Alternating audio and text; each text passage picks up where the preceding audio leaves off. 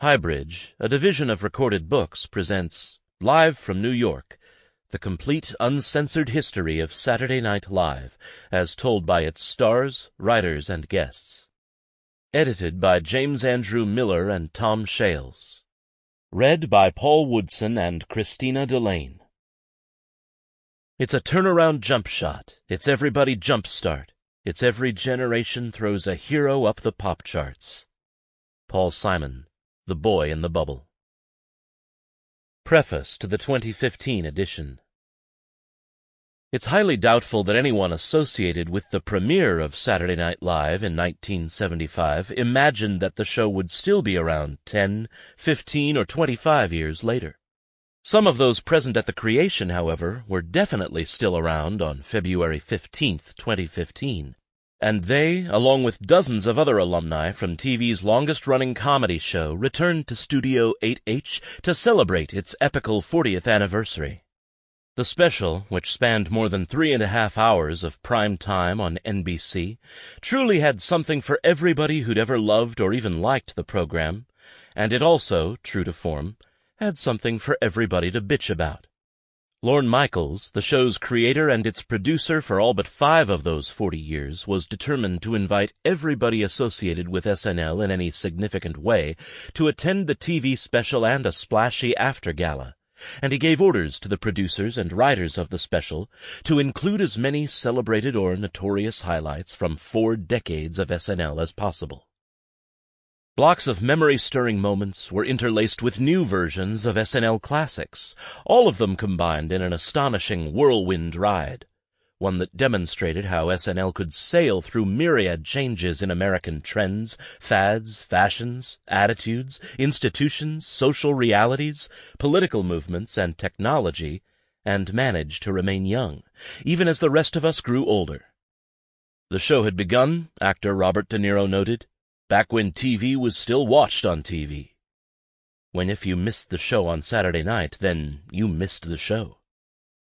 The special was divided loosely into thematic blocks: 40 years of politics on SNL, hosted by Jack Nicholson; 40 years of sports on SNL, hosted by Derek Jeter and Peyton Manning, and even included a new rap song by Andy Samberg and Adam Sandler to accompany a montage of breaks, times when actors broke up laughing. In reviewing the special, internet writers and bloggers and social media practitioners dubbed it uneven, a charge that the series has faced since its inception. The show was always bound to be uneven, partly because it envelops and displays so many different kinds of comedy, intermingling political satire with shameless slapstick and ribald or just plain dirty farce. On the 40th anniversary show, the clips whizzed by with once familiar sayings and catchphrases popping back into the collective consciousness. "I would like to feed your fingertips to the Wolverines," Michael O'Donoghue to John Belushi, and vice versa from the first episode ever aired. "Guess what? I've got a fever, and the only prescription is more cowbell," Christopher Walken as the Bruce Dickinson to Will Ferrell, Jimmy Fallon, and others in a classic sketch from April 2000. "Wow, that's good bass," Lorraine Newman to Dan Aykroyd in a reenactment of Aykroyd's Bass-O-Matic commercial spoof from the first season. "Remember when you were with the Beatles? That was awesome," Chris Farley as an inept but lovable interviewer to Paul McCartney in February 1993. "I can see Russia from my house," Tina Fey as vice presidential candidate Sarah Palin in 2008. "It was my understanding that there would be no math," Chevy Chase as Gerald R. Ford in a presidential debate from the first season. "I can't believe I'm losing to this guy," John Lovitz as Michael Dukakis in response to a burst of gibberish from Dana Carvey as George Bush in a presidential debate from 1988. "Well, it got a big laugh, but did it get the right laugh?" Mike Myers as Lorne Michaels in a Wayne's World reunion with Dana Carvey, written for the 40th anniversary special. And yes, Generalissimo Francisco Franco was still dead, as Chevy Chase had regularly reported in the first season of Weekend Update mock newscasts, back when the cast was known as the Not Ready for Primetime Players. "There they are, all my friends," said John Belushi, made up to look like the old man he would never live to be and pointing to headstones on a cemetery hill in Tom Schiller's poignant 1977 short film, Don't Look Back in Anger. All his old cohorts from SNL had preceded him in death, Belushi said, scoffing at suspicions that he would be the first to go. Even SNL detractors would have to admit that the range represented on the special verged on awe-inspiring. It was that breadth of scope and style that helped explain the 40-year run in the first place. That and the fact that the show perpetually replenished itself on stage and in the writer's room, launching the careers of many an extraordinary performer in the process. The assembled glitterati watching the special in Studio 8H represented a cross-section of the pop culture elite, just as the performers constituted a remarkable roll call of comedy royalty. They came together to honor a program that had started in the minor tributaries of television and soon became a torrent in the mainstream. Among those seated in the audience that February night was Al Franken, once a Peck's bad boy of television on SNL, now grown up with a vengeance. As a writer and performer, he had maliciously insulted network president Fred Silverman in a sketch for a 1979 episode of the show, and now he was serving his second term as a U.S. Senator from Minnesota. How things change. Bill Murray, as lounge singer Nick Ocean, sang new and gratuitous lyrics to the theme from Jaws, with Paul Schaefer at the piano. "Jaws, you took me and made me part of you, you bastard, Jaws." Eddie Murphy, who'd refused to take part in the show's 25th anniversary, made a non-comic appearance to say that all was forgiven and that, "I will always love this show," though he refused to do an impression of scandalized Bill Cosby. Tina Fey and Alec Baldwin paid tribute to Tracy Morgan, former cast member suffering through a long recuperation following a traffic accident. And in a selection of clips, viewers saw the ancient auditions of performers who did make the cast, and a few, Jim Carrey, Kevin Hart, who didn't. "I'm just glad it's over," was one of Michaels's comments a few days after the complex, spectacular, exhaustive, and exhausting show had aired. He was saluted at various points in the program, lampooned at others, and was called up onto the very crowded stage for good nights. And it was clear, however much he and the show he created have tried to avoid sentimentality over the decades, that even Michaels was fighting back tears. Afterward, at the Plaza Hotel, worlds collided in a way that only Michaels could probably engineer. With all due respect to Vanity Fair's fabled Oscar bashes, no one else could have summoned the array of musicians, comedians, actors, politicians, and corporate big shots that Michaels brought together that night. Music was in the center ring, starting with Dan Aykroyd summoning on stage the likes of Paul McCartney, Jimmy Buffett, Taylor Swift, Debbie Harry, Miley Cyrus, Ariana Grande, the B-52s, and Michael Bolton. That was hardly that. Jimmy Fallon later called on Prince to take the stage and bring the evening to the proverbial next level. What was being celebrated that night was a phenomenon that, through the endlessly morphing and recharging organism that Michaels had created, had made not only television history, but also played a role in the political and social direction of the nation. Born in an age dominated by 3 TV networks and a smattering of independent stations, Saturday Night Live had survived into the Internet era and was still rolling powerfully along. The SNL special drew an impressive 26.5 million viewers, according to Nielsen ratings, ranking it as the most-watched NBC entertainment program in a decade, and also setting a record, according to Entertainment Weekly, for the largest number of tweets ever prompted by a single program, 9.1 million people interacting via 1.3 million tweets by the Nielsen social count. It would be all but inarguable to declare the night not only a success, but also a milestone. One had to concede, considering the innumerable earthquakes and sea changes that had already occurred in American media, and all the others undoubtedly lurking in the future, that no, there would never be anything like this again. No, not ever. Preface to the 40th Anniversary Edition. In the 12 years since the paperback edition of Live from New York was published, Saturday Night Live has gone through many changes, as have we all. 28 cast members have been hired, 26 have left. Some departed for sitcoms or movies, others simply vanished from the public eye. There have been uproars, embarrassments, firings, budget cuts, a writers' strike that nearly derailed an entire season, and the construction of a new stage in Studio 8H. Women anchored Weekend Update and played a hugely prominent role in a presidential election. This new expanded edition of LFNY is meant to chronicle those changes and others, help mark the show's 40th anniversary, and document further its lasting imprint on American culture. After 39 seasons, this much is still true. Through triumphs and troubles, through incomparably memorable moments and fitful flirts with mediocrity, Saturday Night Live marches on as the most successful comedy show in the history of television. As with previous editions of this book, here we endeavor to write history through commentary and reminiscences from the show's cast members, hosts, and writers, this time including those who have been part of the show since the original book was published. We originally conceived LFNY as a book of record, and we welcome the chance to make that a living record, an illumination, we hope, for those who have lived their entire lives within the time frame of the show, and for those old enough to remember its first tumultuous years. One consistency through the decades, despite all the changes and upheaval, is that Saturday Night Live still hews to tradition. It began as and remains the expression of primarily one man. Lorne Michaels, the creator and executive producer, who, except for a 5-year hiatus during which others ran the show, hasn't missed a performance.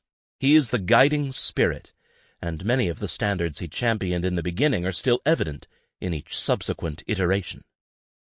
So even when its content may be sophomoric or semi-smutty, Saturday Night Live continues to reflect its old established values. No canned laughter, no fake breakups by cast members, stringent technical standards. Indeed, one of the most common refrains from hosts involves awe at how expertly and impressively the machinery of SNL operates. Live television has no margin for error. As a result, even in its own middle age, and with many cable channels now proclaiming themselves as major players in the comedy business, Michaels' creation stands out. It has, let's face it, a better pedigree than do pretenders to the throne, and beneath the ballyhoo and profits, it evinces a palpable sense of purpose, something rare for commercial television. You don't get to be 40 without a little paranoia. SNL has always tried to stay ahead or at least abreast of industry developments, repackaging material for cast member best-of home video releases, DVD boxed sets, network specials, and exposure on Hulu and other internet sites. In the past decade, though, Saturday Night Live has managed even to co-opt candidates for its own replacement. Former cast member Andy Samberg, along with writers Jorma Taccone and Akiva Schaffer, convinced Michaels to feature weekly digital shorts on the program, just as YouTube was becoming part of America's daily routine. More people now see SNL's digital shorts on computers than they do when watching the show itself on Saturday night. Of course, that digital ecosystem has put the show under a brighter and arguably harsher spotlight than ever, with each episode being analyzed and pounced upon by the Internet's cacophonous chorus of opinionators. The show has ridden a roller coaster of ups and downs, sometimes making news as well as commenting on it, or doing both at the same time. A sketch that kills can go viral now in a flash and be seen by millions who no longer watch the show. As a result, SNL has had to face, from Twitter and elsewhere, a huge array of would-be satirists and commentators. The same Internet that supplies perpetual criticism for SNL supplies perpetual competition for it, with a seemingly infinite array of satirical or pseudo-satirical voices clamoring for attention. Competition has become even fiercer, especially against the bottomless pits of programming on cable and satellite television. Cable stars like Jon Stewart and Stephen Colbert try to do nightly what SNL does weekly on the update desk, making it even harder for SNL writers and performers not only to be funny, but also to say something distinctive and unique about the week's news and pop culture parade. To his credit, and even though there has sometimes seemed to be a lag between criticisms of the show and attempts to address them, Michaels has remained vigilant in maintaining the show's prominence in the zeitgeist and in the increasingly hasty march of time. He and the writers, producers, and performers under him tried desperately each week to keep the show fresh and relevant. Obviously, currency is the show's most important single attribute. NBC has exploited the success of SNL at every opportunity. Its reruns often plug holes in the NBC schedule and are licensed to play on cable channels, some partly owned by NBC. Michaels' own domain and wealth have vastly expanded. With the ascendancies of Jimmy Fallon to The Tonight Show and Seth Meyers to Late Night, Michaels became executive producer and guardian angel of NBC's entire late-night schedule, Monday through Saturday. The flagship broadcast, Saturday Night Live, has developed into a relatively dependable audience delivery device, so much so that it has become common for SNL, where the resident troupe used to be self-mockingly called the not-ready-for-primetime players, to score higher Nielsen ratings than any show in NBC's Saturday primetime lineup. Of course, that's attributable not just to SNL doing well, but also, in the 1,000-channel universe, to everybody else being in the dumps, or almost in the dumps. The size of the pie stays relatively the same, but the slices grow even smaller. The audience now must be divided among new channels, new networks, and new media. Can there be anything left, meanwhile, of SNL's original rebellious, maverick swagger? Can SNL continue to satirize what it has arguably become? Maybe these worries are spurious, perhaps as irrelevant as some claim the show has now become. But week after week and year after year, perpetually replenished with new young talent who claim Studio 8H for their own, Saturday Night Live continues to push on, and the man whose name remains first in the credits at the end of each show has vowed to stay there as long as he lives. Michaels still manages to identify with the audaciousness and irreverence that have always been vital to the show's DNA. For us, this journey has proved a hilarious pleasure at times and a daunting challenge at other times. But always, more than anything else, it has been an honor. No kidding. James Andrew Miller and Tom Shales. Prologue. Saturday Night Live is more than a television show. Since its premiere in 1975, it has served as a trendsetter in American humor and had a remarkable effect on American mores, manners, music, politics, and even fashion. It can't be said that there'd never been anything like it in TV history, because one of its bold strokes was reviving a format as old as television itself. In fact, older. The variety show, with music and comedy sketches intermixed. Though the basic form wasn't entirely new, the content was, and so were the show's attitude and approach and collective mindset. Tea had been around for centuries, after all, but the notion of throwing mass quantities into Boston Harbor was new. It was revolutionary. So was Saturday Night Live. The people who own and run commercial television networks don't put a show on the air because they imagine it will break bravely with tradition, or set grand new aesthetic standards, or stretch the boundaries of the medium, or for any reason whatsoever, other than to make money. Saturday Night Live wasn't created because NBC executives yearned to introduce something new and bold into the television bloodstream or the American mainstream. It came to be because Johnny Carson wanted the network to stop airing reruns of his Tonight Show on weekends. For years, NBC's affiliated stations had been given the choice of slotting the best of Carson late on Saturday or Sunday nights, or neither. One fine day in 1974, Carson told NBC to yank them all together.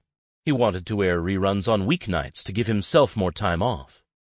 NBC brass had the choice of returning the weekend time to local stations, and thereby kissing a chunk of ad revenue goodbye, or trying to fill the time slot with other programming. And so the word went forth from network president Herbert Schlosser, develop a new late-night show for Saturday. In 1974, when the decision to annex late Saturday nights was made, nobody knew what was coming.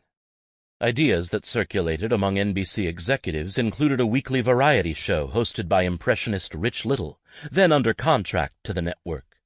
Somebody suggested Linda Ronstadt as co-star. Even bland Bert Convy, actor and game show host, was considered. But all those cockeyed notions were trashed when a brilliant and ambitious young writer from Canada, born Lorne Lipowitz, was named executive producer of the new show. He'd made a name for himself with his work on Rowan and Martin's Laugh-In and a few Lily Tomlin specials, and, before leaving Canada, with a fanciful film about failure in the annual hockey puck crop. His vision would turn TV on its head, turn TV on itself, and prevail for decades to come, even during a few years in which he himself was in absentia. The man Herb Schlosser took a chance on, Lorne Michaels, then crossing the Great Divide into 30, gave NBC much, much more than it had bargained for, probably more than it wanted. An adventurous, live, topical satire series that, had executives and advertisers known of its form and content in advance, might never have seen the light of night. NBC's Saturday Night, as it was originally called, would be the television generation's own television show, its first. Except in superficial ways, it was unlike anything else then on the air, and it would be years before flummoxed rivals would even try to imitate it. From the ground up, it was built to be new, unusual, arresting, surprising, and attractive to baby boomers, the largest generation in American history. In the decades to come, the success of Saturday Night Live sparked a renaissance in topical, satirical, and political humor, both on television and off it, launched the careers of innumerable new talents who might otherwise have had little hope of appearing on network TV, including some who'd had little interest in it, hugely expanded the parameters of what was acceptable material on the air, bringing it much closer to the realities of everyday American life, and helped bestow upon the comedy elite the hip, mythic status that rock stars had long enjoyed. And it made a nation laugh even when it hurt. During its earliest weeks on the air, celebrity hosts and musical acts were the essence of the program. As weeks went by, the show's repertory company of young comedy players, recruited mostly from improvisational troupes in a few major cities, got more time on the air. Even before the original cast left, the show itself had become the star and a new American institution, a kind of keepsake to be handed down from generation to generation, both by the performers who served time in its stock company, and by the audience that is perpetually replenished as new legions of viewers come of age. All that and more, because Johnny wanted additional time off. At first skeptical about the new show, he was later openly appalled by some of its more outrageous gags. Foremost example, an aged comic known as Professor Backwards drowned in the ocean, Chevy Chase reported on SNL's Weekend Update, because onlookers ignored his desperate cries of, "Play, play." But the king of late night, quite the icon himself, eventually came to terms with the show, and friendly terms with Chase. Michaels said he annually invited Carson to guest host as a goodwill gesture, but was just as annually turned down. Lorne Michaels propelled TV forward partly by returning to its origins, his philosophy tidily embodied in the 7 words that exuberantly, and somehow threateningly, open each edition. Live from New York, it's Saturday night. Though it blazed new trails in the area of what could be said and done on TV, and initially made the censors batty and sponsors skittish, Saturday Night Live always had its roots showing. The early golden days of live TV from New York, the days of Studio One, and, more relevantly, Your Show of Shows, and Caesar's Hour with Sid Caesar and his troupe. The audience at home watched and laughed, thrillingly aware that this is happening now, and that there was thus an element of daring and peril to what otherwise amounted to mere entertainment. The story of Saturday Night Live is the story of the people who made it work, people there at the beginning, people who passed through as if attending some rarefied college of comedic arts, craftspeople and technicians as well as actors and comics and musicians. They and the show weathered many a storm along the way. The tragic premature deaths of cast members, drug abuse among the performers and writers, temper tantrums, office romances, and a near-fatal stumble when, 5 years into the run, someone underqualified took over as producer. There was also Michaels' own pratfall when he returned after a long absence with a casting concept that largely bombed, and in more recent times, an anthrax scare that had the entire cast evacuating 30 Rockefeller Center, the show's longtime home, on a frightening Friday in the terrorist year of 2001. As executive producer for most of its nearly 3 decades, Michaels has had to contend with virtually every sin the flesh is heir to, among his cast members as well as with his own fallibilities. He was a father figure even at the beginning, when he was only a wee bit older than the rest of them, and that continues now that he is twice the age of many of those who work for him, and plays host to surviving members of the original cast who bring teenage sons and daughters to see the show in person.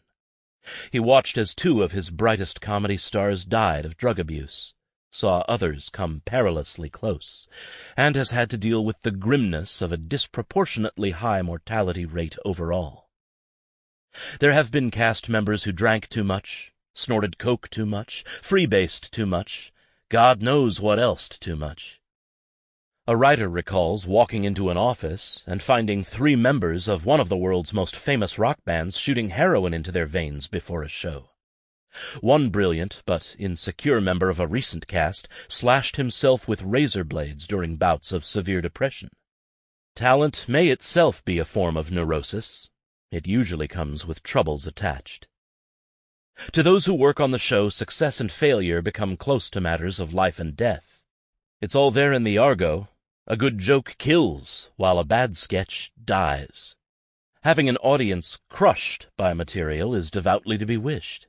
Many a sketch will kill at dress, meaning get big laughs at the dress rehearsal staged in front of a separate audience a few hours before the real show, only to die on air when it's the show for real.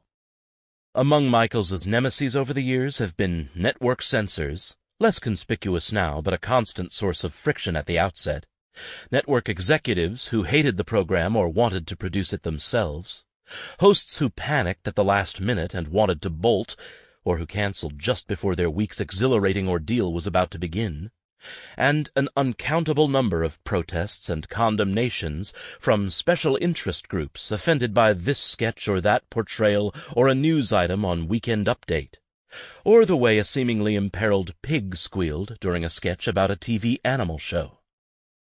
Even in its maturity, if that state was ever actually reached, the show remained a troubled child. Brandon Tartikoff, for years NBC's much-loved Uber programmer, reluctantly canceled the series in the mid-1980s, only to give it an 11th-hour reprieve. Essentially, the warden made the fateful last-minute phone call to himself. The show made stars of unknowns and superstars of stars. There were also those who entered anonymous and left the same way. Some were made famous, some were made bitter, some were made rich. Some found nirvana and others a living hell. They never really knew going through those portals how or if they would be changed as a result. But they virtually all had one thing in common, even if they had joined the show simply because they needed work and liked to eat. It was much more than a job. They were the chosen because it was the chosen. They could look down on people working even on the most successful primetime sitcoms or dramas, because Saturday Night Live was something entirely unto itself, a towering edifice on the landscape, a place of wonder and magic, a socio-political phenomenon. With the arrival of SNL, the TV generation, at least for 90 minutes a week, could see television not just as a window on the past or a display case for the fading fantasy figures of their fathers and mothers, but as a mirror. A warped funhouse mirror, perhaps, but a mirror just the same, one reflecting their own sensibilities, values, and philosophies. Television, which had shown them the world, had heretofore neglected to show them themselves. When Saturday Night Live began, its competition was mostly local programming, syndicated shows and old movies, since ABC and CBS, then the only other networks, went dark late Saturday nights. Today SNL faces an onslaught of competition in its time period from dozens of channels, including many cable networks and broadcasters fighting for the same demographically desirable, youngish audience that SNL helped define. And yet, though the competition has multiplied exponentially, SNL still dominates. Its viewership now includes parents who have children as old as the parents were when they first watched the show, or older. They may say it isn't as good as it was then, but they still watch. They may go to bed much earlier than they did in the 70s, but they'll still try to stay up at least through Weekend Update. Or they tape it or TiVo it and watch it the next morning, an option not available when SNL first appeared. This book tells the Saturday Night Live story for the first time almost entirely in the words of the people who made it and lived it, the performers who found glory or agony there, the writers and producers who stayed for decades or only a year or two, and many stars who served as hosts. Elated or disgruntled, they talk with abandon and candor and represent a wide array of views about the show, what makes it tick, whether indeed it still does tick, how it has lasted, and whether Lorne Michaels is a comedy genius or a cunning con man. Although Saturday Night Live spans 5 decades, some of the newness and even the nihilism of the early years survives and bursts forth every week. New talent is always coming in and shaking things up. To them, Studio 8H is not a hallowed hall because Arturo Toscanini once conducted the NBC orchestra there. In fact, the studio was built for him. But because John Belushi, Gilda Radner, Dan Aykroyd, Chevy Chase, Lorraine Newman, Bill Murray, and Garrett Morris reinvented television there. Because the place echoes with the inspired hilarity of Belushi's Mad Samurai, Aykroyd's fusty male prostitute, Radner's loopy Loopner, Chase's stumble-bumbling Gerald Ford, Murray's capricious Oscar picker, Morris's shouted headlines for the hearing-impaired, Newman's curiously sexy portrayal of young Connie Conehead, teenager from outer space. People always point to those first years as the show's best, but in fact the years that followed have maintained a standard as high as that of any long-running television show, whether Ed Sullivan's or The Simpsons. MGM once boasted of more stars than there are in the heavens, and Saturday Night Live could make the same claim for its current stock company and all those illustrious graduates. Too many of them, alas, really are in heaven now. With this book we aspire to come close to doing them justice and celebrating the gifts they lavishly shared with the world. Most of them would balk at being sentimentalized or romanticized, but we have no problem with that, no problem at all. They reinvented the wheel and made it funny, and as Art Carney once said, make people laugh and they will love you forever. Now live from New York, it's Saturday night. 1. Exordium, 1975 to 1976. Like all show business successes, Saturday Night Live had many fathers. Several mothers, too. There is still, so many years after the birth, disagreement over who the real father is.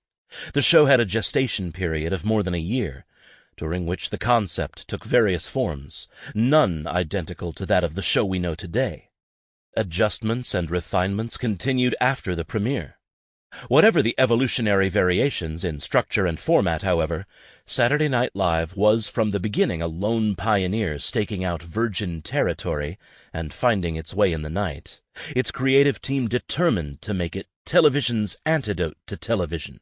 To all the bad things, corrupt, artificial, plastic, facile, that TV entertainment had become. Rosie Schuster, writer. Lorne Michaels arrived in my life before puberty, let's put it that way. I swear to God, there was not a pubic hair in sight when he arrived on my doorstep. We were living in Toronto, in the same neighborhood. I was with my girlfriend. We were jumping on boards, just letting go. We were just wild, prepubescent kids, and Lorne observed me from the sidelines. And I guess he was struck by my mojo or whatever, and he basically started following me around. We were inseparable after that. Howard Shore, music director. As kids, Lorne and I went to a co-ed summer camp in Canada, and that was really the beginning of our friendship. I was 13, and Lorne must have been about 15. Rosie Schuster was there, too. We did shows you do at summer camp, like Guys and Dolls, The Fantastics, things like that. And on Saturday nights we did The Fast Show, a show Lorne and I put together quickly, hence the title. We did comedy, we did sketches, we had kind of a repertory company and some musicians. If you think about it, it was truly the beginning of Saturday Night Live, because it was a show we put on every Saturday night, and it was a live show, and it was somewhat improvisational, with comedy and music.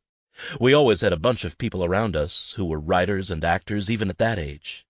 And that kind of progressed from summer camp to other things that Lorne and I wrote together.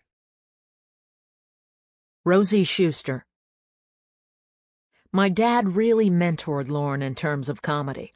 Lorne had a partner and did radio shows just like my dad had done, and then CBC specials just like my dad had done. I saw the whole thing unfold and felt like Saturday Night Live was so much a part of something that grew from my home. Something about the show came from inside my family.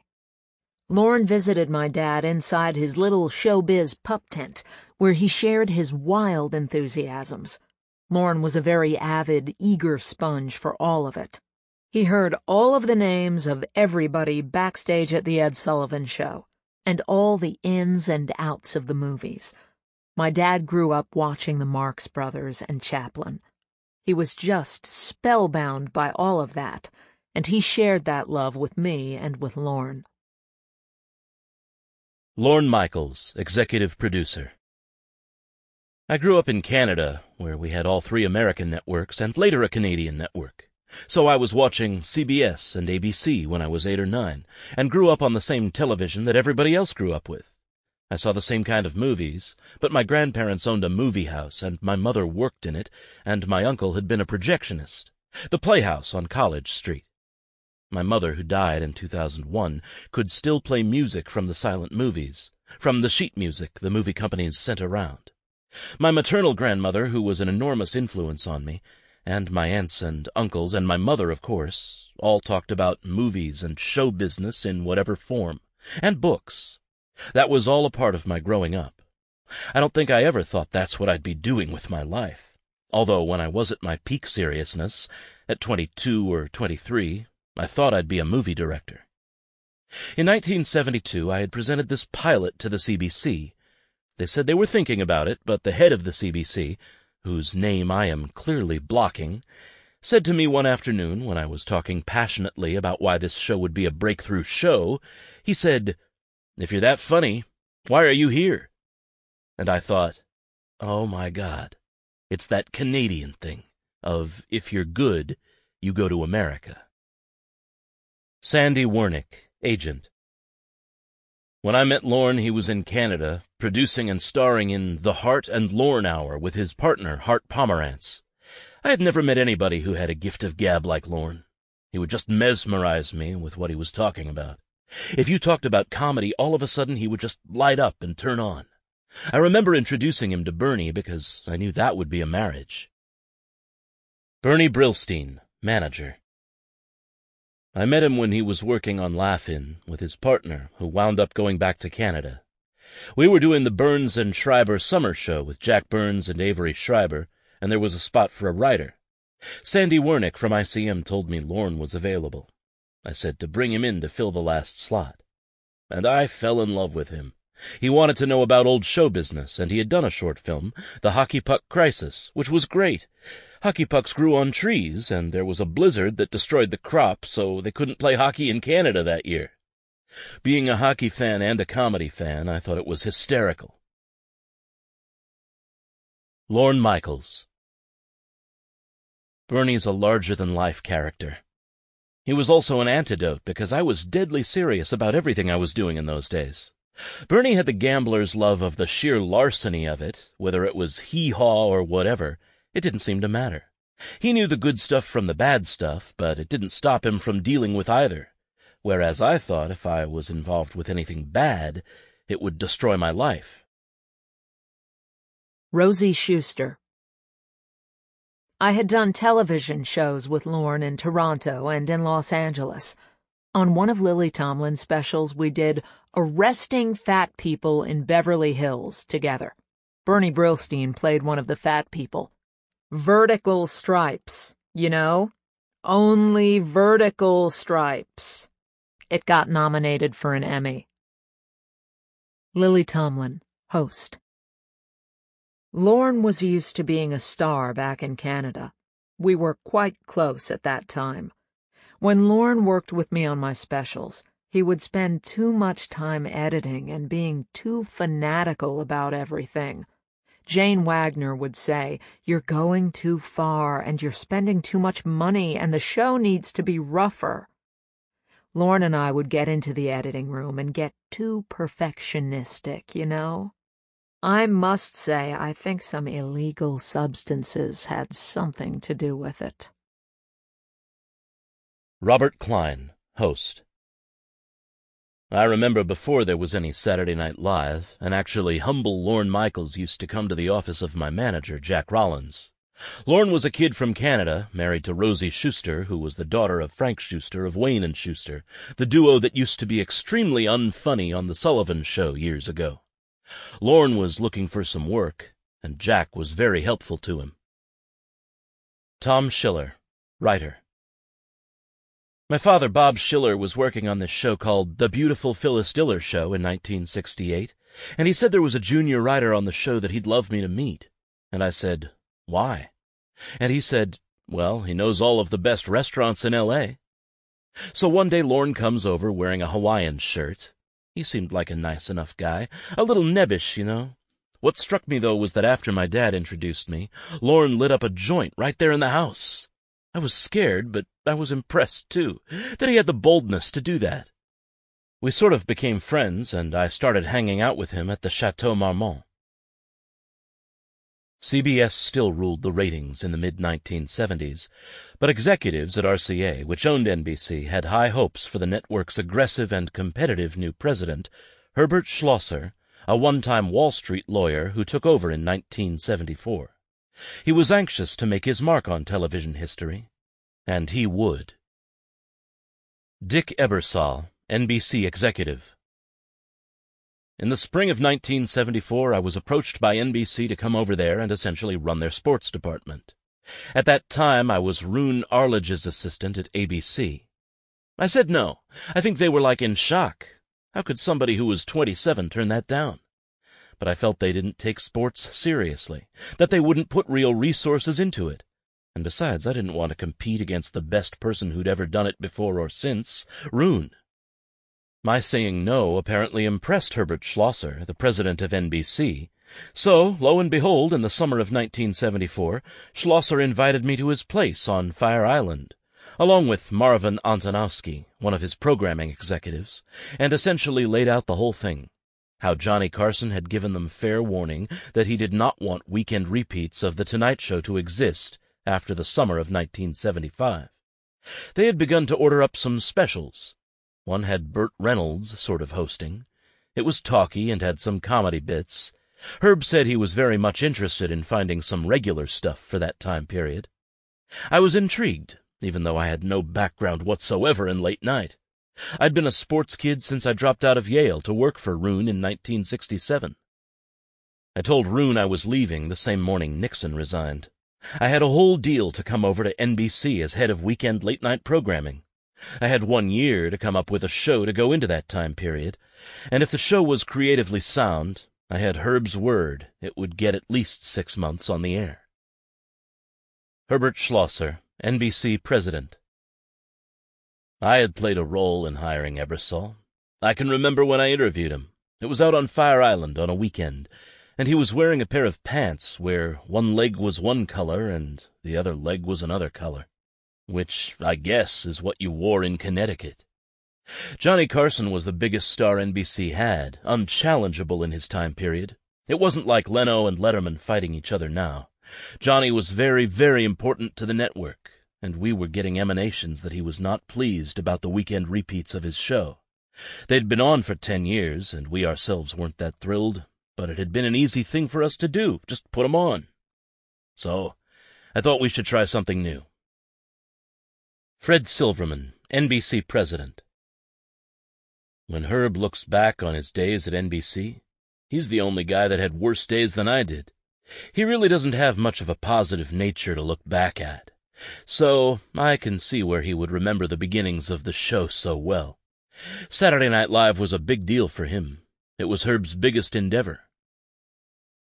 Grant A. Tinker, former NBC chairman. I think Herb Schlosser gets credit for letting Saturday Night Live happen, or even causing it to happen, for all I know. And I think that's particularly important because Herb is such a tight-ass guy, and the fact that it started on his watch says a lot. I'm not sure if it would have started on mine. I give Herb credit because he's the one who would take the heat when there was heat from the RCA directors or whatever. Those were very straight guys, in the old-fashioned sense of the word. On the 53rd floor where RCA had its offices, there wasn't a laugh in a carload up there. Dick Ebersol. I spent September and October of 1974 roaming the West Coast, Canada, Chicago, and New York, looking for comics and comedy producers. I came to the conclusion rather quickly that the only way this show would work would be if the young embraced it, if it was a show for a younger audience. Johnny was the most brilliant person in the world, but his show wasn't for teenagers. One piece of talent I thought would give us credibility was Richard Pryor. We had these meetings with Richard, and they went fairly well. He finally agreed to a deal. After that, Lily Tomlin agreed to fall in. So did George Carlin. Someone was trying to sell me Steve Martin and Linda Ronstadt as a twosome. While all this was going on, Sandy Wernick at ICM, who had Lorne as a client, set up a meeting for us in L.A. I didn't know Lorne, but discovered he had substantial credits in specials and that he'd been involved in Laugh-In. Lorne pitched an idea based on Kentucky Fried Theater. I decided right away that it wasn't for me. I just didn't really dig it, but Lorne and I hit it off. Meantime, I'm buying up a lot of talent. Just after Christmas of 1974, I get a phone call from a manager lawyer in Atlanta, now dead, who says that he represents Richard Pryor and has convinced Richard that television is a disaster and whatever career he has, he'll never be able to do what he does well on over-the-air television. He could not be himself. So the deal was off. I came back right after the 1st of January and told Schlosser that Pryor was out. Some day subsequent to that, he wrote me a memo and said, "Why don't you bring the show back to New York and even think about doing it in old Studio 8H? So that part was his idea. Use 8H. Then I got hold of Lorne, the closest contemporary to me I'd met in this whole process. He did not have an idea at this point. We goof now about the number of people who've talked about how the idea was sold to NBC. No idea was sold to NBC. I adore Bernie Brillstein, but anything in his book about selling an idea, it never happened. Get the lie detectors out, ask Lorne. It's all bullshit. What did happen was that Lorne just took my breath away in the way he talked about things, how he wanted to have the first television show to speak the language of the time. He wanted to be the first show in the history of television to talk, absent expletives, the same language being talked on college campuses and streets and everywhere else. And I was very taken with that, among other things. So I told NBC there were 2 people I wanted to do the show, which would be a live comedy show from New York. I wanted this guy Lorne Michaels to produce it, and I wanted a guy named Don Ohlmeyer to direct it. Bernie Brillstein. You know that at one point NBC suggested Rich Little as the host? I swear to God, we had a meeting with a guy named Larry White. He was head of NBC programming, and we went to see him with the first real pitch of Saturday Night Live ever. Lorne told him what he wanted to do, and Larry White said, "That's the worst idea I've ever heard in my life." Dick Ebersol. The night Lorne picked me up at the Beverly Hills Hotel to go see Kentucky Fried Theater, he never said a word about being married. There was this really, really gorgeous dish who got out of the front seat and into the back seat. So we all went to this play, and Lorne and I sat together, and this girl sat next to me. and they had introduced her as Sue Denham, because Rosie loved having these various names. And we finally got back to the Beverly Hills Hotel, and I'm thinking, this girl is really a knockout and smart as hell. Maybe I ought to ask her out. Because I wasn't anywhere near married in those days. And at some point, when we walked into the hotel to have a drink, it came out that she and Lauren were married, though they weren't living together at that time. But I know they pulled the wool over my eyes for at least 3 hours. Rosie Schuster. Dick thought that I was procured for his delight or something.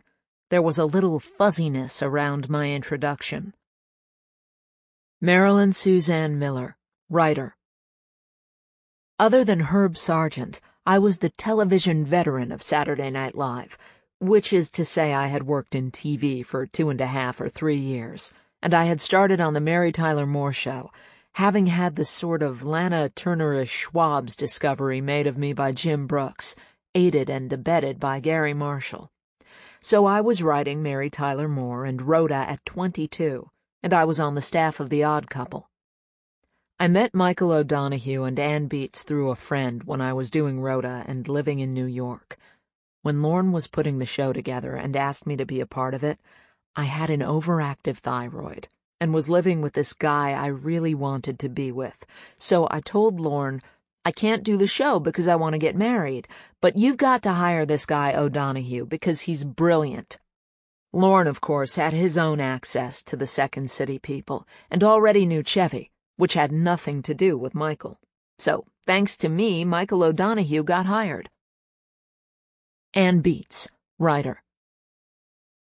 I was living a very sort of style-based existence with Michael O'Donoghue, which was severely crimped by the fact that he'd quit the Lampoon, and we were completely broke. Michael was rather laid low by the whole experience. At one point I had achieved this thing where we had a gig doing restaurant reviews for the Village Voice. Every reporter's dream, right? And free meals. And it was Christmas time, and Michael and I co-wrote a review of Lou Chow's, this restaurant where Diamond Jim Brady had gone to romance Lillian Russell. It was very Christmassy because it had a giant Christmas tree in the middle of it. Anyway, Michael insisted on putting some reference to Hiroshima and the Nazis into the review. The Village Voice did not go for this, especially in a restaurant review. Michael quit in a huff and we lost the gig, and I was like, oh no! We were at the bailout point when Lorne showed up and offered first Michael and then me jobs on Saturday Night Live. And I turned it down because I had sold a book, Titters, the first collection of humor by women. I said, I can't do this stupid television show. And then a friend of mine was like, are you crazy? You have to do it. And thank goodness I did. So then Michael and I were working on it together. Dick Ebersol. NBC set up a meeting for 8 o'clock in the morning, and Lauren said, Dick, 8 o'clock? You know I can't function at that hour. I said, Lauren, it's breakfast. We've got to do it. Bernie Brillstein. Lauren said, I can't get up. I said, Lauren, this is the one time I'll call you and get you up.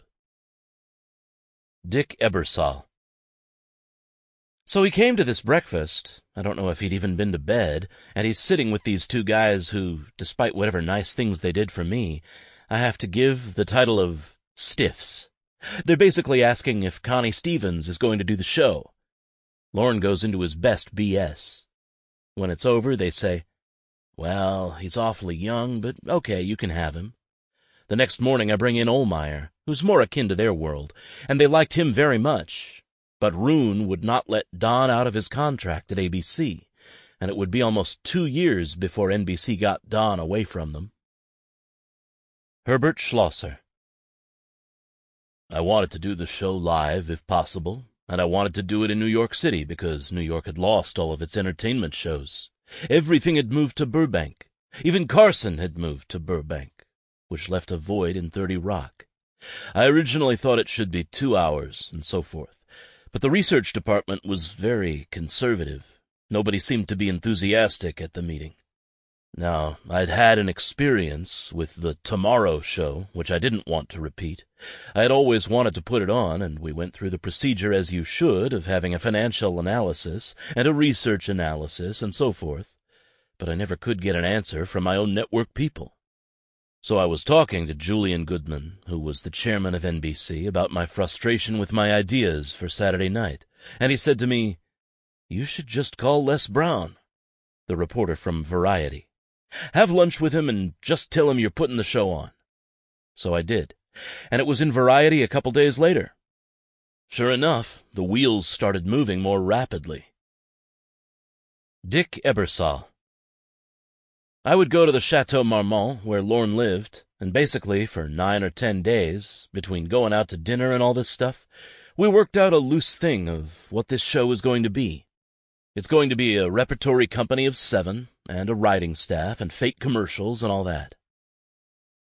Bernie Brillstein.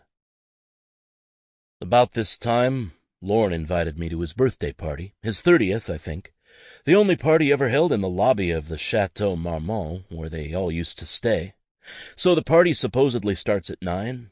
I was the old man of the group, so I arrive at 9:30, and there's not a soul there. Not one. And finally Lorne comes down in slacks and pajama tops, just waking up or something. He said people would be there in a while. This is so Lorne. And about 11 o'clock, here's who walks in. Richard Pryor, Lily Tomlin, George Carlin, the entire underground of Hollywood comedy. And that's when I knew Lorne was a real somebody. Neil Levy, production assistant. Lorne's a cousin of mine, and he had brought Paul Simon up to a cottage where I was staying. I didn't actually know who he really was. That's what an idiot I was. I asked him if he was from Simon and Garfunkel. He said, "Yeah, used to be." They had broken up 4 years earlier. I didn't even know.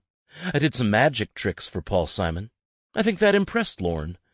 After that, he took me down on the dock and asked me if I wanted to be his assistant on this new show.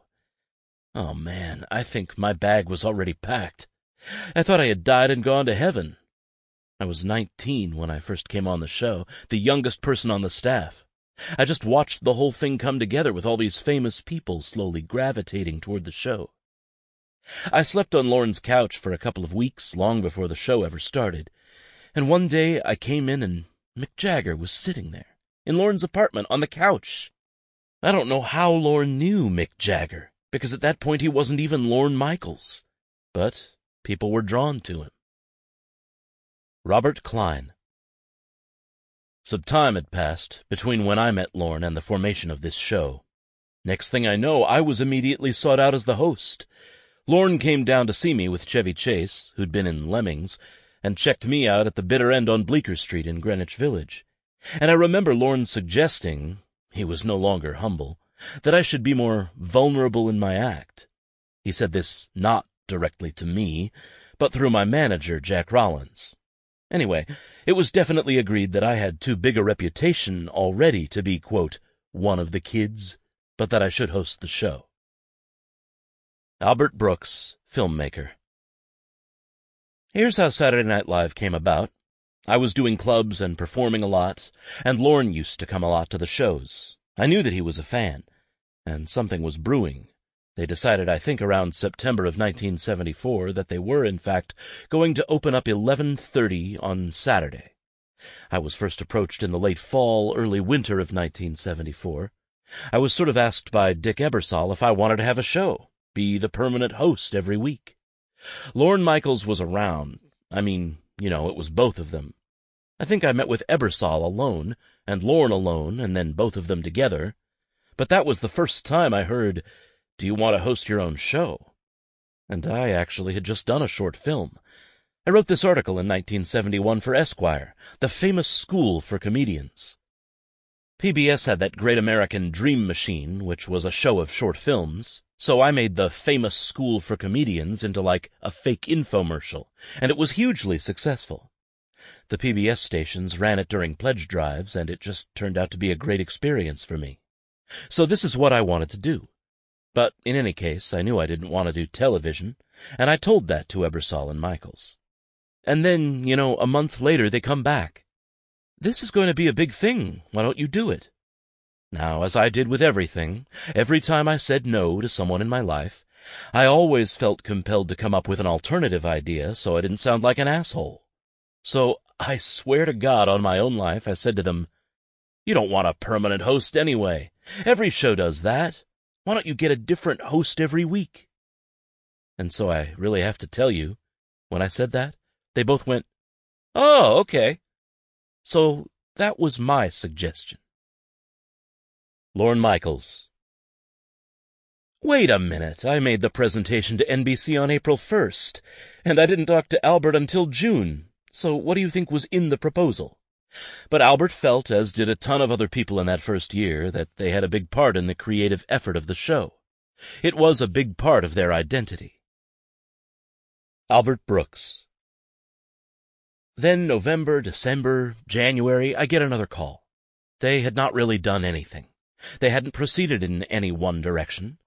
So what was said to me was, "We want you involved." And at that time there were no cast members. There was nothing. I think serious auditions started in the late spring. So I said, "I want to get into the film business. I want to make short films. What if I make a short film for you?" They all liked the idea, and they all said yes.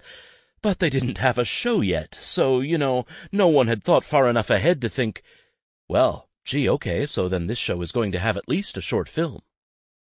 Now, in turn for that, what I did for them is that in February or early March, there was a junket at the Sheraton Universal for the affiliates about the new season. You'd walk in, and the guy from New Orleans would put a palm tree and a bottle of booze there, and you'd stand in front of it, and he'd say, "Welcome to New Orleans, Albert." I was standing with Lorne, and the day was filled with people asking the same question. "So, what's this new show going to be about, Albert?" And I said, "I'm going to do some short films, but I don't really know anything other than that." Then Lorne said, "Well, we're not sure, but, we're going to do cutting-edge comedy."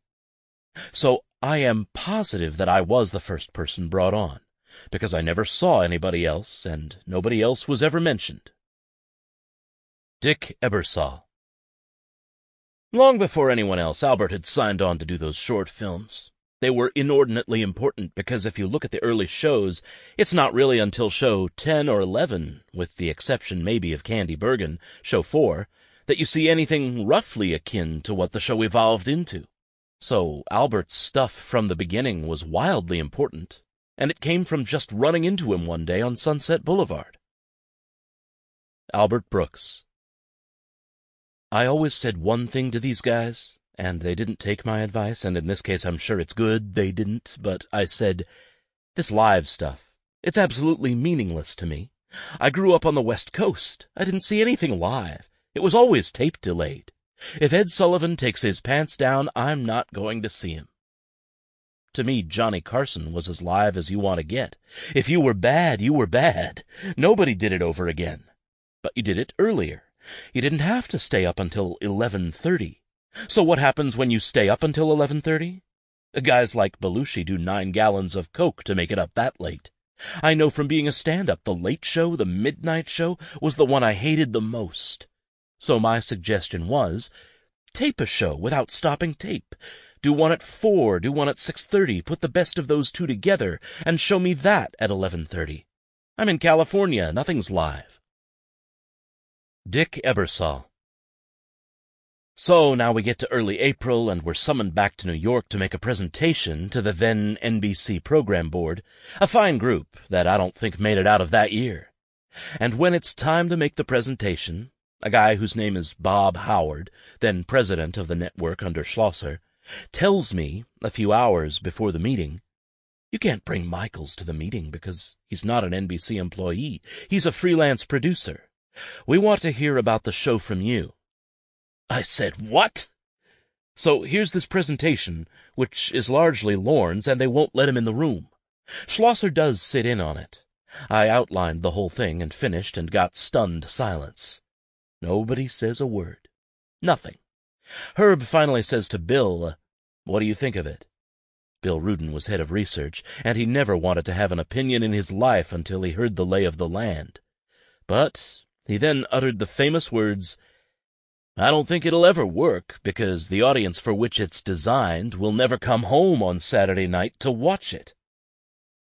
I went back and told Lorne how bad it had gone, and tried to keep him from being completely in a snit. 2 weeks later, Dave Tebbett, the network's head of talent, tells me, "You've got to go to Burbank right away. Carson wants to see you." Neither of us, Lorne or me, had a relationship with Johnny. We're both thinking our lives with this whole thing may be over, because this man, not only is he a genius, but our show is going to exist only because he doesn't want his repeats airing on the weekend. So we get to Burbank, and we're taken to Johnny's office. He's there with his producer, Fred de Cordova, who's dressed like Mr. Hollywood. And there's Johnny in a dirty undershirt, sweat stains under each arm, gray slacks. It's maybe 1:30 in the afternoon. Johnny said very little at the meeting. He just wanted to know a few things about the show. Then Fred de Cordova started into this thing about separation. They were talking about guests. We said we didn't have guests, but they said, "Yes, you do. You have these hosts." So we worked out this thing that nobody could be booked on the show for a month before a Tonight Show appearance, and we couldn't have them for a week or 2 weeks after. We were scared to death the whole time. So when we got out of there, we just went, "Whew." Tom Schiller. The hip thing to do in those days was to go to the desert and eat hallucinogenic mushrooms. So we went to Joshua Tree, and Lorne did the mushrooms. I don't think I really took them myself. It just seems like I did. He was talking a blue streak about this television show he was going to do. He would just never stop. I was really surprised that he could still take phone calls from New York at the pool after he had ingested those mushrooms. He never becomes noticeably different under any circumstances. You can't get through the glaze of brown eyes. You can't go behind them. I didn't want to work in television. I wanted to be a great director, but I said yes to Lorne because I hated L.A. so much. When I first arrived in New York, I slept on the couch in Lorne's apartment. He would entertain people like Mick Jagger at the apartment, and Jagger would be sitting on the very couch that I was going to go to sleep on. I just couldn't wait for him to leave, because the second he got up, I would go to sleep. Lorne Michaels. So much of what Saturday Night Live wanted to be, or I wanted it to be when it began, was cool, which was something television wasn't except in a retro way. Not that there weren't cool TV shows, but this was taking the sensibilities that were in music, stage, and the movies, and bringing them to television. Herbert Schlosser. No matter what anyone else tells you, the guy who created the show and made it what it is Lorne Michaels. Dick Ebersol. If you asked Lorne what I contributed to the show, what I think he would say is that during the development stage and the launch, I created an island on which he could exist, and no one else could touch him. Michaels continued his search for talent, listening to suggestions from network executives that he never for a moment considered, protected to some degree by Ebersol from direct interference. Some performers had to be pursued, others threw themselves at Michaels. He also relied on the many contacts he'd made as a performer and writer in Canada, and on talent gleaned from improvisational groups like Chicago's and Toronto's Second City, and the Groundlings in Los Angeles. Dave Wilson, director. I got involved because I was editing a show called A Salute to Sir Lew Grade. British television decided to salute him on his 80th birthday or whatever it was, and they did an all-star show at the New York Hilton. Gary Smith and Dwight Hemian were actually the producers, but they couldn't stay, so they left it all in my hands to get edited. And while I was editing, the production assistant on the show said she was going for an interview. There was a new show starting at NBC, some late-night thing that a Canadian kid was going to be producing.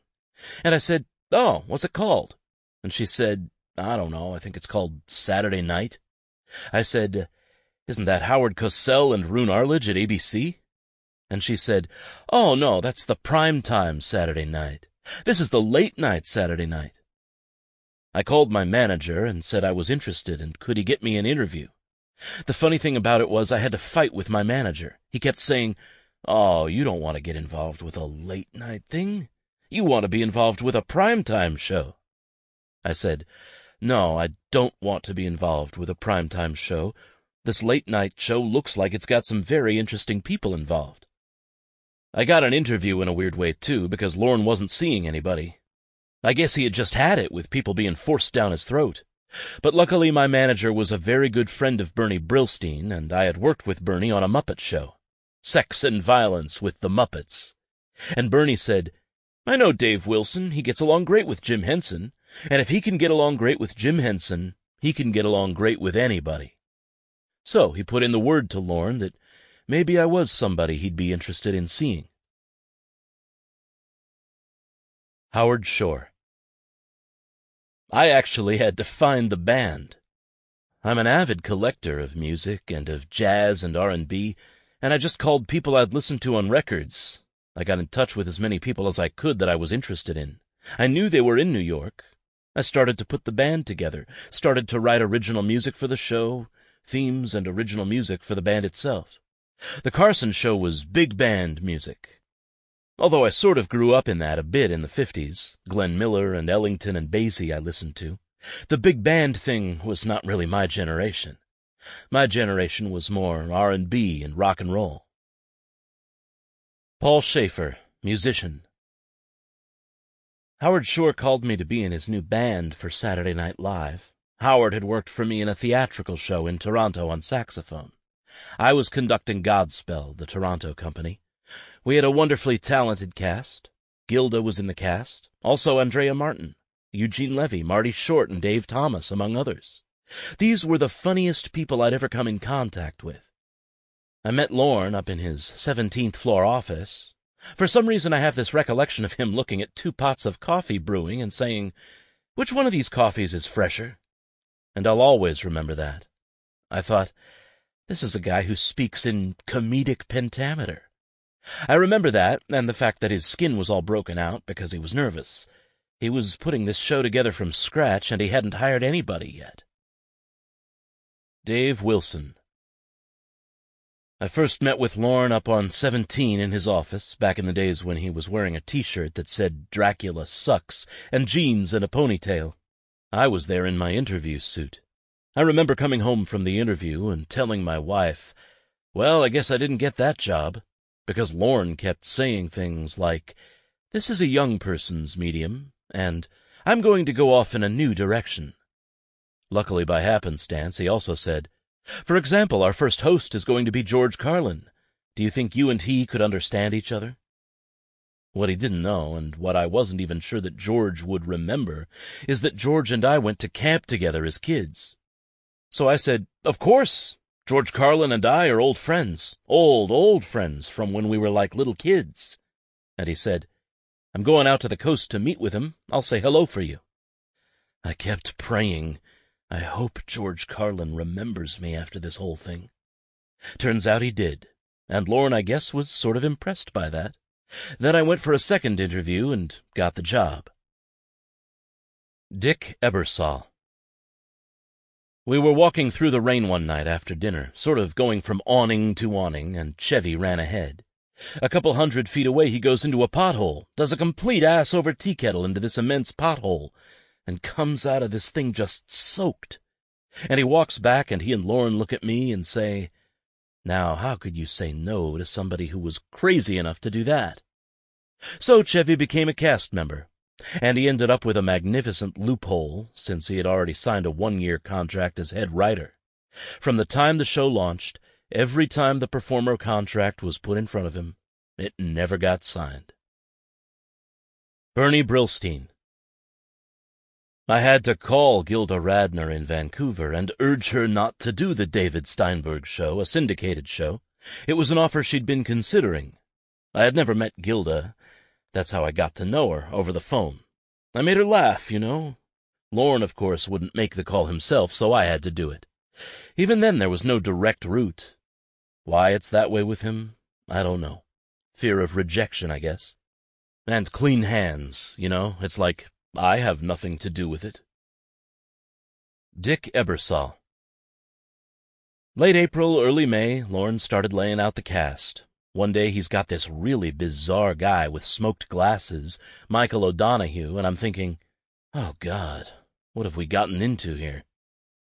And then one day he told me, this girl is the funniest thing and just a superhuman being. You're going to be crazy about her. Because I had okay over these people. So this thin young woman shows up with a kid who says hello and excuses himself, but the woman is Gilda. And here I am talking to this young comedic actress, and I'm absolutely mesmerized by her. So she's the first person signed to do the show after Lorne. Dan Aykroyd, cast member. I went through so many auditions, live auditions, tape auditions. After the first one, I thought, I'm not going to get hired. And I ended up driving across country with John Candy to do Second City in Pasadena. We went from Toronto to L.A. in 38 hours in a big old Mercury with switching off driving. And then we got to Pasadena, and I started my first week of rehearsals, and Lorne called and said, well, come back out. So, at my own expense, I got on a fucking plane, flew back to New York, and had this other series of tape auditions. I think I did like newscaster guy, announcer guy type of thing, and if anything got me on the show, it was that type of fast rap announcer, the Ron Popeil sort of thing. There was one audition in the summer, a live thing, a cattle call. I came down with a friend from Toronto. We had a song prepared, but then I saw all the people lined up waiting outside in the hall there. There were 100 people waiting to get in, and I was at the end of the line. And I thought, boy, it's 3 o'clock now. It's going to be 7 o'clock at night when we get on. This song ain't going to go over too well. So I just kind of cut through the line and busted into the room, because I knew Lorne from Canada, and walked up. Hey, how are you, boss? What are you doing? Nice to see you, I said. Well, I'm here. And I did a sort of quick 5-minute kind of fast rap and then got out of there. And I think they were impressed. After that audition, it was clear I had the job. I went home to Canada, got my motorcycle, and drove down into the city for the first season in 75. I had just turned 23. Paul Schaefer. Gilda and I had both worked on the National Lampoon Radio Hour here in New York, so we became friendly with John Belushi and Doug Kenny in this cast of characters associated with the Lampoon. I remember Gilda was trying to get Belushi hired for Saturday Night Live. A lot of people were telling Lorne he had to hire Belushi. And I remember seeing Gilda with Belushi one day, and she said, we're sitting Shiva because Lorne won't hire John. Chevy Chase, cast member. In fact, Belushi was an afterthought. I mean, he had told Lorne at some point that he was not enchanted with TV per se, and he didn't want to do TV. And Lorne didn't particularly care if he saw him or didn't see him. Then John did an audition, and Lorne said, well, he's funny, and we could use somebody who looks like him. Dan Aykroyd. Lorne was concerned that Belushi and I would be a duo that would give him a lot of trouble. He thought, oh, get these guys together and their strength will be my weakness because they'll be rebels. And in a way he was right. Certainly there was an energy around us. John was a kid out of Chicago, the Chicago Second City troupe, and I was out of the Second City in Toronto. I came from the capital city of Ottawa, the child of 2 government workers. His father ran a restaurant, was in private business. But we grew up loving the same things. The Twilight Zone, The Outer Limits, old black and white TV. When we first came up with the Blues Brothers, that was prior to SNL. John came up to Toronto to recruit for the National Lampoon Radio Hour. That's when I first met him. He managed to get Gilda to come down to New York to work with him. I had this gig on a kids' TV show at 4 in the afternoon. I had my job at Second City. I did radio and television commercials, and I had my speakeasy bar, which was all cash, no tax. So I was flush. I had rockets going everywhere. I was making more money than the Prime Minister of Canada. I had a car, a bike, an apartment in the city, my tent at the farm. I was living a beautiful life up there. There was no way I wanted to go to the States. Judith Belushi, writer. In John's first interview with Lorne, one of the first things he said was, "My television has spit all over it." That's how he felt about television. He was asked to do a few television things. He was offered a guest shot on Mary Tyler Moore, which everyone thought could easily turn into a character role. And it was kind of a big deal to say no. He even liked Mary Tyler Moore. But he needed to be political and outrageous.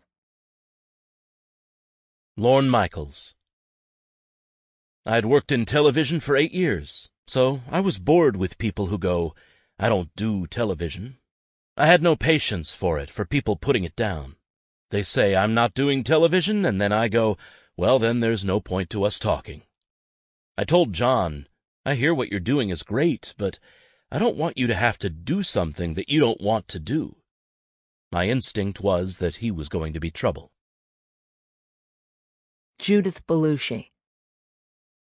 John went to talk to Lorne because he said, well, if he's hiring O'Donoghue and Ann Beats and Gilda, they were people John liked working with, and so he figured the show was going to be something different. Ann Beats. They had been paying us the same amount, which was a big $750 a week. You can imagine, if we were happy to accept free restaurant meals from the Village Voice, $750 a week represented a considerable sum to us in those days. I mean, our rent was $675 a month, which everyone thought was just horrendously high for what Belushi called the Winter Palace on 16th Street. And then NBC told me, "Oh, we're not supposed to be paying you as much as Michael. We've been paying you $750 a week, but that's a mistake, and we want the money back." They said it had been a bookkeeping error. And I basically said, "Go fuck yourself. You know, the money's gone, and you're not getting it back. Furthermore, you better start paying me $750 a week." Why shouldn't I make the same as him? I don't know, because he had more credits or something? Or because he had a penis? Dick Ebersol. Some of the auditions took place in a Steinway rehearsal hall on West 57th Street. When we came back over to 30 Rock, even after John's incredible audition, Lorne was really troubled about how one could discipline him. John was always the best person available in New York, bar none. But he always made it perfectly clear that he thought television was shit. Everything about television was shit, and yet he kept showing up for all these meetings and auditions. And Lorne was very worried about it. Finally, on the day the decision was made, the three of us, Michael, Ann Beats, and I, really argued for John in a big way. And I think Lorne said at the time, the thing that finally turned his mind was, I said I would take responsibility for him. I made a vow to Lorne that if he's the nightmare some people think he'll be, I'll take care of him. I'll be the minder of Belushi, which led to some awfully fun stuff for me, including him almost burning my house down. He did the same thing to Lorne's place in New York. Judith Belushi.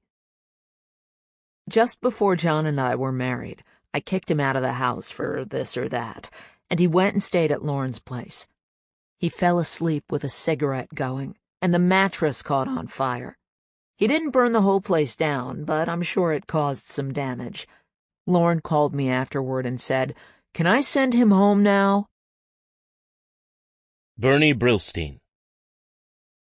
I went down there after the fire, and there were odors I had never smelled before in my life. I mean, it was terrible. I was an old guy. I was used to comedians in tuxedos and ties. Chevy Chase. John was wonderful. He was trouble later on for me.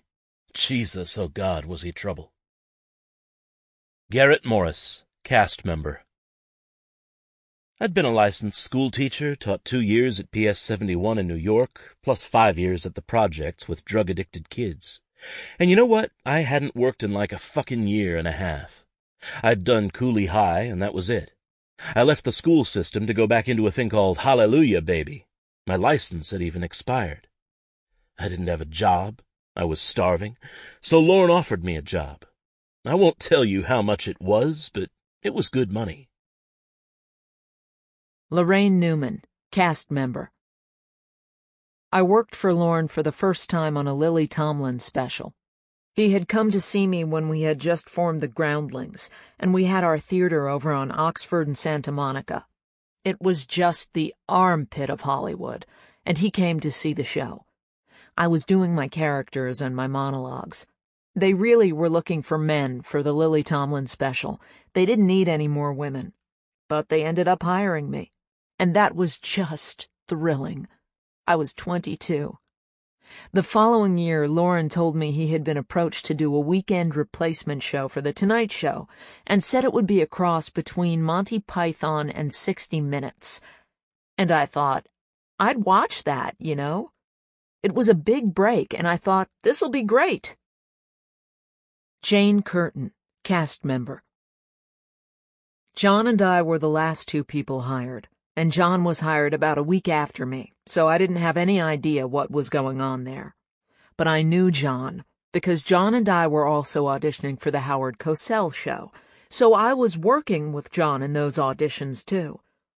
He was much sweeter back then, I think because he couldn't afford the drugs.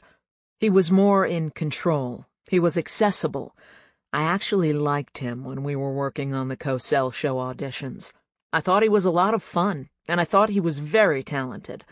And then when he got hired by Saturday Night, I thought it was a very good idea. Lorne Michaels.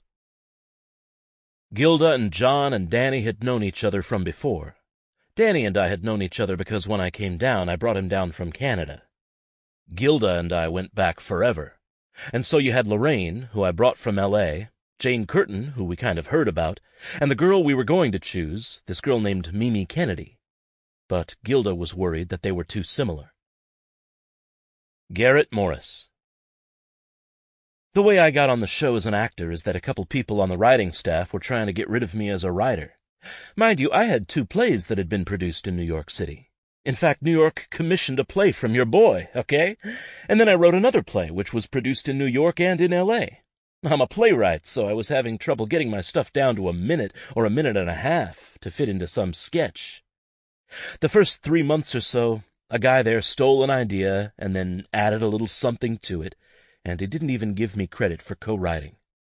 This guy stole from me and then told Lorne I couldn't write. Lorne's response was even-tempered. He wasn't necessarily stroking me like I was a pet, but he was fair. When the challenge came to get rid of me as a writer, Lorne let me audition for the Not Ready for Primetime Players. He did not fire me. And to this day I am thankful for that. So I got with the Not Ready for Primetime Players, and the look on that guy's face for the next 4 years was the only thing that saved me from jumping on him. Bernie Brillstein. Lorne really stuck to his guns at the very beginning. He told the network, I must have 17 shows. Give the show time to grow. They thought we were insane, and maybe we were. But it wasn't until the 10th show that they really hit their stride. Lorne was this great young writer who had this vision of this type of show. He was also a good producer, but everybody forgets what a great writer he was, and certainly a great editor. He was like a conduit for all the comedy brains at the time. He was just the guy. John Landis, film director. This is all hindsight, okay? I don't want to take anything away from Lorne, but he was in the right place at the right time. There were comedy movements going on everywhere. In England, you had the Pythons. In San Francisco, you had the Committee. In Chicago, you had Second City. And then in New York, starting in Boston, but then moving to New York, you had the National Lampoon Show.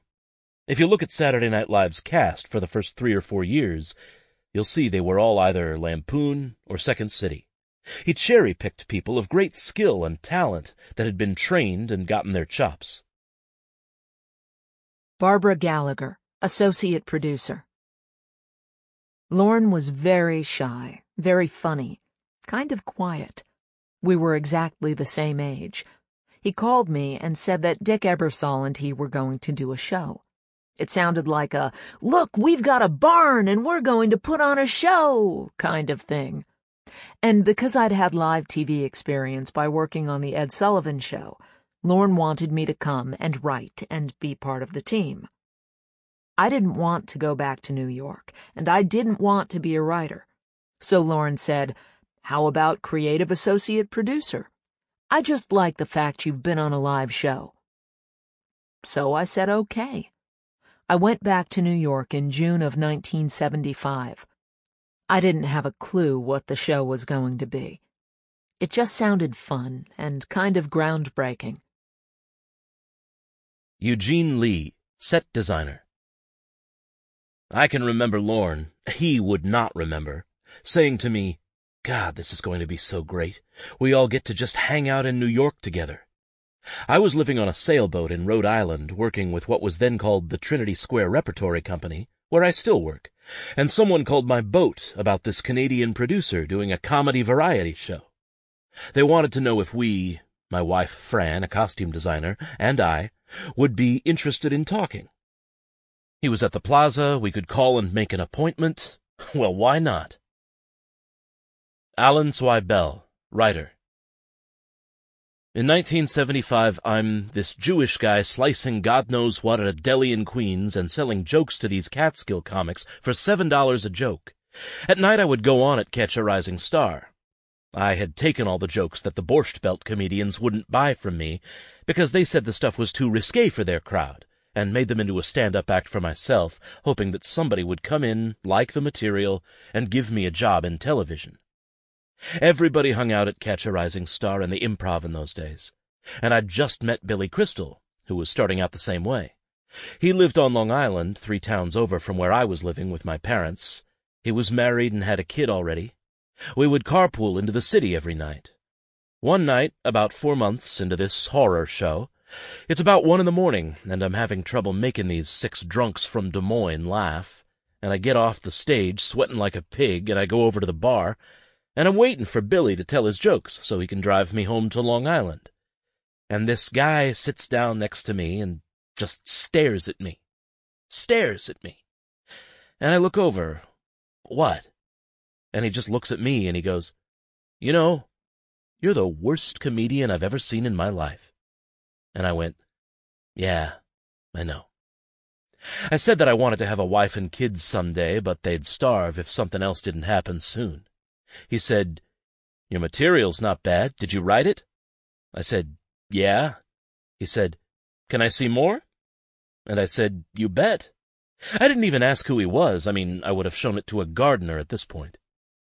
But it was Lorne, and he was combing the clubs looking for writers and actors for this new show.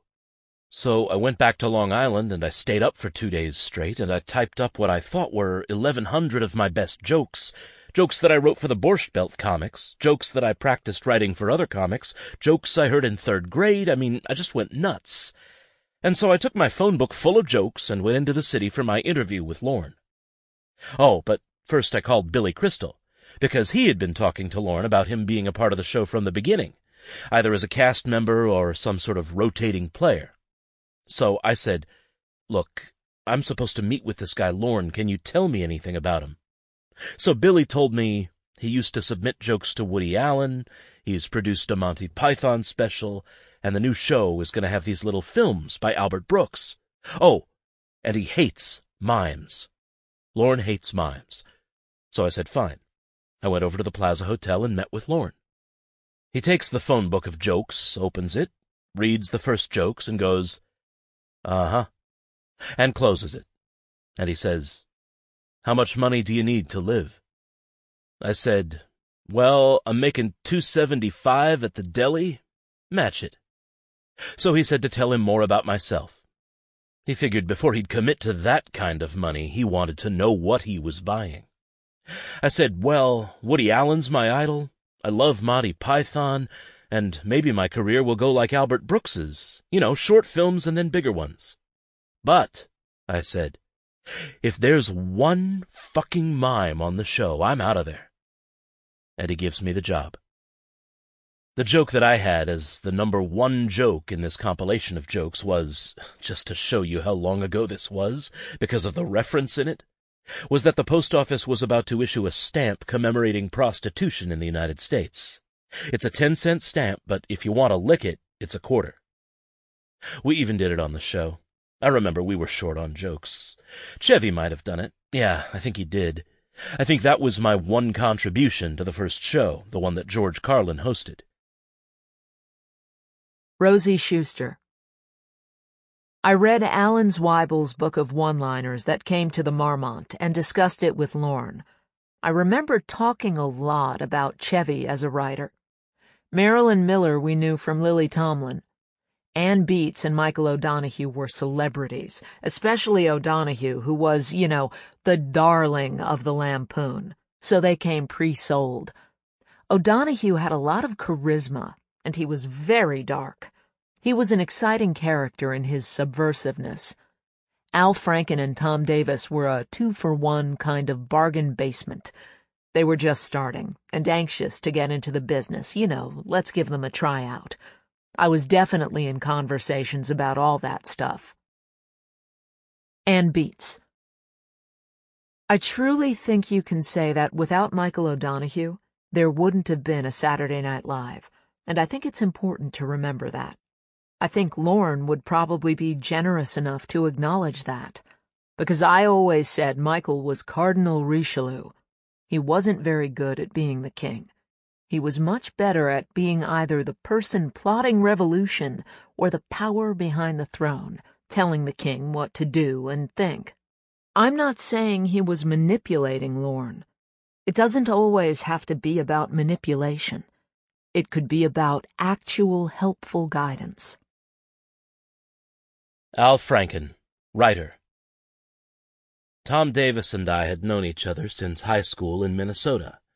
In 1974, we were a comedy team out in L.A. We were the only writers hired by Lorne who he didn't meet. We always thought that if he had met us, we wouldn't have gotten the job. We weren't making money at the time, and the only variety shows around were Johnny Carson's, and we're not joke writers, so we couldn't do that, and Carol Burnett's, which was a good show but not our territory. Oh, and I think Sonny and Cher was on, which was a piece of shit. Actually, we wrote a perfect submission for Saturday Night Live, a package of things we'd like to see on TV, a news parody, commercial parody, and a couple sketches. Basically from that we were hired. We heard that Dick Ebersol wanted to hire a team from New York instead of us so he could save on the airfare, but Lorne insisted on us. Michaels was aghast at the condition of NBC's historic Studio 8H, which, despite its noble traditions, was technically primitive and had been allowed to deteriorate. He didn't think it had hosted a weekly live TV show since Your Hit Parade succumbed to rock and roll and left NBC in 1958. Meanwhile, NBC brass were consumed with nervousness about the content of the show, about giving 90 minutes of network time a week to Lorne Michaels and his left-wing loonies. On the first show, with sometimes racy comic George Carlin hosting, the network planned to use a 6-second delay, so that anything unexpected and obscene could be edited out by an observer from the Department of Standards and Practices, the censor, who would theoretically flip a switch in the control room and bleep the offending material before it went out naked onto the American airwaves. Over the coming months and years, various hosts or musical acts would make NBC executives more nervous than usual, and the notion of making the show not quite precisely literally live kept coming up. Jane Curtin. NBC sent me out on a limited publicity tour weeks before we went on the air. I didn't really know what the show was going to be like, but I was the only one in the cast that they weren't afraid of. They knew I wouldn't throw my food. Bernie Brillstein. In the first 6 months, Lorne threatened not to come into work a lot. He had no way of dealing with these network people, because Lorne had a vision, and they didn't understand his vision. This was a new show at that time. He made them rebuild the goddamn studio, and they didn't understand that. And he made them get great sound in the studio because they were going to have rock acts, and they didn't understand that. Howard Shore. I remember going for that first tour of the studio, and they had game show sets in there, and they were doing very low-tech productions in there, because it didn't have any of the technology that was really needed to do a live broadcast. It was stuck in the late 50s. Bernie Brillstein. When Lorne told NBC they had to spend like $300,000 to rebuild that studio, they nearly had a breakdown. Barbara Gallagher. Dick Ebersol was really the buffer. He'd worked very hard to get the show on the air, and the NBC guys all thought we were from Mars. The bureaucracy at NBC was terrible. They thought we were a joke at the beginning. Trying to get through the red tape really took a lot of time. We couldn't even get stationery with the show's name printed on it. They had no faith in us at all. The network really irked Lorne at the beginning, big time. Craig Kellum, associate producer. He was in a constant battle with the network as it pertained to the economics, particularly about the set. Lorne wanted the set to be like almost this architectural prototype. The argument was, hey, you can't even see that on camera. And Lorne's attitude was, yes, but I want it. I want it anyway. Eugene Lee. They hired Dave Wilson to be the director. He'd done a lot of TV. Dave was a nice man, but he had very strong opinions about things and said them. And there was a lot of incredible feuding about the layout of the studio. Dave and I fought tooth and nail about how it would be laid out. I laid it out my way, long ways. There was a lot of muttering about how there wouldn't be enough space. I said, the cameras are on wheels, let the cameras roll to the scenery and not the other way. One day, just out of the blue, Lorne comes by and says, hey, we've got to go upstairs. And I went with him, and we took the model of the set up to whoever, I think it was Herb Schlosser. We laid it on the coffee table, and Lorne hadn't said much about any of this, but he explained it perfectly to Schlosser. He was like brilliant. I mean, really, no kidding. I was knocked out. He said, this thing goes here, and the camera moves here, and it all stretches around this great big environment. And after that, money didn't seem to be a problem. Dave Wilson. The idea of having part of the audience sitting around home base was not that new. I'm sure that kind of thing had been done many times. But the idea of putting an audience in front of those side stages was a little different. It worked well because it gave performers more of an intimate feeling of audience, that they were performing not just for cameras, but for a live audience. Howard Shore. It's true. There is no theme song for Saturday Night Live in the traditional sense. This is inherent in the nature of the show. I wanted the theme music for the show to have an improvisational feel, like the show itself, and I wanted it to grow and change from year to year. And that's why, when I listen to the show now after 25, 26 years, it still sounds fresh to me and sort of classic, and it wouldn't have if you kept hearing the same hummable melody over and over. Because the nature of the music on the show was interplay between the 10 musicians, which is completely different than what you have in a big band or the Carson sound, which is very formalized arrangements written very specifically, and everybody plays what's written on the page. It's the same thing as the cast. You have to think of the musicians in the band the same as you think of the cast and how they would play off each other and kind of riff off each other. That was the same feeling I wanted to create in the music, so it had to have an improvisational nature. The saxophone was just a thing that I loved, and I am a saxophone player, so it was inherent in my soul that it be the predominant voice. Instead of a band playing a piece with a melody, it was an improvisation by a great blues soloist. On September 17th, 1975, only a few weeks before the first live broadcast of what was then called NBC's Saturday Night, Lorne Michaels and several of his cast members got together in a rented Midtown studio for 45 minutes of screen tests to see how the performers looked on camera.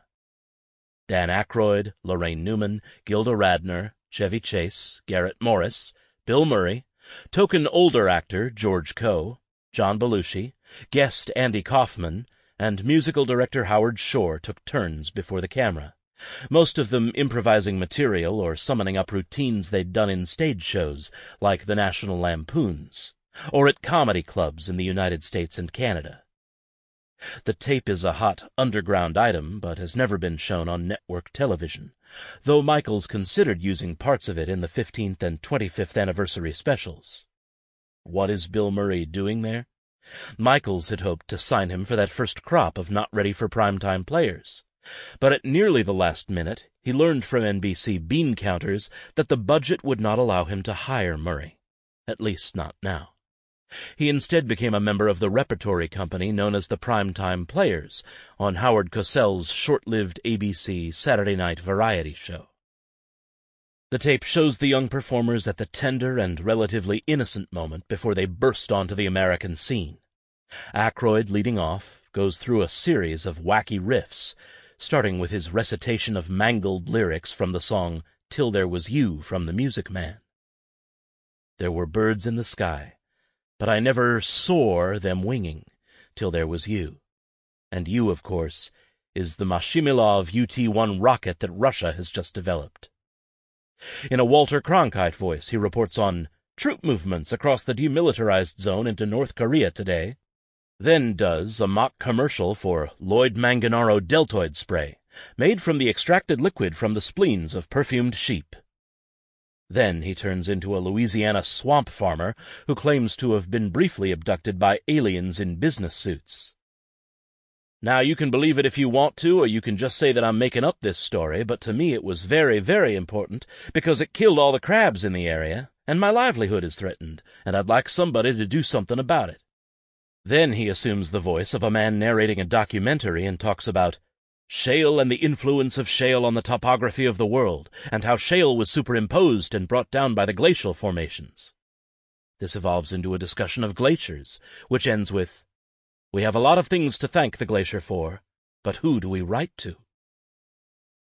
To off-screen director Dave Wilson in the control booth, Aykroyd asks obligingly, "More characters? More accents? Cleaner look?"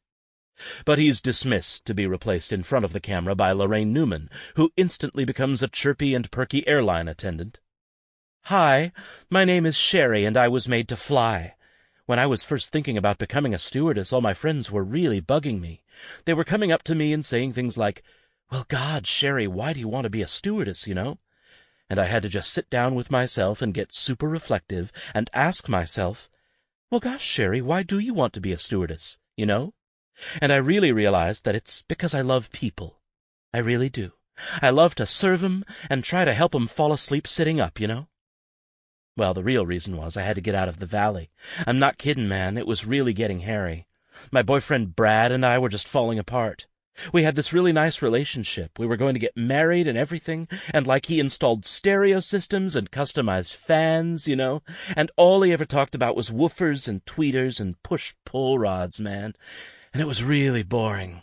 It really grossed me out royal. And my relationship with his parents wasn't too cool either, because I wasn't Jewish, you know? And I made a peach cobbler, and I heard them say, 'Well, look, the shiksa made us a Presbyterian pie.'" Bill Murray follows, introducing himself as Washington Redskin Dwayne Thomas and saying, "You know, professional football has been good to me." He laments having been sentenced to 1 to 20 in Texas for possession of herb, then turns into interviewer Jerry Aldini, and soon is doing an early version of Nick, the awful lounge singer, a character that helped establish him, after some early audience resistance, as a true star on Saturday Night Live. First he does a freewheeling version of the show tune "Hey There" from the Pajama Game. "Hey there, you with the stars in your eyes. Nobody told you what day it was. Nobody was surprised." He pantomimes playing a cocktail piano, using the desk in front of him as a keyboard, threatening to sing and play something by Bobby Vinton, something from his new Polish is Cool album. Gilda Radner, surprisingly, seems the least at ease in front of the camera. She giggles, looks off toward the wings where Lorne Michaels is standing. "I'm not going to talk about food," Gilda says. "I'm not going to talk about guys, so I don't have anything to say at all." She rambles for a few seconds, then asks, "Wait, can we get an audience in here?" Aykroyd, just out of camera range, tries to help by asking such questions as what Gilda would do if your period came on right now. Then pretends to be Peter Marshall, host of the Hollywood Squares, and poses a question to Gilda. "Is it true that women accelerate more than men on expressway ramps?" Gilda, "Only if they're with a man." She offers to do her only character, Colleen, a clueless girl with the same goofy and faraway look no matter what the circumstances. Thus she looks exactly the same, blank and baffled, as she goes through a brief series of impressions.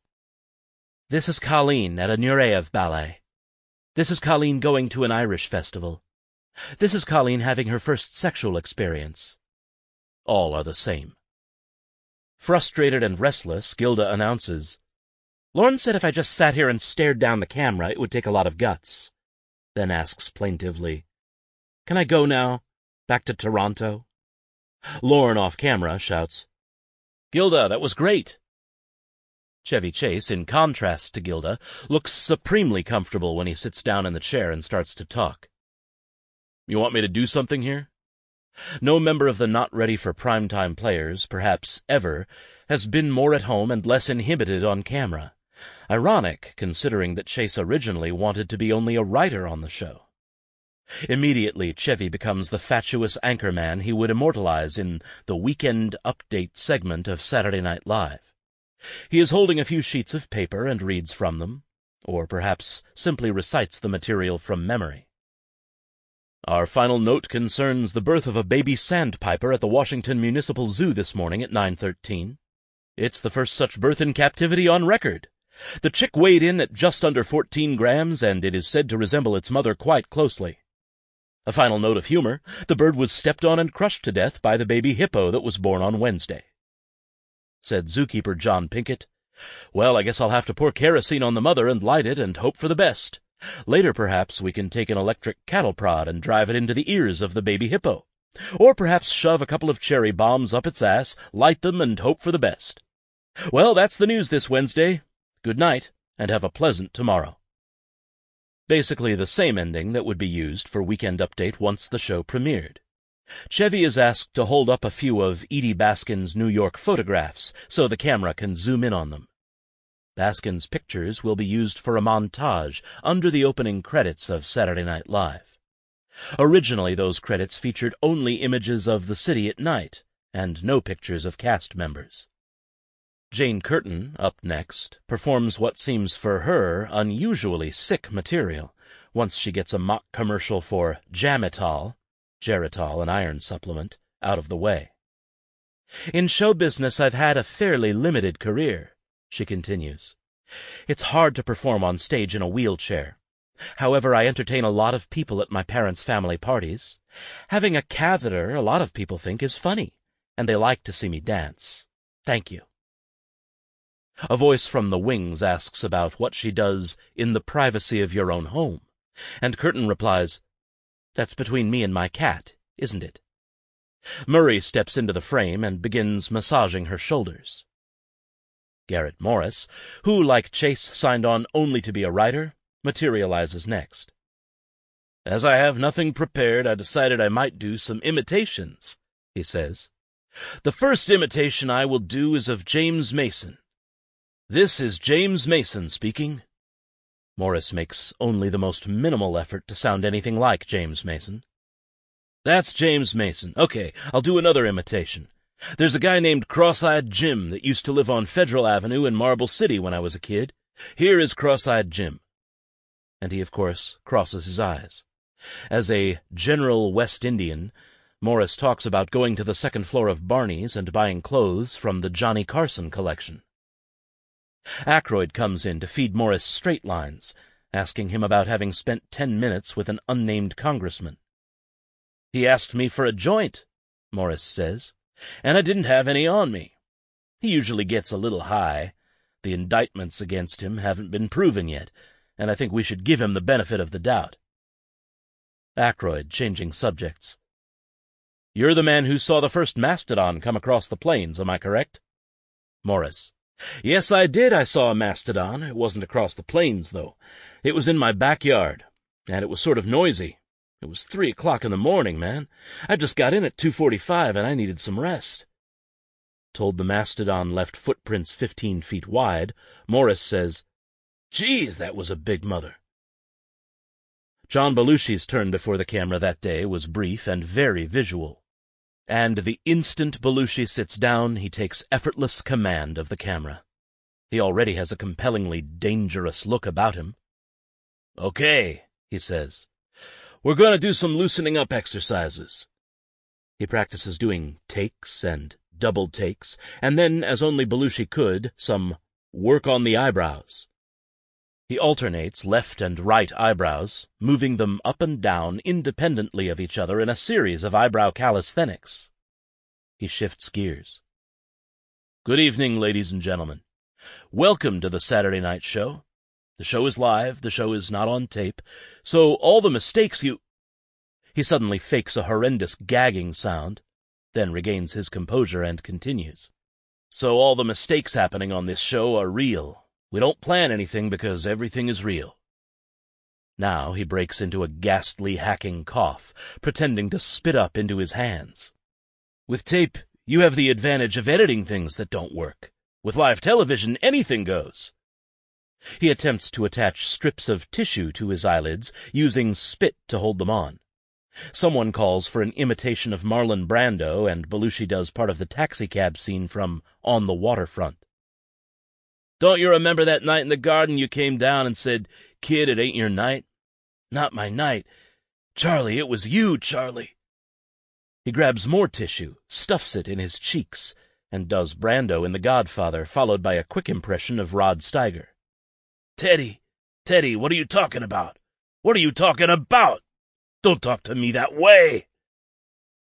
Finally, the definitively eccentric comic and performance artist Andy Kaufman, who will appear on the Saturday Night Live premiere, lip-syncing to the Mighty Mouse theme, sits in the chair looking incredibly young and bright-eyed, and simply recites the lyrics to MacArthur Park in a calm, conversational voice.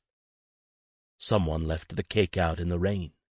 I don't think that I can take it, 'cause it took so long to bake it, and I'll never have that recipe again. Oh, no." He covers his eyes with his hands mournfully. When he finishes, the voice of director Dave Wilson comes over a loudspeaker. "Andy, could you do that again, please?" "The same way?" "Exactly the same, if you can." And he does. The tape ends with music director Howard Shore, very much the scruffy hippie, modeling a pimpish-looking outfit for Lorne, who directs his movements from the wings. The Saturday Night Live cast was on the brink of success, poised to revolutionize television, looking fresh, brash, and golden. The premiere was less than a month away, October 11th, 1975. A date which will live in comedy. Brad Gray, manager. Bernie was there for the first dress rehearsal. He looked out and he saw the band rehearsing, and it was getting close to starting time. So he turned to Lorne, and he said, "Hey, Lorne, you know the band doesn't have their tuxedos on yet. Better get them into wardrobe." That always made me laugh, because it was so honest of Bernie. Tuxedos. And that's sort of, I guess, the merging of two generations. Dick Ebersol. Lorne's telling me every day that Chevy's got this great idea to open every show with a fall, and I am absolutely opposed. But Chevy was the only one who was funny and could write television for television. We were reading scripts in those early days where people would have a 3 or 4 minute sketch take place on 5 sets, and it didn't take a real scholar to know you couldn't do that if we were going to do a live television show in a box the size of 8H. Dave Wilson. Many of them had written for magazines or the National Lampoon Radio Hour or that kind of thing, so it wasn't as if they were brand new to writing. It's just that they weren't familiar with the medium of television. So, of course, we'd always go through things where you'd read their script and it says, "We start with a flooded studio." And you'd say, "Well, you better rethink that." Jane Curtin. Before the show went on the air, we would all have to hang out on the 17th floor with the writers and pitch ideas and do all that kind of stuff. And Lorne would call us all into his office for whatever reason, and he would always end up by telling us what stars we were. And I'm thinking, hey, we haven't earned it yet. Not understanding the machine, the PR and all this stuff that was going to happen and that they were going to make happen. I think Lorne was trying to pump up the arrogance and the adrenaline in the room, which wasn't hard. And I understand now that in order to do that kind of a show, or any kind of a comedy show, you have to have arrogance, and you have to have adrenaline. And by telling people they're stars, maybe that's one way of doing that. But sadly, a couple of days later, I think some poor elevator operator was punched because he dared to ask someone in the cast for an ID. I just kept fighting that kind of thing. I just kept thinking, no, no, no, no, no. It's just a TV show. It'll be okay, and I'm fine. Billy Crystal, cast member. 3 months before the show was supposed to debut, Lorne had found me in a club called Catch a Rising Star. I went, "This is a television producer?" He sounded like David Steinberg, the comedian, because he was from Canada. He was very appealing, he was very smart, and he was funny in a different way than I envisioned television producers to be. He asked me if I was interested in being a resident in the company. He felt I would do 6 appearances on the show, and then he saw me becoming a host of the show among all the other hosts in 2 years. They'd be grooming me to be one of the main guys. That's how it came down prior to the show. Buddy Mora, manager. Billy turned down a Bill Cosby special, who was the hottest thing in the country at that time, to take Saturday Night Live, because they said, "If you do the Cosby Show, we're not interested in having you do this." And so we opted to do Saturday Night Live. We had agreed in advance for Billy to do his special piece on the first show, and that the piece required a certain amount of time. It wouldn't work in less time. So Billy was coming in every day from Long Island, and he just sat around all day long. They never spoke to him, they never got to him, they never said anything to him. He'd leave at the end of the day after spending 8 or 9 hours waiting around, and then come back the next morning again. This went on for pretty much the entire week. Billy Crystal. Then we get to Friday night. We had a run-through for a live audience and some NBC executives. Now, my routine was an audience participation piece, and it utilized Don Pardo, and it was this African safari thing with sound effects. I played Victor Mature. It's not going to sound funny. Walking across the camp in Africa to knock the tarantula spider off Rita Hayworth's chest. So that was the setup. Don Pardo, who we never saw on camera, had his hands in a big bowl of potato chips, and every time I took a step, Don would crunch the potato chips, so it was like this whole sound effects thing. It was really funny on Friday night, and it ran 6.5 minutes, because it took a long time to explain it. But there were laughs in the explanation, and then the piece just sort of went on its own. And Friday night it was the comedy highlight of the night, and I thought, I'm in great shape here. George Carlin's hosting this new show, and I knew everybody in the show, and this is going to be sensational. Lorne sent in notes after the Friday night run-through, and he said to me, "I need 2 minutes." And I said, "Cut 2 minutes?" And he said, "No, I need 2 minutes. All you get is 2 minutes." So it was a drastic cut in the piece. And frankly, as a new performer then, I didn't have a little hunk like Andy Kaufman's Mighty Mouse. I didn't have a 2-minute thing that I could plug into the show. And I didn't have a stand-up piece that felt like what the show should be that I could have scored in 2 or 3 minutes. So we had a big dilemma. And after being involved with Lorne and the show for so long, we were all kind of confused as to what to do. And then when we saw the rundown, they had put me on at 5-1. The last 5 minutes of the show. How can you score? This wasn't what we had talked about. So my representatives said they were going to come in on Saturday and talk to Lorne. Barbara Gallagher. Lorne said to me, "We have to cut Billy after dress rehearsal. Why don't you go tell Buddy?" I said, "Me? Me tell Buddy? What are you, crazy?" He said, "Yeah, you've got to tell him." Lorne didn't like confrontation. He hated it. So I went and told Buddy. I said, "I think it's a mistake. I know Lorne feels terrible that he has to do this." I said, "Buddy, don't kill the messenger. I love Billy."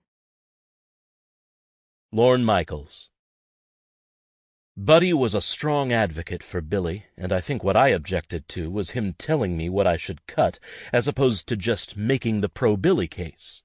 He made the who was funnier case, which was not a good thing to do. He said I should cut Andy Kaufman. I probably didn't have the nerve to cut Carlin. 1, he was our host, and 2, he'd lent his name to the show, which was, at the time, a big deal. I think Andy, because he was surreal and there was nothing else like him on the show, had the edge. Albert had submitted his first film, which was 13 minutes long.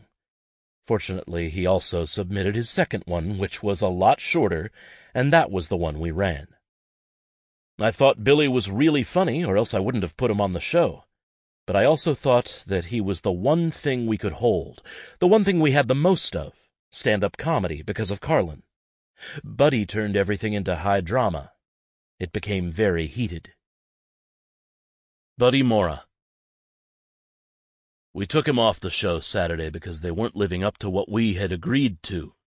Jack Rollins and I decided if we couldn't get what we were promised early on, we would take Billy off the show.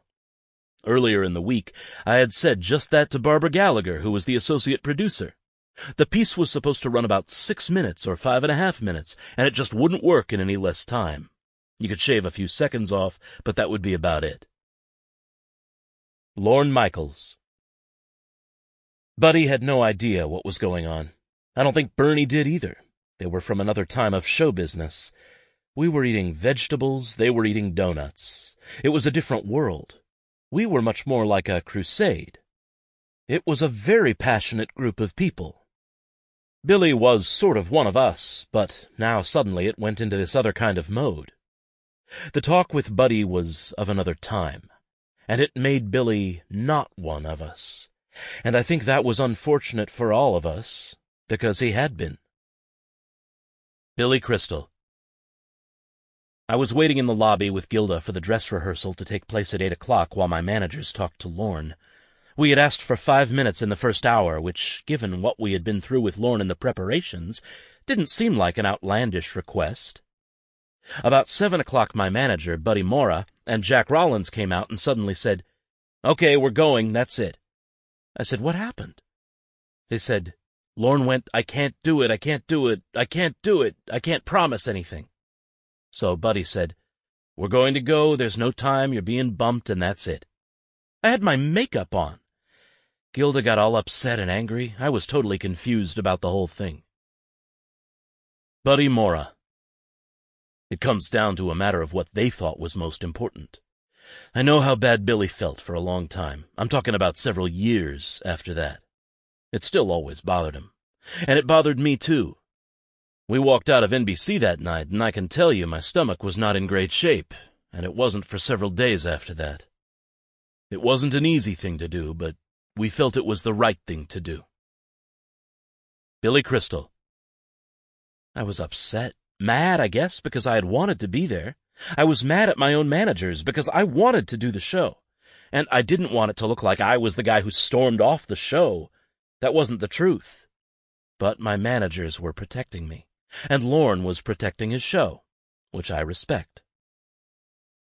Lorne Michaels. We were all under enormous pressure. None of us had done this before. It was a big night for an enormous number of people, Billy included.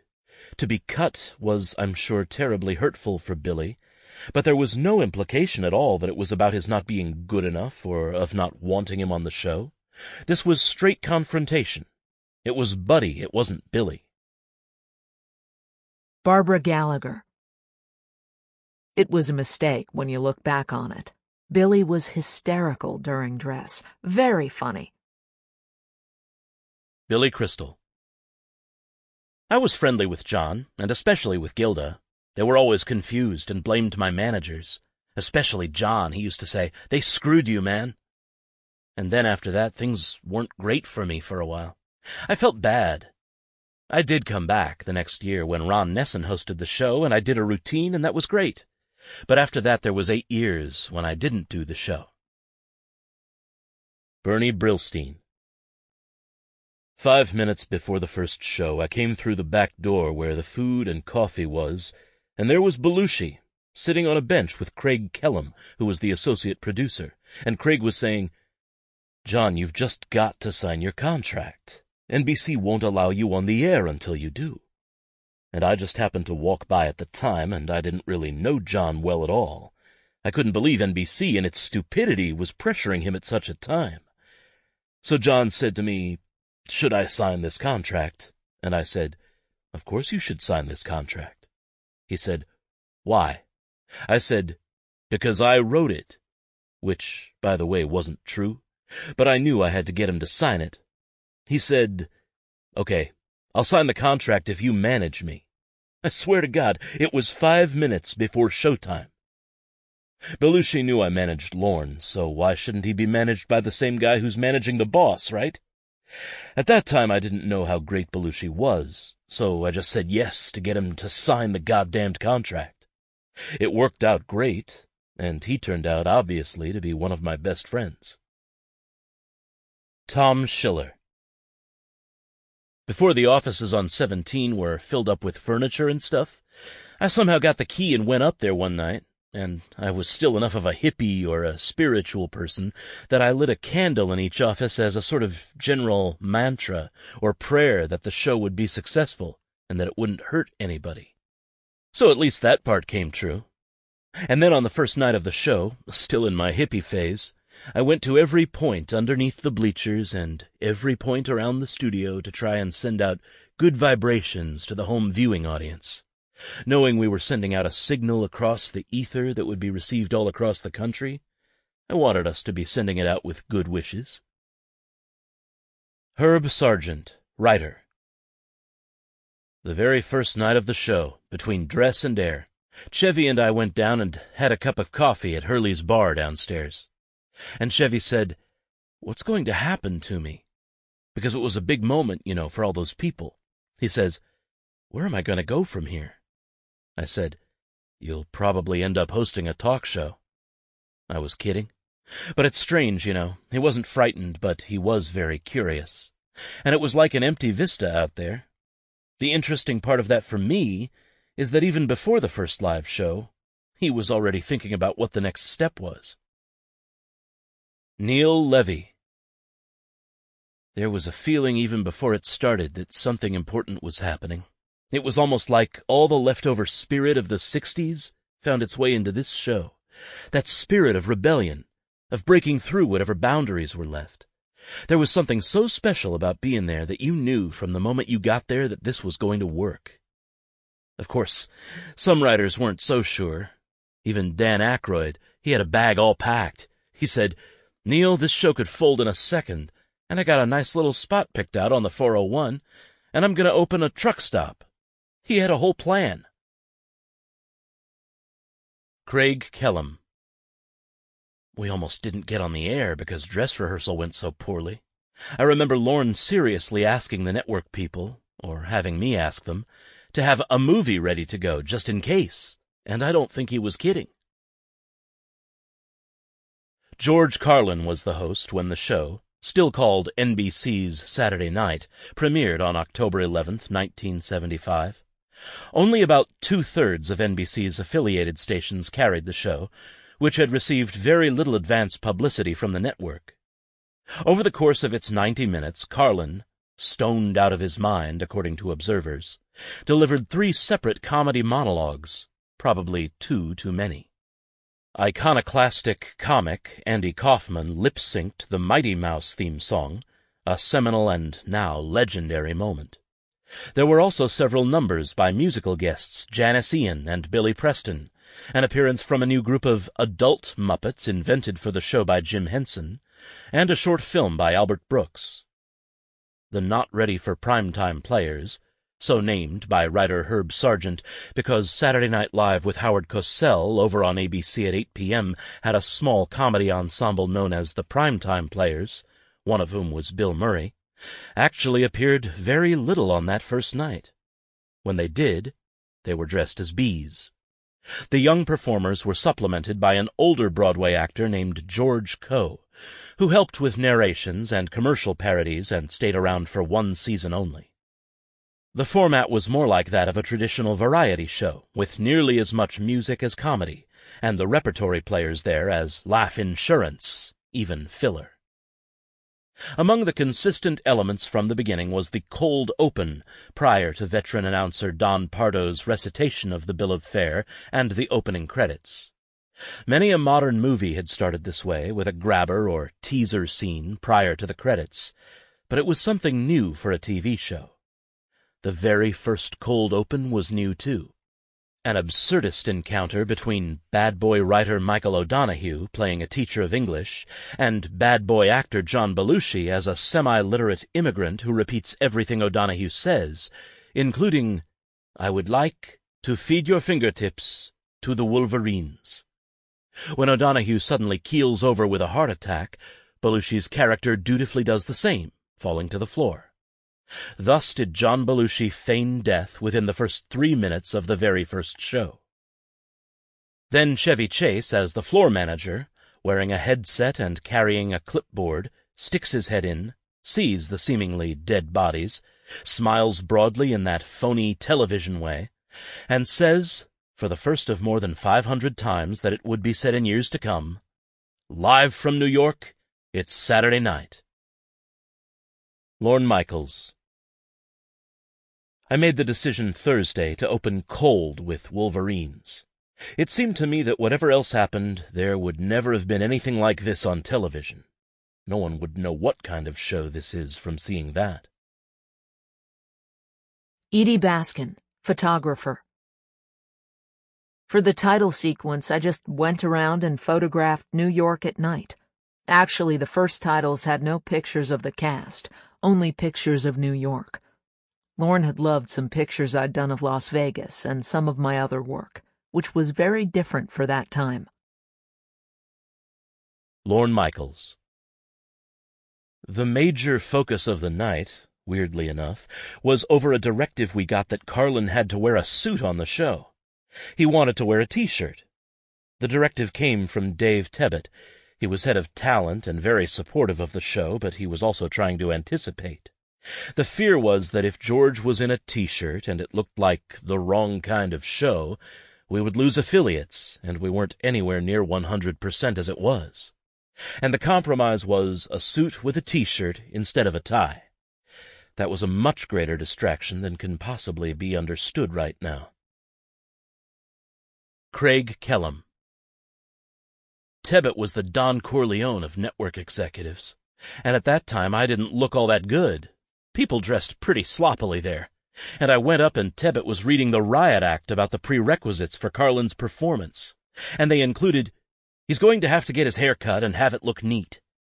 And he went through this whole diatribe about what Carlin was not going to do, and it was uncomfortably close to the way I looked in the office. He went through the list, suit, tie, hair, and then he looks down at my bare ankles and says, "Socks." Dick Ebersol. If you go back and look at the first show on the air, the two people by far who had the most to do on the show were Chevy and Jane. There were only 4 or 5 sketches. The rest of it was 4 songs, 6 monologues, 3 by Carlin, 1 by Andy Kaufman, his Mighty Mouse bit, and 1 by What's-Her-Face, a comedienne who ended up in the show instead of Billy Crystal, Valerie Bromfeld from Canada. Rosie Schuster. We were buzzed.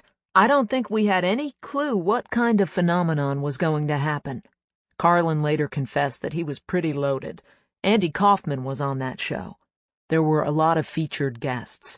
There wasn't a lot of comedy on that show.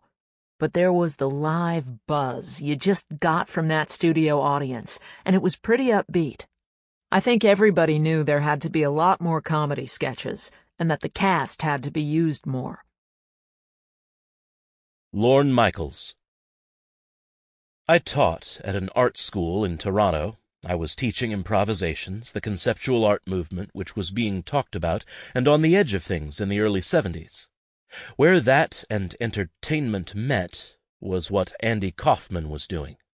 It wasn't just that he lip-synced to Mighty Mouse. It was that he only did that one part in it, that one line, and stood around for the rest. It was very conceptual, and it instantly signaled to the brighter part of the audience that that was the kind of show we were going to do. And they weren't getting that anywhere else on television. In the first couple years, Andy must have been on close to 10 times. One night, he even read from The Great Gatsby. In the beginning, I had Penn and Teller on a few times, because that was the DNA, but I couldn't do that now. The pure variety show part of it is over. It's a straight comedy show now. Steve Martin, host. I do remember when I first saw the show. I was living in Aspen, and it came on, and I thought, they've done it. They did the zeitgeist. They did what was out there, what we all had in our heads, this kind of new comedy. And I thought, well, someone's done it on television now. I didn't know Lorne at the time. I didn't know anyone. Herbert Schlosser. I can remember the first time I saw it. I was in Boston, staying at the Ritz for the Cincinnati Red Sox World Series, and I had been with Bowie Kuhn. You always sit with the commissioner if you're president of the company. That was a truly great World Series. We had dinner, and I asked if he'd like to see a new show we were putting on. And that was the first show in October of 1975, with George Carlin. Neither of us knew what to expect. Now, Bowie's a nice man, but very straight-laced, very proper, and a religious man. I sat on a chair, and he and his wife sat on the couch. He didn't laugh, and I thought, well, that's Bowie. And then after a while, he started to chuckle, and then he'd actually laugh, and I figured, well, if he likes it, it's going to have a wider audience than most people think. Al Franken. I felt very confident that the show was going to work. It was youthful arrogance, I guess. I looked around and I thought, this has never been on TV before, and this will work. This should work, and of course it's going to be a hit, which is an attitude I've never actually had since. Lorne Michaels. The only note we got from the network on the first show was, cut the bees. And so I made sure to put them in the next show. I had them come out and talk to Paul Simon. He says, it didn't work last week, it's cut. And they go, oh, and just walk off. Paul Simon, host. I was up for doing the very first show. It didn't seem like there was much downside risk. Then Lorne said, no, let me just work out the kinks on the first show. But I would have been happy to do the first show. It would have been more historical. But he went with George Carlin, and I did the second one. Edie Baskin. They had used publicity pictures of Carlin for the first show. I already had pictures of Paul Simon, so my pictures of Paul became the bumpers. And then Lorne said to me, I think you should photograph next week's host instead of using publicity pictures. And that's how it all started. Penny Marshall, guest. I met Lorne when he came out and talked to Rob about hosting the third show. I wasn't anybody. I'd been on The Odd Couple, but Laverne and Shirley didn't go on until 4 months later. Rob was on All in the Family. I listened to Lorne talk to Rob at Lorne's apartment, and I kept my mouth shut. At the end, Lorne said to me, Penny, what do you think? And I said, I think you're the most manipulative human being I've ever met, and you do it beautifully. And we've been friends ever since. Neil Levy. Rob Reiner refused to go on after dress rehearsal. I was in his dressing room. It was hilarious because it was like a monologue, him going, I can't do this show, I can't do this show. It's bad, it's horrible, I'm going to make mistakes, I don't know the lines. I can't do it, I'm not doing it. I'm sorry, that's it. And it was like he was not going to do it. And Lorne just talked him through it. And of course Rob did a good show. Albert Brooks. We had agreed on how I would make these movies, and certainly I wasn't going to make a living off of it. If I remember correctly, we agreed on a budget of like $1,000 a minute, which I bring up because it's funny that I was actually able to do that. I think all 6 films probably cost, $50,000. Most of the films were 4 minutes, but one, the open-heart surgery movie, ran 13 minutes, and Lorne refused to air it. But then Rob Reiner, who is my close friend, hosted the show and insisted on showing it. Otherwise, it would never have been seen. Lorne Michaels. My agreement with Albert had been for films of 3 to 5 minutes. I'd wanted 3, he wanted 5. Because the heart surgery one was 13 minutes, it necessitated commercials in the middle and on either end, which meant we were away from the live show for close to 20 minutes. Barbara Gallagher. Albert was always wanting more money. Lorne only needed tiny pieces, and we were getting 10 and 12-minute pieces, and he'd be on the phone complaining, and I'd say, Albert, we have a whole show here. You can't do those things. We don't have the time. He was good about it, but it was constant. You can't do this, Albert. Judith Belushi. In the first 3 shows, John was the opening scene of the first show, and I don't think he had a good scene again for 3 shows. Something that made a break of sorts was the 3rd or 4th B scene, when he went off on I hate being a bee, and this whole bee thing, and he had his antennae swinging around his head in some special way. It was really the first time he got to show his personality, and show that there was more to him, and he got a great response.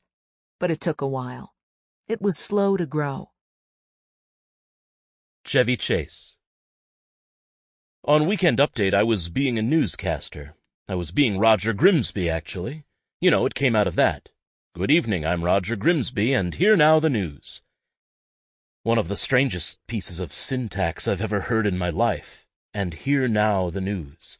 But I knew I should say something, and on the 4th show it just came out. Good evening, I'm Chevy Chase, and you're not. And that was it. Craig Kellum. There was a momentum from the beginning, but what was interesting was that, even though I don't remember the ratings being unbelievable after the first couple of shows, Lorne, ever the decider of what was what, decided the show was a hit right from the beginning and acted out of that belief, and it was infectious.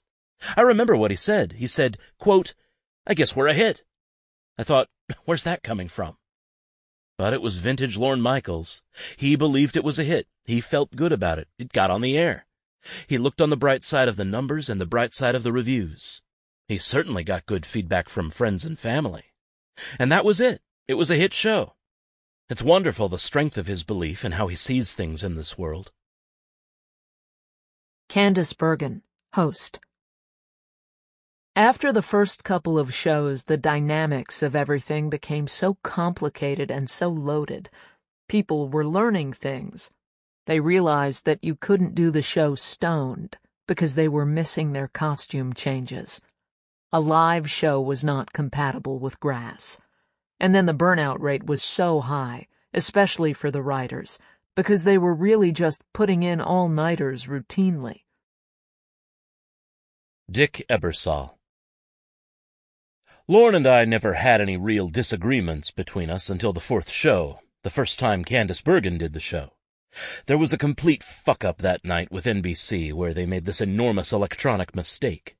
They basically cued real commercials off of fake commercials.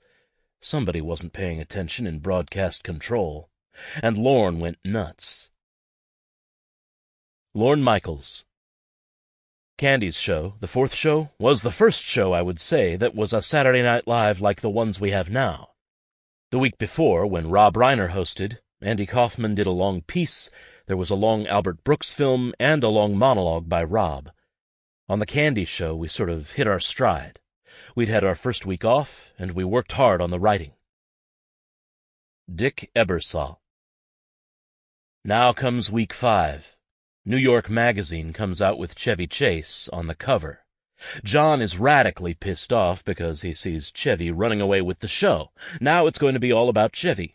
On stage, John had been the star, not Chevy. We do show 6, which is a wonderful week. Lily Tomlin's come to do the show. Now we got Thanksgiving off.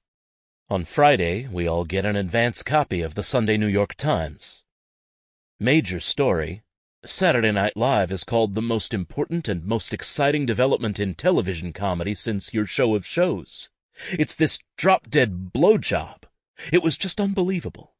And this is the same New York Times that did not even review Show 1 with George Carlin. They also printed a review that John J. O'Connor wrote on the second show, where Paul Simon and Art Garfunkel got together again for the first time. And his review essentially was that the show was not very good, but he couldn't be entirely fair in saying that, because he missed connections on his way home from dinner on the subway, and so he missed 40 minutes of the show. Can you believe that they fucking printed that thing? Lorne Michaels. It was humiliating that the critic thought it was a music show and reviewed it that way.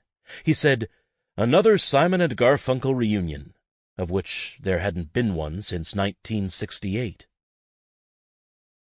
Margaret Oberman, writer. I remember being really disappointed when Lily Tomlin hosted, because we got so few women hosts, and growing up I always thought she was so funny and everything. So it was a little bit of an idolizing thing.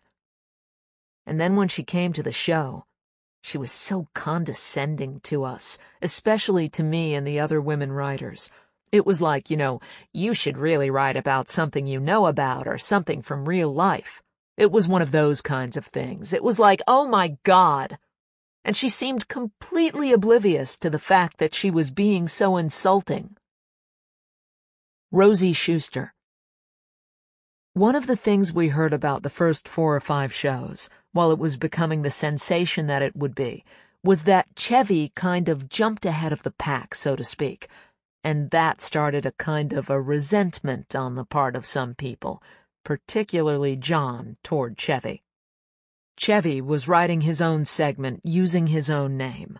I'm Chevy Chase and you're not, plus doing the physical shtick at the beginning. He was easily identifiable, whereas it took people so many years to catch on to what Danny's talent was, because he would disappear into characters. And Chevy just shot ahead. It wasn't that surprising. It was going to take John a little while longer. He was used to being beloved on the stage of the Lampoon show and had a following of people. But to translate to television, especially if you have an attitude about television, takes a little while. Chevy Chase. I felt it was relatively easy. I'd come in and pick stuff up and learn stuff and simply walk through it, basically. I don't remember it being particularly difficult. I have to say that going in, one of the things that made the show successful to begin with that first year, and made me feel successful, was this feeling of I don't give a crap. And that came partially out of the belief that we were the top of the minors in late-night television, and that we wouldn't go anywhere anyway. So we had no set of aspirations in the sense that this would be a showcase to drive us to bigger and better things. Alan Swibell. We worked on Update to the very last minute. Between dress and air on Saturday nights, I would go up to my office, and I would watch the 11 o'clock news, and if something hit me, I'd write it, and it would be on television a half hour later. There were 2 shows where I was literally under the Update desk writing stuff and handing it up to Chevy while he was actually on the air. Robert Klein. Everyone was quite terrified about the live television aspect of the show. Most of the people in that building at NBC in New York hadn't done a live show since Howdy Doody. As a matter of fact, one of the first SNL shows had a blank gray screen for 45 seconds. A network show and nothing but gray for 45 seconds because of the improvising and screw-ups of doing it live. Neil Levy. Lorne quit on the Robert Klein show. They took away his lighting man and his sound man. Lorne had promised his guests the best sound and the best lighting. That was one of his promises to the people he'd gotten to do the first 10 shows. He was furious that NBC had taken away his people. I think he realized at the time that if he didn't make a stand, they'd be stepping all over him. So he told NBC that he would walk unless they returned his lighting guy and his sound guy. He left. He went back to his apartment and stayed there most of the week playing poker. Robert Klein showed up and said, "Where's the producer?" And we said, "Oh, he's around. He'll be here soon." And the whole week went by, and he wasn't there. But Lorne won. It was a victory. I think he came back Friday or Saturday. A lot of people would have said, "We'll make do with this sound guy and this lighting guy." And he said, No, I've got to have the best. And that philosophy has served him well. Howard Shore. We were really kind of subversive in a number of ways. O'Donohue and I were always trying to book acts on the show and then do things to them. They were so happy to be on the show they didn't really notice. I remember when Robert Klein hosted, O'Donohue put ABBA on a Titanic set and tried to drown them. He thought ABBA was kitsch. Lorne Michaels. ABBA was the first and only act that lip-synced, and that was Dick. Dick was ABBA. That was all he cared about. He left the rest of the music to me and Howard, but with ABBA, he just wouldn't take no for an answer. Dave Wilson. Lorne did not like lip-syncing, and Lorne did not like, and I always thought it was a tribute to him, Lorne did not like close-ups of fingers on instruments. He always said, "We're not giving music lessons." Because you want to see the man's or woman's face. It was their inner feelings in creating this music that was worth seeing, not where their fingers were placed on the strings. Lily Tomlin. I don't remember entirely the first time I saw the show. I think I just thought it was a good young comedy show. What do you think I should have thought? I think Belushi always thought he was so cutting edge or so ahead in some ways, and he thought he was a rebel. Even though we liked him, we couldn't get him to come on our special. Jane had seen a lot of the Lampoon Kids, and we tried to get some of them for our show. Live TV was old, basically, but this was like new because they were doing it in a different time frame. Jane Wagner and I had always wanted to do a live TV show because we had to spend all our money editing anyway. A live show is great, but you're always going to have rough spots, and there's always the chance of something happening. Having been on Laugh-In, and I guess just doing comedy for a long time, I thought it was hip, probably. Hip and current like that. I don't think I thought it was something I'd never seen before. Chris Albrecht, agent, comedy club manager. I ran the Improv in New York from 1975 to the very end of '79. Everybody came through there. Especially in the first year, several of the performers from Saturday Night Live would come into the Improv on a semi-regular basis to go up on stage and try out characters and work out stuff. Belushi would come in a lot. Lorraine came in a few times. Gilda came in at least once. Belushi also came in to buy Quaaludes from his dealer every other week. On Saturday nights, we would always watch the show from the bar. At 11:30, we were just starting our second show at the Improv. So it was funny people watching funny people. I was impressed that Saturday Night Live was on the air at all. Because we worked in a New York nightclub, all of us had this kind of snobby opinion that the New York comedy sensibility was the best that there was. The fact that this was a show in New York was always particularly pleasing to us.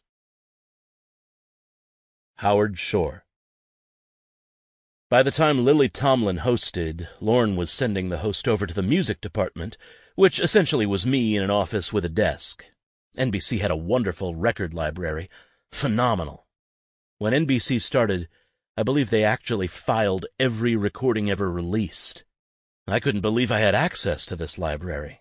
I found this old blues recording of St. James Infirmary there and thought of doing an arrangement for the band. And I played that song for Lily, and she liked it. And O'Donohue said, "Have the band dress as nurses to do it." So we did, and I sang it with Lily. We did another show at Christmas where we all dressed as angels. It's just something that we got into. We've got these 10 guys and 1 girl, and what could we do with them that would be funny? Craig Kellum. Lorne had us working hard to induce Richard Pryor to host the show. Richard had a lot of questions and was playing very hard to get. We went to a Highlight Arena in Miami where he was performing. That was the beginning of the Richard Pryor saga in terms of trying to get him to do the show. He wanted his ex-wife on the show, he wanted a couple of writers, performers on the show, and he wanted a tremendous number of tickets, which was an issue, really, because it wound up being the majority of the seats in the studio. So it was tough going. With Richard, as wonderful and as adorable as he was, it was also very tense being around him. Lorne loved Richard.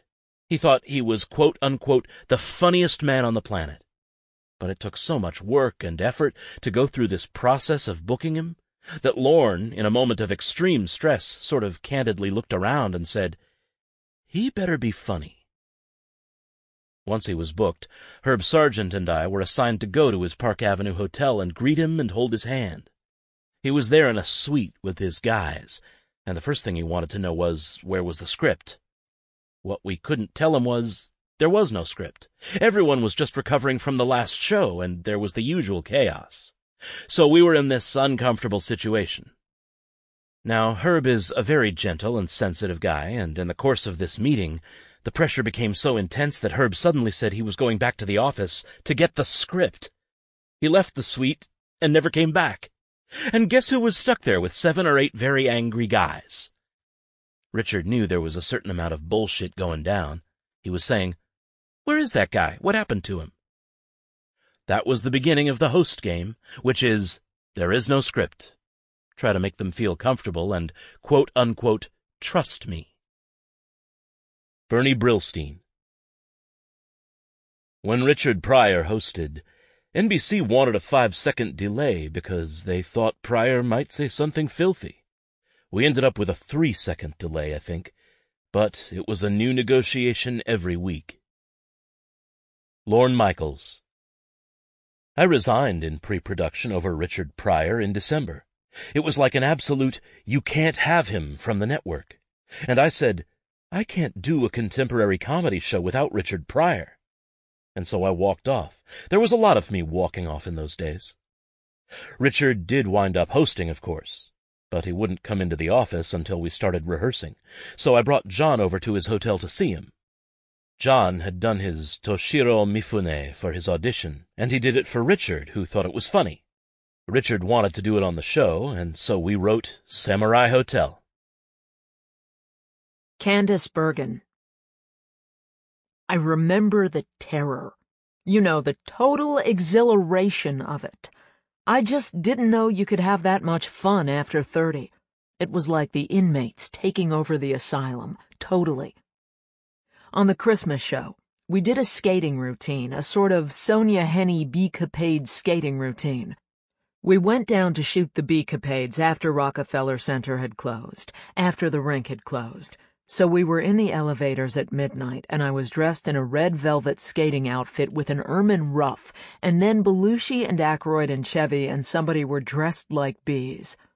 And the elevator operators, who still, after 2 months of the show, didn't know how to deal with it, never looked at any of us, never said a word. I think it was like that for a long time. You just couldn't understand how they took control of a place like NBC. Lorne Michaels. The Candy Bergen Christmas show was not as good as the other Candy show, so I went into a tailspin. Chevy and I and Michael went into the office and worked over the holidays, and that's when we wrote the Elliott Gould show, which later won the Emmy for writing that first season. We wrote a sketch where the Godfather goes to the shrink, and we were in a let's-just-blow-it-out state of mind. By that point I'd hit stride. We all had, and everyone was focused. The Gould show was our first big show which wasn't about the host. Gould was just a big goofy guy who'd been in MASH. Elliott Gould, host. The first show I ever hosted was a very good show. One of the sketches was written by Michael O'Donoghue. It was a psycho group therapy session with Belushi as the Godfather in it. I heard it replayed on the radio recently, and it was so funny it even worked on radio. Lorraine Newman being in group therapy with Vito Corleone. I was the psychiatrist. My contribution was that I smoked a pipe. At this point I don't think I would, but then I needed a prop. Also, I think it was the first show that I was the head of the Killer Bees, which was very, very funny. Through the show there was a thread where Gilda Radner had a crush on me, and at the end of the first show that I did, we married. Gilda Radner and I had a wedding ceremony, and Madeline Kahn's mother was cast as Gilda's mother, and Michael O'Donoghue married us at the end of the show. And that was the representative show they submitted, and it won them their first Emmy. I was really pleased to be a part of it. Buck Henry, host. On the first show I hosted, I made a suggestion for an ending for a sketch, because I came up in the school that says you end a sketch with an ending. And I heard one of the writers behind me say to the others, 1945. And I nodded inwardly. I see. I get it. It was considered really corny to go for a joke. They thought somehow it was like Carol Burnett. Lorne Michaels. Buck Henry came in to host and taught me a whole other level of things. Buck so totally got it. When he got there, he said, "Do you want to do the samurai again?" And we had never thought of repeating things until that moment. Alan Swibel. I wrote all the samurais, with the exception of one. Belushi auditioned for the show with the samurai character. On the Richard Pryor show, Tom Schiller wrote a piece called Samurai Hotel, about a 2-minute piece or so, and that was that. That was like the 7th show we ever did. The 11th show we ever did, Buck Henry was hosting. Lorne came by my desk and said, "You used to work in a deli, didn't you?" I said, "You name it, I sliced it." Lorne said, "You would be perfect to write Samurai Delicatessen." I said, "Sure." I had no idea what he was talking about. But I wrote Samurai Deli and all the other samurais after that. What started as that one 2-minute sketch ended up being a franchise. When I say I wrote all the samurais, what does that mean? It means I wrote all the stuff for Buck Henry or whoever did it that week, and then I go, John throws up a tomato and slices it, and John indicates in his gibberish whatever, you know. I wrote no dialogue for John. The only time I wrote anything that looked like dialogue for him was when I had to indicate what the gibberish was meant to convey. Buck Henry. On the samurai sketches that I did with John, one never knew where it was going because John's dialogue could not be written. You never knew what was going to happen next. In Samurai Stockbroker, he cut my head open with the sword, but it was really my fault. I leaned in at the wrong time, and I bled all over the set. It was a very amusing moment. You would not believe how much blood from a forehead was on that floor. A commercial came on right after the sketch, and someone shouted, "Is there a doctor around?" And John Belushi's doctor was in the audience, which made me a little suspicious. So the guy came and put this clamp on my forehead. We went on with the show. It didn't require stitches, darn it, but it required a clamp for the rest of the show. When Weekend Update came on, which was about 10 minutes later, Chevy appeared with a bandage on his face. Then Jane had her arm in a sling. They featured the moment when I got hit by the sword on Update, like it was a hot news item. Only Saturday Night Live could do that. By the end of the show, when the camera pulls back, you see some of the crew are on crutches, others have bandages or their arms in slings, as if the whole show caught a virus. It was pretty funny. And the genius of Saturday Night Live, it seems to me, is encapsulated in that event. John didn't say anything to me right after it happened, but then we didn't see each other for another half-hour at least. I was in one place and he was in another. But it wasn't John's forte to apologize anyway. Neil Levy. When Buck Henry got nicked by the samurai sword and everybody started wearing Band-Aids, they all bonded. I think it was the same show where Lorne had done that Beatles offer, and they got a phone call that John Lennon was over at Paul McCartney's house, and they were both coming over. Lorne was thinking, what are we going to do when they get here? He had an idea, he said. How about this? They get here, and they want to play a song, and I ask them where their guitars are, and they say they didn't bring their guitars, and I say, oh, well, then you can't play, because there's a union rule that you have to have your own guitar. His whole thing was to have the Beatles there and not let them play. I don't know if he would have gone through with it, but they never made it because they realized it was too late. Just the fact that they were on their way was good enough. Tom Hanks, host. I remember the first time I saw the show. I was working as a bellman in a hotel and got off late and came home. And one of the first things I saw was a parody of a razor blade commercial. Remember the one? It was in the first season, and it showed this cartoon of, here's how it works, the triple header, and they'd be yanking out this hair and doing this very painful thing. And I honestly couldn't figure out what I was looking at. Who would sell such a ridiculous product? And then I saw the first time they were in their bee costumes, and I could not figure out what was going on. I just thought, wow, okay, we're into the undiscovered country here if they're doing this kind of stuff on TV. Lorne Michaels. We wanted to redefine comedy the way the Beatles redefined what being a pop star was. That required not pandering, and it also required removing neediness, the need to please. It was like, we're only going to please those people who are like us. The presumption was there were a lot of people like us. And that turned out to be so. In its first weeks, the show looked little like it does today, different even from the episodes that aired mere months later. The repertory players got relatively little time at first, but that grew along with their popularity. Albert Brooks's films didn't turn out as Michaels had hoped, and there were frequent arguments over the fact that they weren't short enough. Brooks was angry, and is still irked to this day, that in its first review of the show, Newsweek gave credit for some of the clever parodies of network shows included in his short film, not to him but to the show's writers and performers. In fact, Brooks was working in a virtual vacuum on the other side of the country. He went on to a brilliant career as comic and filmmaker. The Muppets didn't starve either. Soon after being dumped, they were signed by England's Lew Grade to star in The Muppet Show, a hugely profitable, globally syndicated half-hour that made Jim Henson a millionaire many times over. Alan Zweibel. Whoever drew the short straw that week had to write the Muppet sketch. The first time I met O'Donoghue, I walked into Lorne's office, and Belushi's there, Aykroyd's there, people the likes of which had never crossed my path before. And I look in a corner of the room, and there's a guy I learned was Michael O'Donoghue. What was he doing, you ask?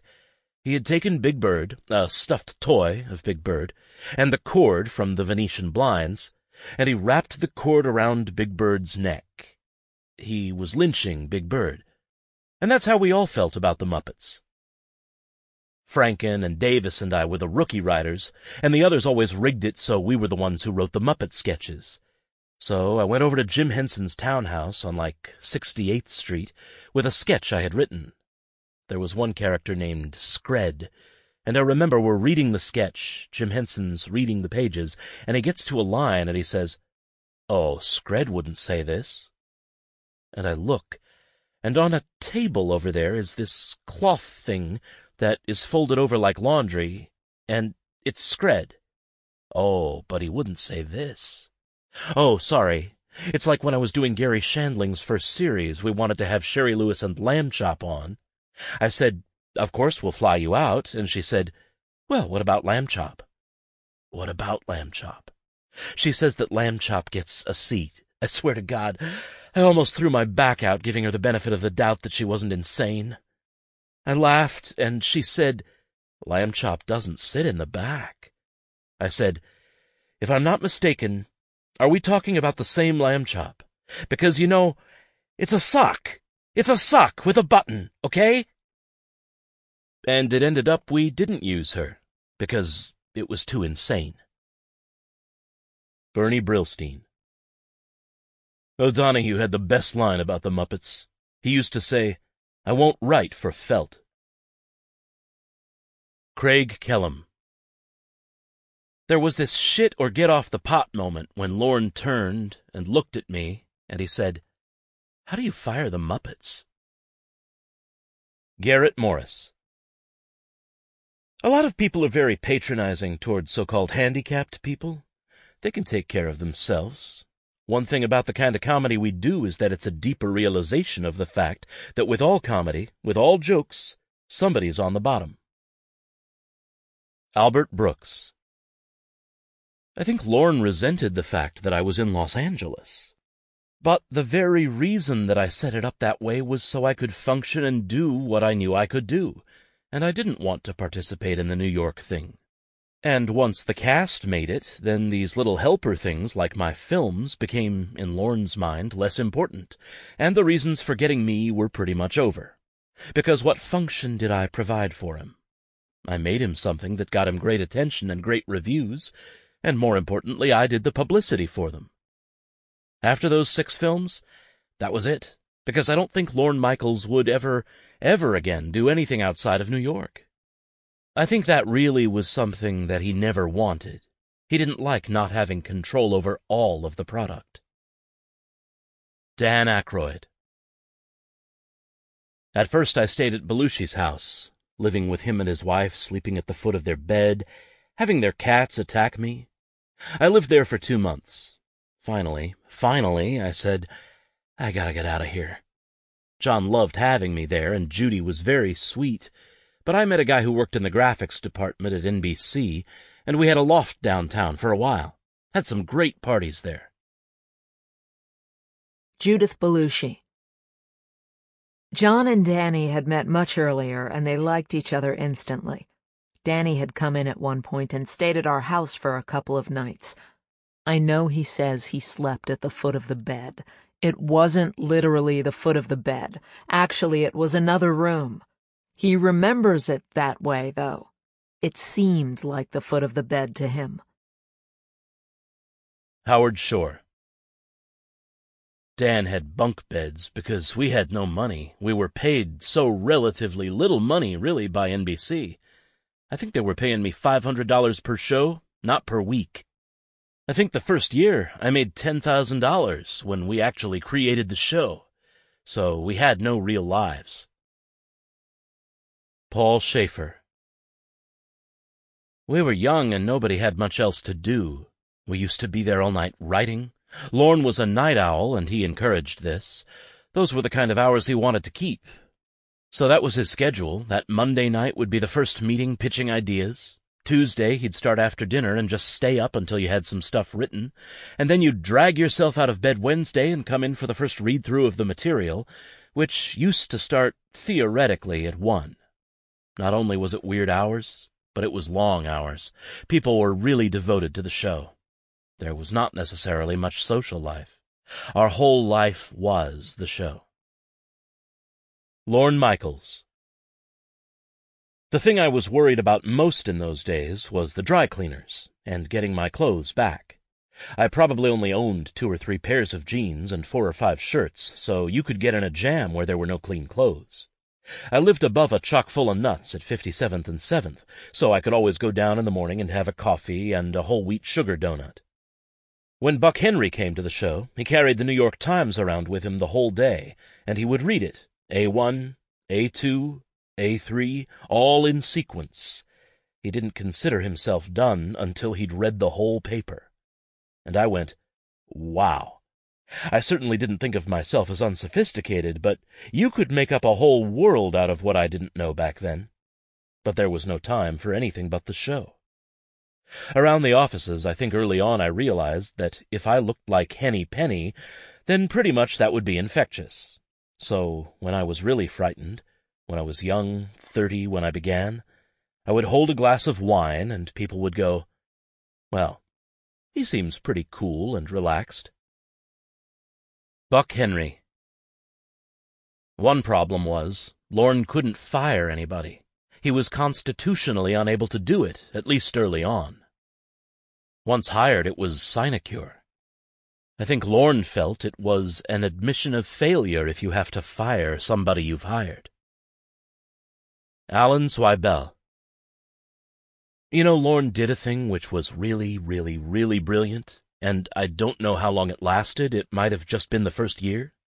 He wanted the public to know the cast as people beyond the roles that they played. So he would have a cast member just say, "Hi, I'm Dan Aykroyd, da-da-da-da-da." Just a little personality thing. With Gilda, she would sit on the edge of the stage, and she only did it twice, maybe, and it was called What Gilda Ate, and she would tell what she ate during the week. There weren't jokes in it. It was mostly personality things. Rosie Schuster. Beats and I were sort of thrown together to write, and we were the first 2 females there. Marilyn Suzanne Miller wasn't there at the very, very beginning. We sort of circled each other suspiciously for a short amount of time. I was always romantic about the idea of feminism, but the first time she saw me, she exclaimed really loud, "Jesus, look at those tits!" So it got a laugh in the room, and that was sort of unsettling, you know? But we were thrown together, and then we definitely bonded, because there was a lot of testosterone around there. There was a lot of energy, and it was combustible, and it was exciting. It was hard to be female. It always was, you know. Gilda had a good coping device for that somehow, because she could just be charming and darling. When you're actually pushing your own material, when you're in the trenches with the guys, it's a little harder. We were in the front lines like Vietnam nurses. It was intense. It was very, very intense. Lorne Michaels. In the beginning, there were two things John didn't do. He wouldn't do drag, because it didn't fit his description of what he should be doing, and he didn't do pieces that Anne or Rosie wrote, so somebody would have to say that a guy had written it. Yet he was very attached to Gilda and to Lorraine. Dan Aykroyd. There was a correspondence dinner that we went to in Washington. John and I played Secret Service agents to Chevy's Gerald Ford. Chevy invited us to come. It was at his behest. He was supposed to do Ford, and he said, "I want to bring John and Dan down with me." That John even went on that trip was interesting, because he had his problems with Chevy. Just who's the bigger star, who's doing more important work, that type of thing. Of course, they had a history because they'd worked in the Lampoon show together. So I think there was time for issues to foment there. Lorne Michaels. That was a magical day in Washington. But we couldn't get over the fact that Belushi went to the White House without an ID. We get to the White House, the car's pulling up, we give our names at the gate, and they ask for ID. And John says, "I didn't bring any." All of us. "John, how can you not? How can you not bring ID?" But we vouched for him, and they let us through. Judith Belushi. He had no ID with him when we got married. We eloped and went to get married in Aspen on New Year's Eve, and he has no ID. And when he's asked for any kind of identification, it's like he doesn't have any. And John says, "Have you ever seen a show called Saturday Night Live?" And the woman says, "No." Then he pulls out this review of the show that he carried around and says, "See here, this is me, John Belushi." And she's looking at him like, "You must be crazy." And I said, "You're telling me no one has ever gotten married without an ID? No one? Ever? There must be someone who lost all their stuff. What did they do?" She said, "Oh, well, if he had a letter from a judge." We said, "Okay," and went to the phone and called a judge. And John said into the phone, "Hello, Judge. I'm sorry to bother you at home, but have you ever heard of a show called Saturday Night Live?" And the judge says, "Yes." And John says, "Oh, good. I have this problem. I'm here with my girlfriend, and we're trying to get married." And the judge came down, and he did an affidavit and okayed it. John showed up everywhere with no ID. He had trouble holding on to his wallet.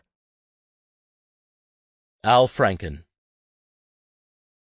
I went up to New Hampshire with my brother, who was a press photographer, to follow the campaign in '76, and I ran into Ron Nessen, who was the White House press secretary. I told him I was the writer of this show, and I was surprised that he had seen it and that he liked it. I said, "Well, you should be on the show," and I went back to the office a few days later and I told Lorne. He kind of had to remind me that he was the producer of the show and that I had only been in show business for about 10 minutes. I was a writer. But anyway, Nessen ended up coming on. Lorne Michaels. I had to shoot Ford saying, "Live from New York," and "I'm Gerald Ford and you're not," for the show. And I suddenly find myself in the Oval Office, and it's just me, the president, and this little crew. There's security, too, I'm sure. And Ford does it, but the line reading is wrong, and I realize that it's just the same as working with anybody else and getting them to relax and do the line properly to camera. We'd done 2 or 3 takes, and to relax him, I said to him, my sense of humor at the time, "Mr. President, if this works out, who knows where it will lead?" Which was completely lost on him. Candace Bergen. I had one sketch with Gilda and Chevy, I think it was Land Shark, and I messed it up. I dropped a line. And Gilda, of course, handled it beautifully.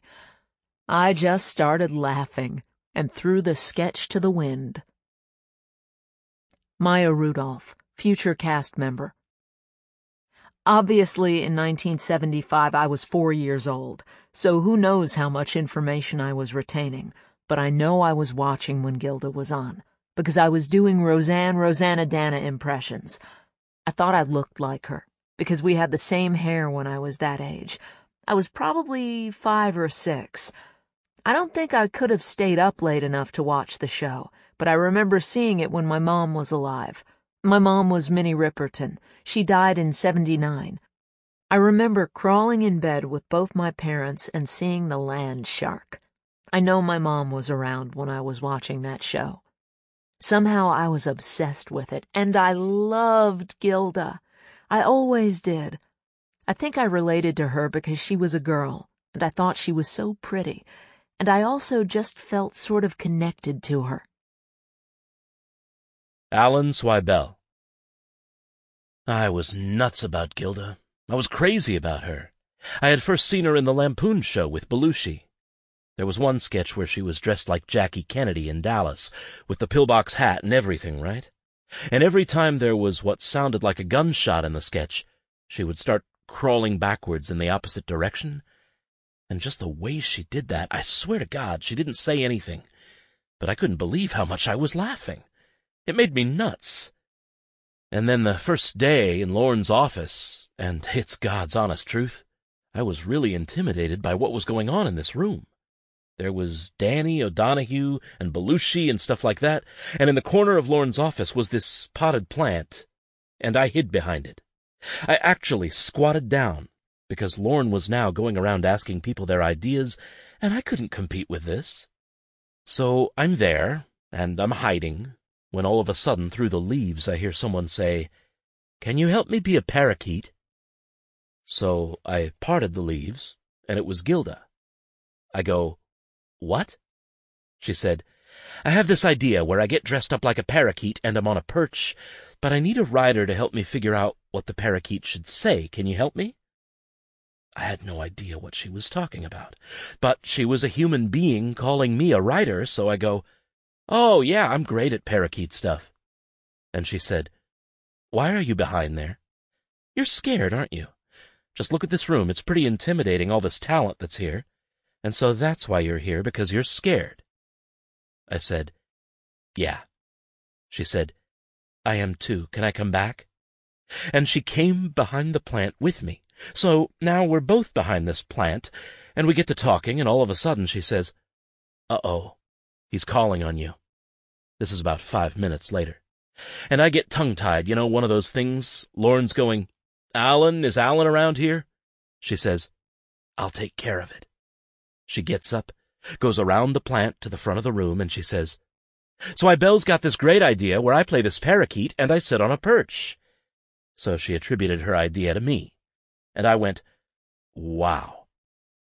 I got up enough nerve to come out from behind the plant, and Gilda said, "Wait a second, he's also got this funny idea where I also play Howdy Doody's wife, Debbie Doody, and we're going to write this and all sorts of stuff," she said, "like a team." That's how I found out I was going to be teamed up with Gilda. She just took pity on this puppy behind the plant. Candice Bergen.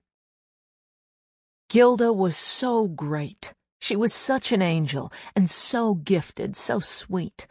Everybody bonded with Gilda, because she was irresistible. Dan Aykroyd. I was involved with Gilda, yeah, I was in love with her. But that was in the early days of Second City in Canada. Our romance was finished by the time Saturday Night Live happened. We were friends, lovers, then friends again. By the time we came to New York, we weren't involved by any means. Lorraine Newman. I had a thing with Danny for a while. He was just adorable and irresistible, and we had a lot of fun. And I always knew, exactly what I could expect from Danny, so I never really got hurt. Paula Davis. assistant. I started hanging out at SNL when I was a kid. I was 13 or 14 when the show started, and I watched the show with my friend Toby.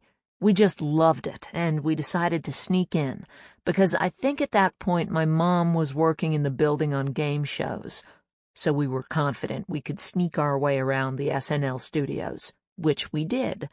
And we got in and we hung around, kind of like stage door Johnnies, for probably a year. Everybody was very, very friendly to us. Chevy was very friendly to us. Belushi and Aykroyd talked to us a lot. Even Michael O'Donoghue was nice, so we did a lot of hanging around. I remember one day when I was in high school, Rosie Schuster asked me to help her out. It was one of those things like, come over, pick up my dry cleaning, pick up my lamp from the lamp repair place, because they had no free time. When I got there, I remember Aykroyd getting out of her bed, and I was totally surprised, because last I knew, Aykroyd was with Lorraine at that point. Paul Schaefer. I was a little naive. I didn't get involved with anyone. I was friends with everybody, but I wasn't lucky enough to score with anybody. Dan Aykroyd. I don't know what goes on backstage there now, but I remember the dressing rooms were put to some good sexual purposes back when we were there. But those were just fleeting. They weren't really serious relationships. It was more clinging to someone, attaching to someone in the face of all we were going through. Chevy Chase. The sex appeal thing. I don't know where that came from. I know that I had sex appeal because I know how much sex I had. You know what made me good was simply not giving a flying fuck. I had nothing invested there emotionally. I made sure that I had a contract that read that I had the option to leave after a year, the only one there. And I'd never had a job for more than a year before that with anybody. Ann Beats. The only entree to that boys' club was basically fucking somebody in the club, which wasn't the reason you were fucking them necessarily. I mean, you didn't go, oh, I want to get into this. I think I'll have to have sex with this person.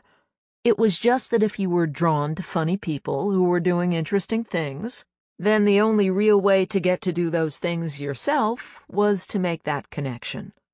Either you had to be somebody's girlfriend, or, sadly and frequently, then you'd be somebody's ex-girlfriend. And then someone else's girlfriend, as I ended up being, and Rosie did too. Marilyn Suzanne Miller. Did I date anybody on the show? I don't know that I'd use the word date. I had intimate encounters. We were young, and the guys were single, and the women were single, and we were together 24 hours a day. You do the biology. We slept around then, and it wasn't weird. Yes, you could have sex with someone at night and write a sketch for them or with them the next day. Totally. It happened a lot. Certainly to me it happened. That's the way life was then. You could sleep with a guy who worked on the show and just know that it was de rigueur not to make a big thing out of it, and just go to work with him. Alan Swibel. I guess Gilda and my secret was that we weren't sleeping with each other. Our relationship was platonic. It had, with the exception of the sex part, everything else that a boy-girl relationship has. Emotions, the ups, the downs, the yelling, the screaming, the highs, I mean everything. She had said something very early on, when it was close to not being platonic. She had said something along the lines of, "Look, every relationship you've had and I've had with the opposite sex has pretty much ended in disaster or crashed and burned. And we have a good thing going here creatively. Let's try not to be boy-girl." That made sense, you know? Years later now, I think she just wasn't attracted to me. The first generation of Saturday Night Live is remembered for more than its comedy, or its cleverness, or its revolutionary contributions to television. Most of the cast members and writers had come of age in the 60s and hewed to that era's values. Turn on and tune in, if not quite drop out. These were heady days, some of the headiest ever at NBC, Open an office door in the SNL suite on the 17th floor, and you might well be enswirled in marijuana smoke. Harder drugs were used as well. At least one cast member freebased cocaine.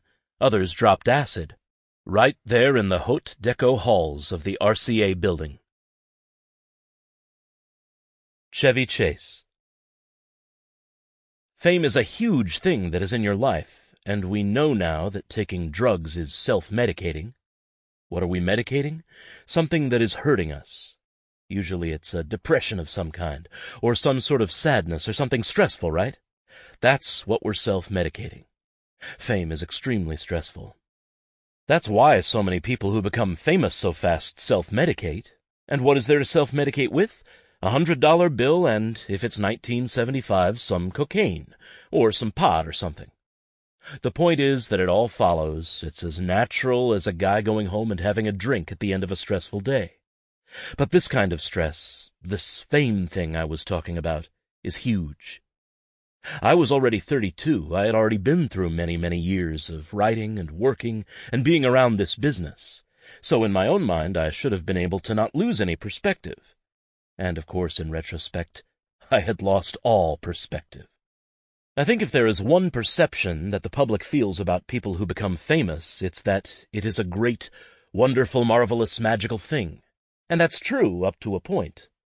But in fact, it's also a very, very frightening thing, because it's one of the most stressful things. There's a certain amount of post-traumatic stress involved in being a regular guy, and then suddenly an extremely famous one.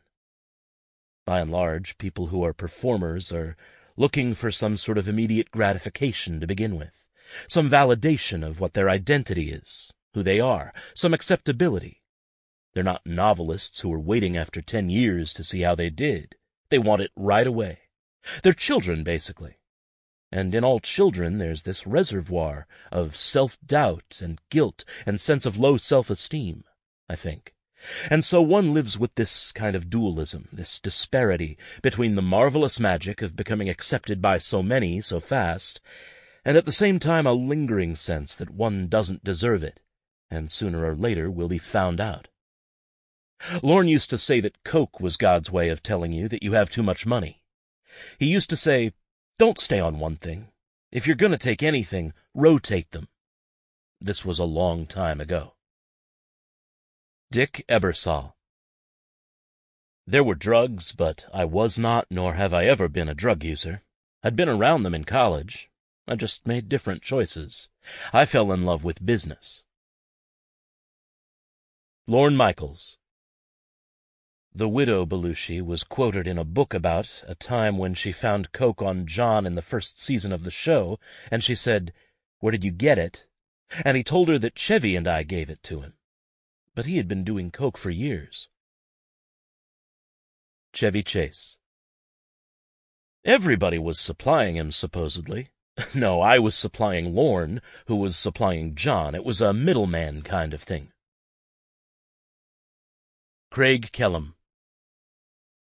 John Belushi and I have the same birthday, January 24th. In 1976, they had a party for John, but kind of included me. And the cake that they gave him was a facsimile of a Quaalude. My cake was a facsimile of a Valium. Tom Schiller. Belushi was the first person to show me how to roll a joint. It was very exciting. You would come to the 17th floor, and as you walked down the hall, the stench of marijuana would greet you like about 100 feet away from the offices. They kind of turned a blind eye to all that. It was like suddenly it was okay to do that. These kids were doing a show, and it was all right. I remember Lorne at one of the earliest meetings, when we were sitting in his office, the first thing he did was light up a joint and pass it around. It was like saying, "It's okay to smoke up here." Maybe Jane Curtin didn't smoke, and maybe Marilyn Miller didn't, but that was about it. That was our drug of choice. Then it turned to Coke. I didn't like Coke. I tried it for 1 week, and I just got diarrhea. Dick Ebersol. My office was on the 4th floor. The writers basically never got there before 1 o'clock in the afternoon, ever. We had so little space. Herb Sargent was back in a corner. In the hallway to Herb's office were like Franken and Davis and Alan Zweibel, the three apprentice writers. Al and Tom had bought their first ever cocaine, and they had it all out on the desk. First time they were ever able to buy any. As apprentice writers, their pay was, I think, $325 a week. So they have the cocaine on the desk. They're like literally staring at it. I'm off in the distance. I'm in a tough place because I'm supposedly the executive, but I decided it wasn't my job to play the policeman. Suddenly this figure comes roaring through the room. Unbeknownst to us at the time, he had a straw in his hand. He gets to the table and he has half of that stuff up his nose by the time they knew who it was. Belushi. They didn't know whether to be thrilled that Belushi had just done this to their coke, or be absolutely decimated, because that represented about half the money they had in the world at that time. The drugs didn't bother me, yet I knew they could be the end of the world for the show. And when I found out there was a partially available space on the 17th floor, I said to Lorne, "That's where we're going. It's the best place because of the elevators." One elevator bank says 14 and up, the other elevator bank 1 through 16 in the old NBC. That's where everybody was. Every executive was on that side, from the head of the network to the chief lawyers between the 1st and the 16th floor. You could go up either elevator bank to the 16th floor, but if you got on the other elevator bank, you only had 3 floors in common. 14 and 15 were sports and press, 16 was personnel, and I figured, fuck them. But if they were on the other elevator, they'd be on the same elevator with Schlosser. And so we were somewhat insulated, but initially in an area that was too small. Eugene Lee. That was a mistake, choosing the 17th floor, because we never thought that we'd have to wait for elevators. The elevator door used to be full of big dents where people had kicked it. They couldn't bear waiting. Edie Baskin. Drugs were definitely part of the times, but I just think if you wanted to do it, you did it. And if you didn't want to do it, you didn't do it. It didn't have anything to do with pressure. I didn't think anybody was cool because they did drugs, and I didn't think anybody was cool because they didn't. People just made their own choices. Neil Levy. Franken and Davis, I think, shared an apartment, and they threw a party so we could get together to watch Howard Cosell's Saturday Night Live. It came on before us, which is why we weren't allowed to call our show Saturday Night Live at first. We wanted to see this other Saturday night. All the writers showed up, Michael O'Donoghue, Dan Aykroyd. They were passing around these joints. I had never smoked before, or not really gotten stoned, and I didn't want to seem like the kid, so I started smoking. This pot was from Africa or something. You didn't even have to smoke it.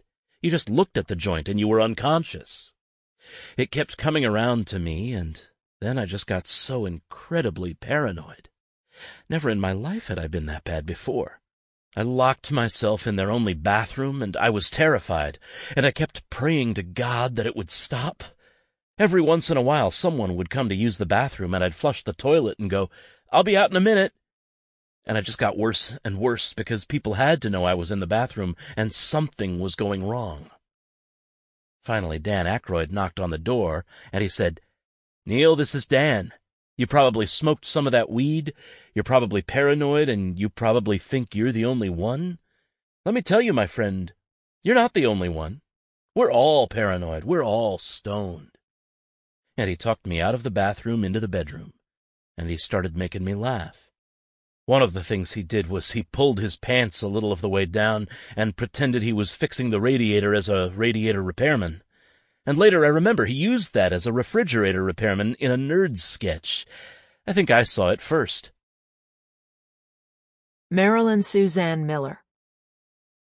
Alan and I were so young when we did that show, and we had so much extra fuel that after being up all night writing, we still had to think of other stuff to do.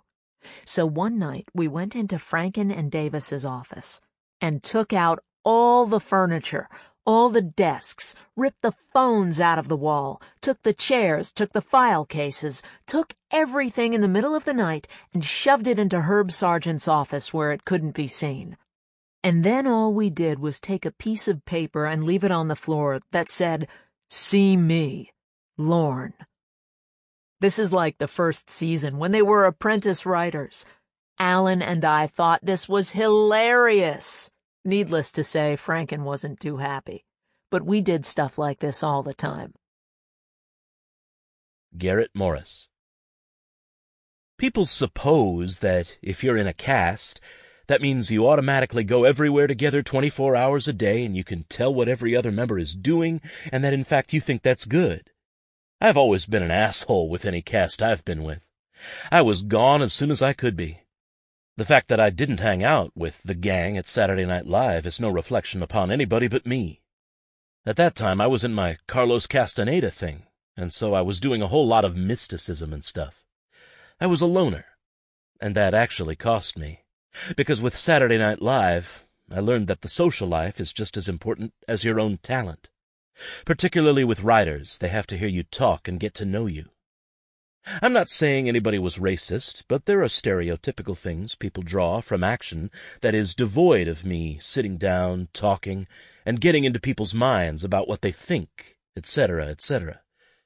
For example, one time I said something about a particular duo of intellectual Jews at Saturday Night Live, which was then spread all over the whole Jewish world, and for like a year I had the reputation of being anti-Jewish because I told these particular Jews that they were for shit. The point is, no, I didn't hang out, but later I realized it was something I should have done. Alan Swibell.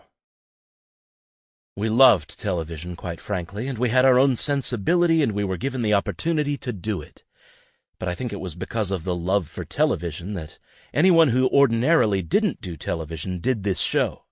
So Belushi could say, "I hate television."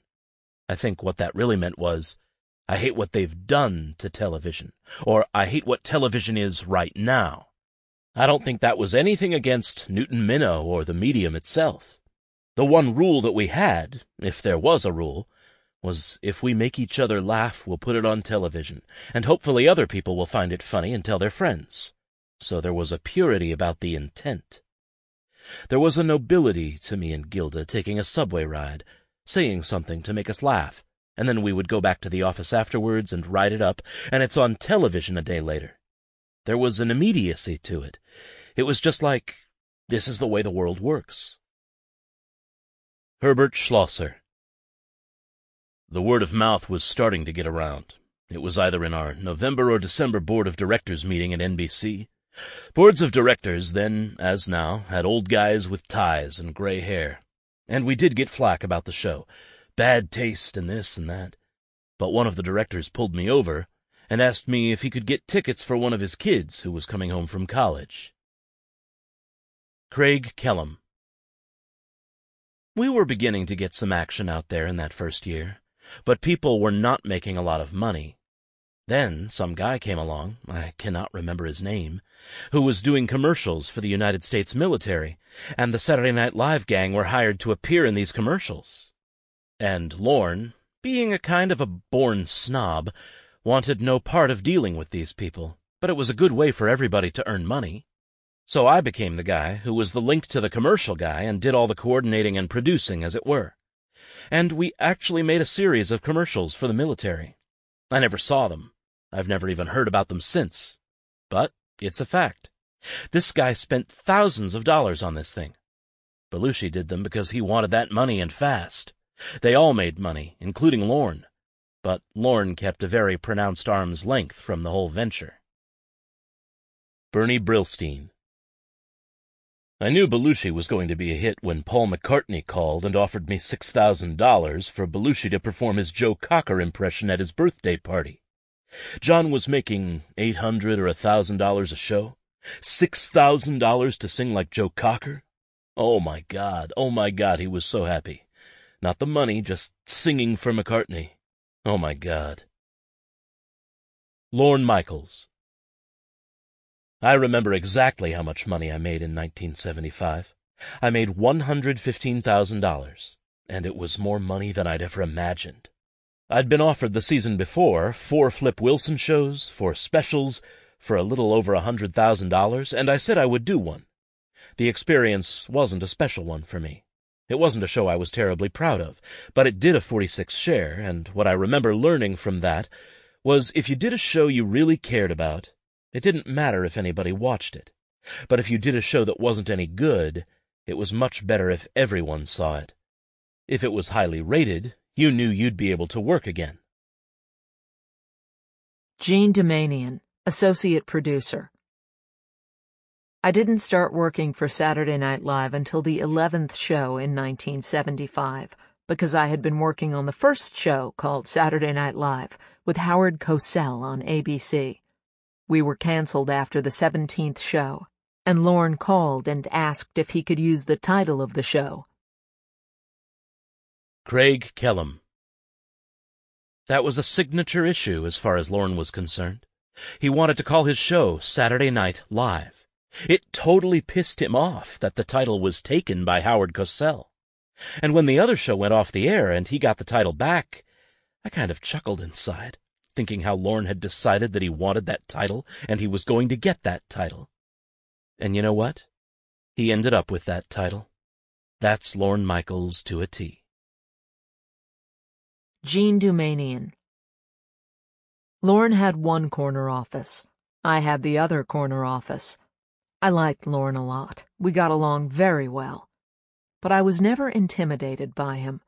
And I was never part of the family. I didn't do drugs, and I had a life outside the show. Lorne Michaels. The Desi Arnaz show in February was a great show. He wouldn't stay at our normal hotel. He had to stay at the Waldorf. The great moment when he was doing Babalu live on the air with Desi Jr., I was in the control room watching, and we were trying to figure out when to cut away. He throws himself into it so much. I'm like seeing his lips turn blue. He's going into it totally, like he's 30. And I'm thinking, oh my God, he's going to have a coronary. What happens if he dies on live TV? And so we finally cut away to commercial. Jane Curtin. There were huge highs and huge lows.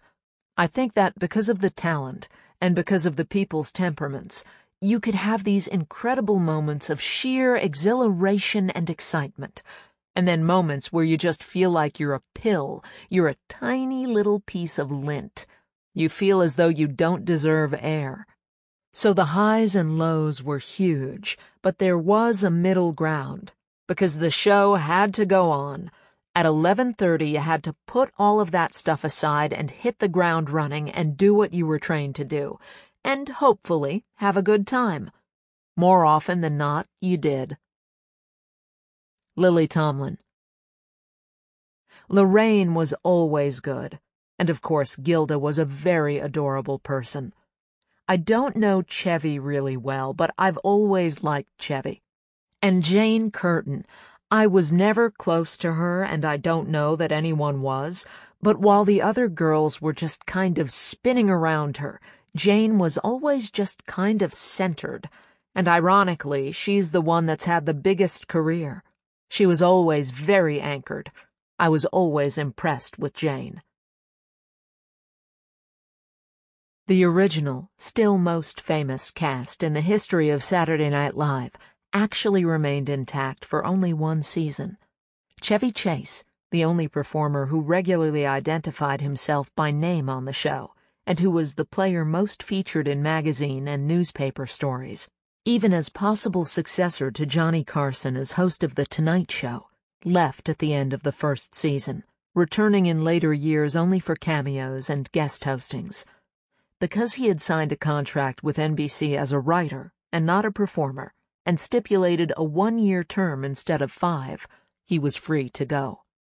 In August 1976, when the parting was announced, Chase radiated self-effacing graciousness, saying he had a very strong love affair with the show, but that my leaving won't affect it. It has its own momentum. There's more talent in Danny Aykroyd's right hand than in my entire body. 23 years later, at the unveiling of a Lorne Michaels star on the Hollywood Walk of Fame in Los Angeles, Chase would tell a crowd assembled for the event that leaving the show when he did was a mistake, and that he still regretted it. Buck Henry. I thought Chevy shouldn't have left. I thought it was really stupid to leave that early in the run because he was so great on it.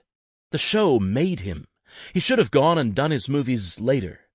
Maybe Belushi wouldn't have blossomed so much, though, if Chevy had stayed, because John was so happy to see him go. Judith Belushi. John and Chevy were always antagonistic and friends. It was a love-hate kind of thing. They worked together well when they were trying to. A funny thing they used to do on the side? Underwear ad posing. They would just strike a pose together, like Chevy's arm on John's shoulder, one knee up on a chair, like the underwear poses in the Sears catalog.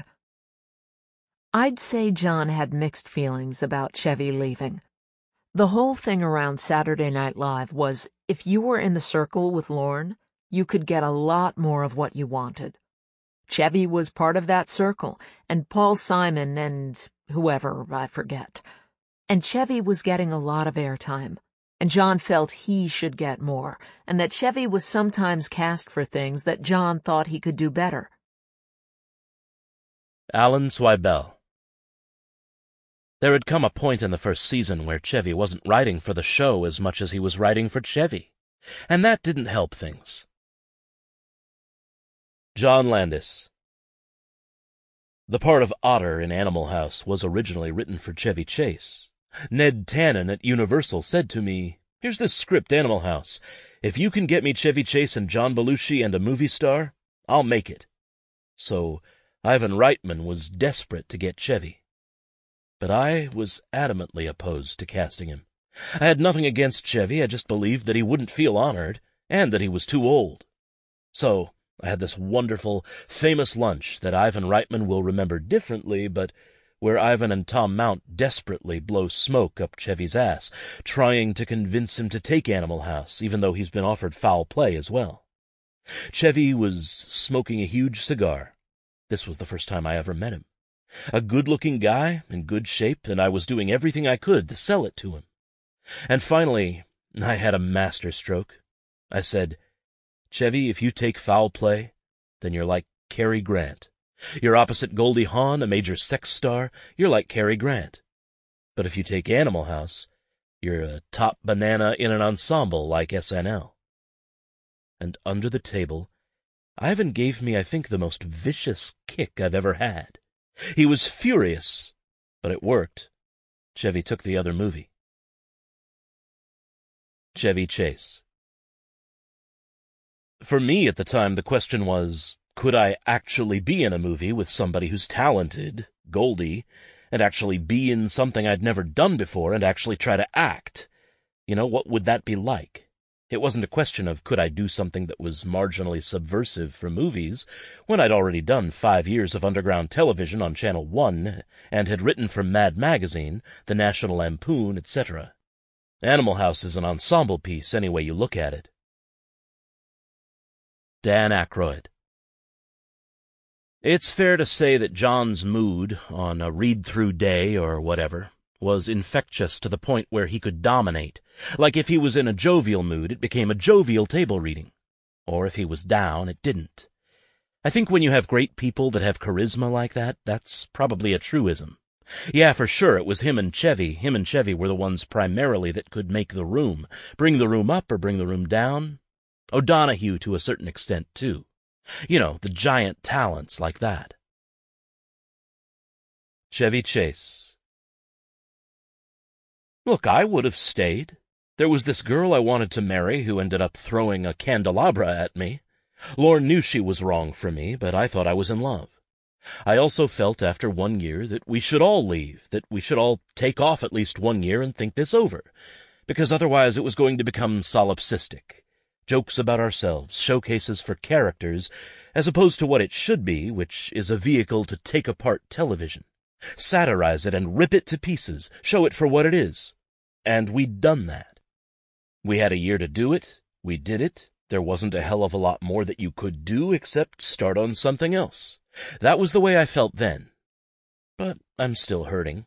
I still grieve for all those years that I could have had there. And you know, if Lorne had put his arms around me and given me a hug and asked me to stay, then I probably would have. But he didn't. Bernie Brillstein. Bullshit. Chevy was my client, and he said in my office, "The reason I'm leaving is I am a producer and a writer, and Lorne's a producer and a writer, and that's a conflict." The real reason was he got a fucking car and more money. William Morris was blowing smoke in Chevy's ears, as well as his wife at the time, that he should leave the show. They weren't getting big commissions from the show. I think $80 a week or something. I thought he should stay on the show for at least 2 or 3 years, for no other reason than that the exposure he was getting was great. But William Morris went to NBC, and NBC was so unsure about SNL they just wanted to make sure they kept Chevy, because he was a good-looking guy and he was like a television star. They gave him 2 specials. William Morris got a package commission for the specials, and NBC gave Chevy a car. I think it was a Porsche. So NBC attacked its own show. Chevy was very gentlemanly. He came to me and paid all the money he owed me, and he said, "Look, I want to do it on my own. I'm competitive with Lorne. I want to produce too." He went and did the movies, and for a while he was fine. But he destroyed himself. Dick Ebersol. Lorne just felt totally betrayed when Chevy left, not because he was losing his biggest star, but because this was his biggest partner on the show. Lorne Michaels. I'm sure I was devastated by it, but I knew there would have been a struggle. Was the show going to become the Chevy Chase show, or was it going to stay an ensemble show? I think he'd become too big a star. Ann Beats. I don't know exactly when Michael and Chevy's relationship went sour. I know that Chevy said, I'm sure you've heard this, that Michael told him once in a taxi, "One day you'll be a B-movie star." I know that Chevy has really taken that remark to heart. And so I think that perhaps the Michael-Chevy going sour thing was part of Michael calling it as he saw it, which he unstintingly did, even when it was detrimental to his best interests. Chevy Chase. You have no idea what my life was like as a kid. You have no sense of that at all. You're probably looking into my books and saying, "Hey, he went to a private school," as if that somehow is an explanation for my personality. You have no sense at all, nor would I share with you what my childhood was like. Ann Beats. Chevy was the waspy golden boy that neither Michael nor Lorne would ever be. Alan Swibel. It was emotional. We were a colony. I don't mean this in a bad way, but we were Guyana on the 17th floor. We didn't go out. We stayed there. It was a stalag of some sort. Lorne Michaels. No one thought we'd have a summer holiday because nobody at the network thought they could rerun these shows. I said, "No, we're going to put on reruns." And when we put on the Richard Pryor show, it rated higher than it had originally, and I won the case. Some of us spent the summer together. We went to Joshua Tree in California. I'd been there many times before. It was a spiritual place for me, and so I was showing them this place that had a lot of meaning for me. We stayed at the Joshua Tree Inn, a motel with a pool in the center. John and Danny were in the room next to mine. One night we had a barbecue. Chevy, who came with his girlfriend, cooked. I remember it was a very beautiful night, and we were all sort of grateful for each other and just beginning to soak up whatever that first season was. This was late June or early July, and we were just beginning to understand what being on a hit show was like, the full throttle of that. We drank a lot and stayed up really late. Then at about 5 o'clock in the morning, the sun was way too bright and woke me up. There was some sort of noise outside, so I staggered to the door. When I opened it, I saw Danny standing in the archway just a few feet away, and he's in the same shape I'm in, and we look out, and there's John on the diving board doing these cannonballs. He goes straight up, hits the board, comes down, and then flips over into the pool. This was just for our benefit, Danny's and mine, because there was nobody else awake or watching it. And we were like completely wrecked, the two of us, and just barely conscious, and Danny looked at me and he said, Albanian oak. And that's what we believed. We believed this guy was absolutely indestructible. He was like an animal. You couldn't have been through the night we'd just been through and be up at 5 o'clock doing cannonballs. Neither of us could live that hard. But there was John. The beauty of all that for me is that we were comrades in arms in the way that growing up after World War II, you'd hear people talk about army buddies, or say the only people they could talk to were people who had been through it with them. A year earlier, we hadn't been in any way linked or close, and now we were suddenly on a holiday together. All this stuff was swirling around in the press, and we were together at the center of it. We'd gone all the way to the finals, and we'd won the Emmys, and here we were on the road. We all liked each other. We had more in common with one another than with any other group of people. To me, our first season was that championship season. That said, I'm not sure it was the best season in terms of quality, but the freedom was intoxicating. And so was the success. 2. Heyday, 1976 to 1980.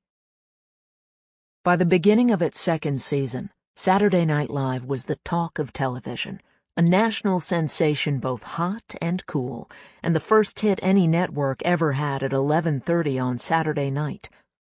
Chevy Chase had become a star and flown the coop, though he would continue to make the occasional cameo appearance.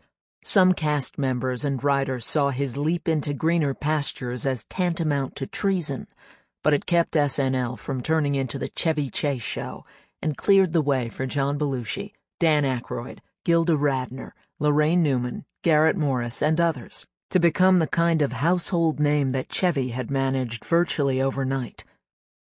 The Muppets were gone. Short films by Gary Weiss and Tom Schiller would replace those of Albert Brooks. NBC censors were virtually forced by the program's surging popularity to become less strict. This was well before people could say "pissed off" or "that sucks" on television. And as other programs took advantage of the liberation, a new candor and a new realism came to American TV, for better and sometimes for worse. The way people talked on television was becoming closer to the way people talked in everyday life. A long-time boundary was being erased. Today, one hears language in primetime sitcoms and even commercials that was unthinkable on early editions of Saturday Night Live. In time, the show would break the penis and vagina barriers, among many others. They couldn't fully know it at the time, but the cast, writers, and producers of Saturday Night Live were living through the program's golden age from 1975 to 1979, the era of the original cast, with Bill Murray replacing the departed Chevy Chase, the founding writers, and occasional visits from such off-the-wall novelties as quixotic comic Andy Kaufman and Mr. Bill, a little clay man who each week would be mauled and mangled. This was a time of exuberance, adventurousness, and unbridled excess. It would become legendary and infamous, and set standards by which every subsequent manifestation of the show, including all future casts, would be judged. Lorraine Newman, cast member. There was one point in the second season where we were on stage rehearsing a nerd sketch or something, and we were all talking about what we were naming our corporations. And I think it was Gilda who said, "Listen to us, for God's sake. We're talking about our corporations. What's happened? We've joined the establishment." And we were really kind of being hurled into all the trappings of a successful adult life at a young age. Tom Hanks, host. It was the cultural phenomenon of the age. It was truly as big as the Beatles. It was this huge, riotous thing, and it was on every week, and everybody gathered together on Saturday nights to watch it. We would get together in college, and then, later on, when I was working in the theater, we would all get together after shows at a house and watch. Everybody from the theater that I was working at in Cleveland was in the living room of this rented house, watching a 10-inch black and white television with a coat hanger for an antenna. And that's just what you did every week. Got together and had something to eat, and sat around waiting for Saturday Night Live to come on. Brian Doyle Murray, cast member. The show felt like it was the center of the universe. There was such a clamor about it. People at parties would stop and turn on the show and watch it. So it felt like the big high point of TV. Half your job seemed like arranging for tickets for people you knew. James Signorelli, Director of Commercial Parodies. By the autumn of the second year, I remember walking around with Gilda and not being able to go 50 feet down the street without people stopping us warmly and saying, "Hi, I love you, and I love your stuff," and so on. At first Gilda was pleased and delighted, and then later, much later, felt kind of put upon. Tom Schiller, writer. There were all kinds of people, like Mike Nichols, who thought the show was hip, and Norman Mailer, and you'd see them at restaurants and they'd nod to you and stuff, and you thought you were so great. And then some nights you would come out of the show and you would see these really strange, geeky people with 8x10s and marking pens to have you sign your autograph, and they were like troglodytes, these people. They were strange people who were your fans, so it was hard to reconcile who really liked you. Robin Schlinn, production assistant. You would look around, and Jerome Robbins would be in the back of the control room one night, or Michael Bennett. It was this place where the toasts of the town would show up. Alan Zweibel, writer. To this day, I look back on those first 5 years with incredible fondness. I tend to romanticize the experience because it was way more good than bad, but when it was bad, it was very painful. It was very, very painful. Jane Curtin, cast member. I loved doing the 90 minutes of the show, just loved it, but I couldn't do the other stuff. I couldn't be in the writers' meetings. It was too frustrating. I just didn't function well in that situation. I didn't know how to push my ideas. So I would come in for the read-through on Wednesday and then go straight home. On Thursday, when I came to work on time. In the second season, I had Update, so I had something to do on the show and didn't have to fight to be on the air. Update was my anchor. Everything else was gravy. The nerds, I loved those sketches. I loved working with Buck and Billy and Gilda, and we always laughed because they were just so dumb. And sometimes things like the Widettes, because they would just make you hysterical. And I loved the epics and the costume dramas, and some of the talk shows that we did were just yummy. There were a lot of other things, but the fact that I had Update and didn't have to plead for material kept me sane. I had the luxury of being able to leave and come in when I needed to. I didn't hang around. And so I approached it from a totally different point of view than I think anybody else. Rosie Schuster, writer. Those first 5 years, only Jane amongst the cast was really able to have a total personal life.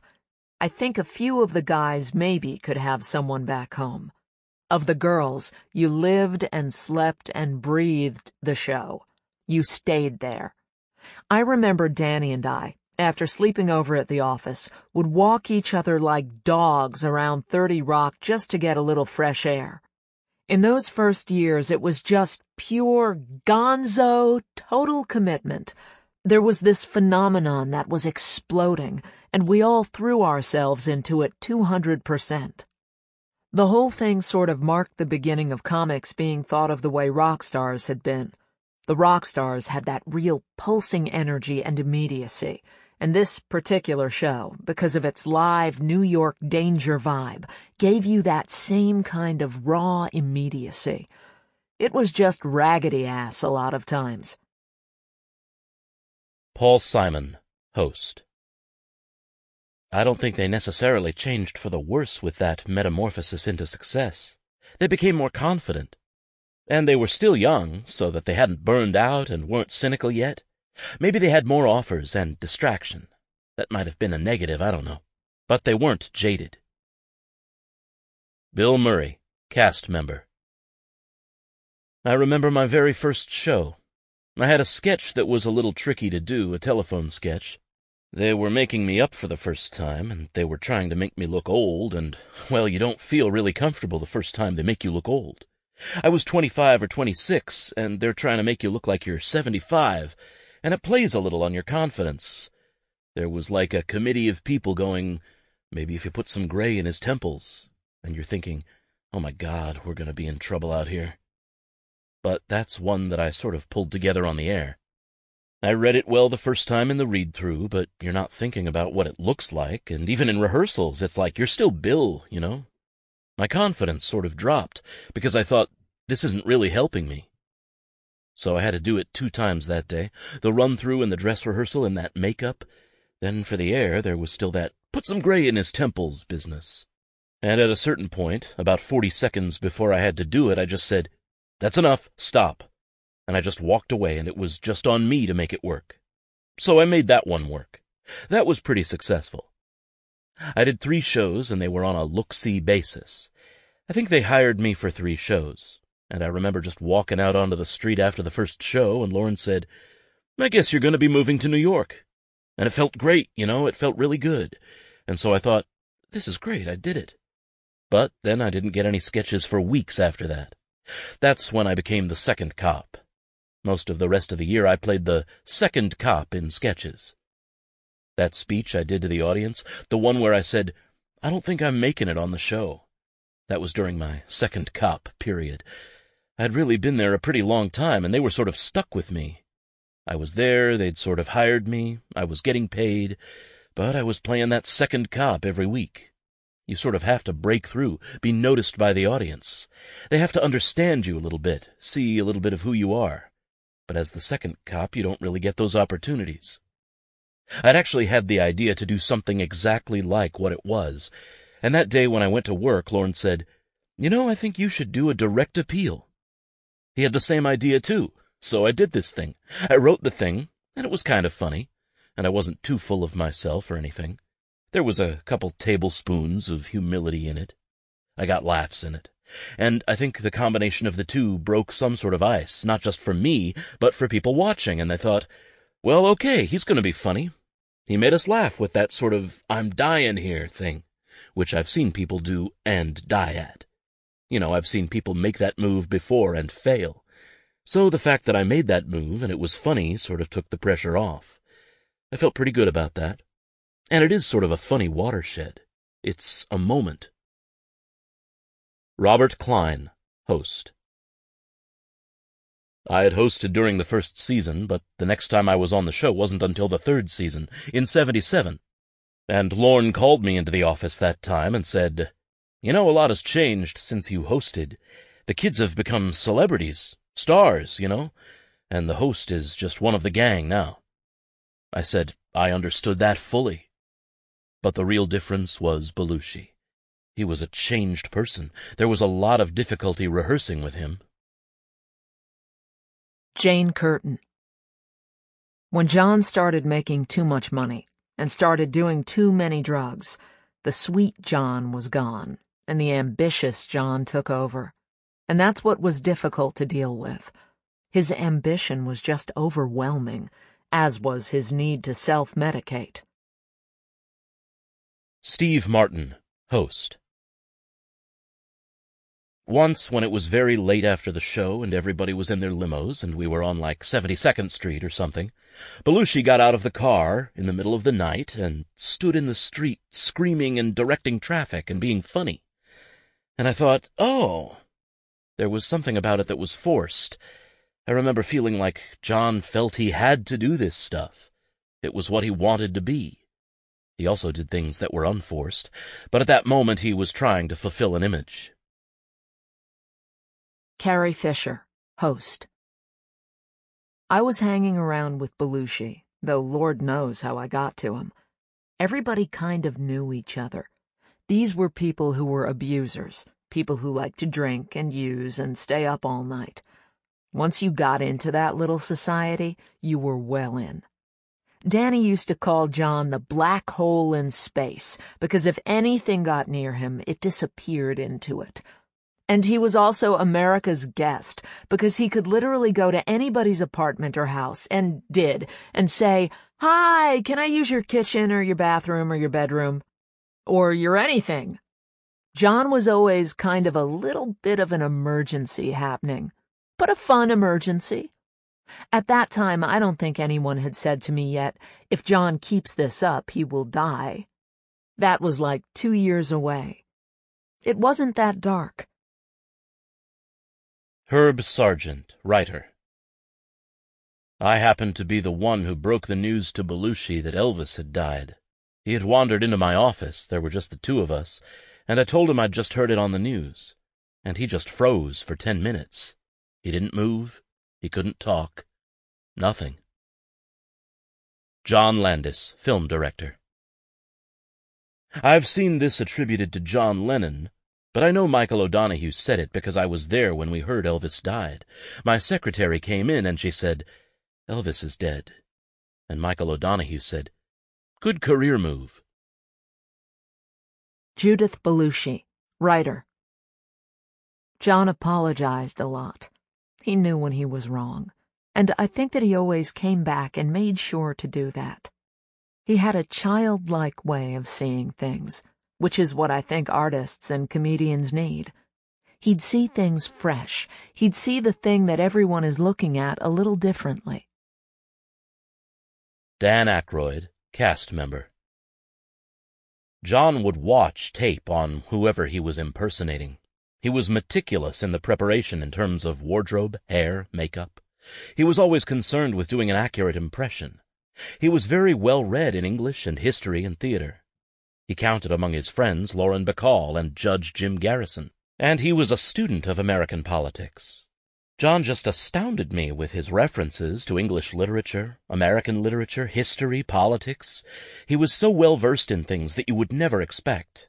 He was a football star when he was a kid, an all-American guy, Albanian blood, and his father had an accent, his mother had an accent. But to me, he was totally all-American. He was extremely bright, really, really smart, a great administrator and executive. When we were doing our Blues Brothers thing, he was clearly in charge. He was the front man, he was the boss, he was the guy that was calling the shots. Everything was brought to him for decisions, and ultimately his decisions were the correct ones. He was very together as a businessman, understood the creative world and the business world, and the marriage between the two. He was just one of the smartest people I have ever met. Marilyn Suzanne Miller, writer. If you look at the Samurai, if you look at the Beethoven piece he did, there's no plethora of words. A lot of times he's doing a lot of acting. He's just acting all over the place. But he's not using words to do it. I wrote a piece where he crossed over into using words, and he was brilliant. The piece is a really great piece about this young couple who are having trouble with their sex life, and the guy can't get it up because he secretly believes she's thinking about somebody else. And John was so bound and determined to get every fucking word. That's what was so great about it. He was really acting, and he was really using words. That was proof that John Belushi was meant to live to be a great actor. I cried at the end of it, because it was so thrilling. Al Franken, writer. On one of the shows where Belushi played Fred Silverman, he was like totally out of it, almost unable to perform. I remember it very, very well because I was one of the writers of the sketch. Between dress and air, I went with another writer, Jim Downey, to John's dressing room. I had the script in my hand, and I knocked on the door, and when I went in, I saw that John was kind of out of it, sitting in a chair, and I said, "John, I want to read the script to you so that when you say the lines on air, it sounds familiar." And then he threatened to hit me, at which point Downey started to back out the door. But I knew John would never hit me. He just wouldn't do it. So he held his fist up, and I just read him the sketch, and then I left. And it was marginally better on air. Judith Belushi. I don't remember John ever hitting anyone. I tried to punch him once, though. It was very aggravating. Because he was like a fellow that you really cared about, and you could see him hurting himself. You'd see him sinking. And it made you want to say, "Stop it, now, or I'll stop you." Lorne Michaels, executive producer. One of the things you realize after a while is you can be having a talk about whatever you're thinking is important or matters with a comedian, and more likely than not, he's just getting an impression of you down. You think it's about the content of what you're saying, but they're just sort of seeing your lips move and going, "Oh, he holds his head like that." It's like people caricaturing you, but you don't see the drawing. So John Belushi used to have heart-to-heart talks with people, particularly when they were talking about drugs, and they'd say, "I had a really, really good talk with John." And no, John was using his time in another way. He'd already heard the content of that message. Al Franken. Yes, there were some people on the show doing coke. I don't like to get into this. John died of it. He had a problem. He got addicted. We didn't know about that. We didn't know at the time. When I say we, I mean Americans didn't know what cocaine did, and about addiction, and that kind of thing. Dan Aykroyd. The powders and the pills were never attractive to me. It was just John. One of the nights when he played Silverman, that was pure blow. Pure blow, yeah. It made me angry. God knows I poured a lot of it down the toilet. But there were times when he was clean, and then, of course, there were times when he was at his peak. You know, the Joe Cocker stuff. And he really took the work seriously. It's just that he had an addiction. He would also get screwed up on painkillers. We were doing a lecture in Rhode Island once, and he jumped off the stage and shattered his shin. It was a Catherine the Great sketch, and he had a long, long wig. He was really fucked up that day. Richard Dreyfuss, host. I remember that during the final dress rehearsal, John Belushi couldn't stand up. He'd been like falling around and mumbling and forgetting everything. I thought, oh boy, this won't be great. He'll never make it through this show. Then the show came around, and he was perfect. He was incredible, and I remember being astounded by that, because at the time I was very admiring of anyone who could take drugs better than I could. Bill Murray. John was great. John was very good to all of us. He was tough on the hosts, though. The better an actor the host was, the sicker Belushi would be. He would be at death's door. He would be hours late, and at death's door, and he would come in a robe, unable to speak. He'd have doctors in his dressing room. It would be just incredible. And the host would be thinking, Belushi isn't even going to show up. He's too sick even to work. And then John would come out on the show and just blast them away. He would sucker punch guys that just didn't see it coming. And the more actorish they were, the worse they got it. If it had been someone who'd won an Academy Award or something, they didn't have a chance, and you knew it. Somebody would write a great sketch for them, and Belushi would be in it, and he'd rehearse it at sort of like 40%, too sick to really work, coughing into Kleenexes and pockets full of Kleenex. They'd be out there on the set waiting to rehearse, and he'd come in assisted and in a robe and looking like hell, barely speaking and coughing the whole time and just completely distracted, just like barely alive. And he'd be that way pretty much through dress. The doctors would be there. You'd be waiting for him during the run-through and the dress rehearsal. You'd smell vaporizers from his room. He had the smell of Vicks VapoRub and salves and creams and all sorts of medicines. And he would come out and just kill. Just kill. I think he did it to Richard Dreyfuss. He did a Dreyfuss impression the week before Dreyfuss hosted. He did Dreyfuss in The Goodbye Girl. I don't like the panties hanging on the rod. He just hated the performance in the movie, and he did it the week before the guy got there and murdered it, just murdered it. There was no point in warning the host. They had too much anxiety anyway. They'd run to the next sketch going, What happened? What happened to my sketch? He would come out of nowhere off his deathbed, and he was on his deathbed a couple times a year, and it was, he's been doing the Blues Brothers all week, and he just came back from rehearsal last night, and he hasn't slept. He had the Dr. Feelgood guys there giving him shots and stuff. It was delightful. Lorraine Newman. We did this one sketch about fishing in Alaska. And right before we went on stage, I was in back of the set with John, and he was green. Just green. I knew he would go on. I just didn't know how long he was going to live. Tom Schiller. When I started making films for the show, the third one I made was Don't Look Back in Anger, the Belushi in the Cemetery one. It was based on the idea that I can look at people and I can see how they're going to look when they get old. Of course, I didn't know John wasn't going to get old, but I was intrigued with the idea.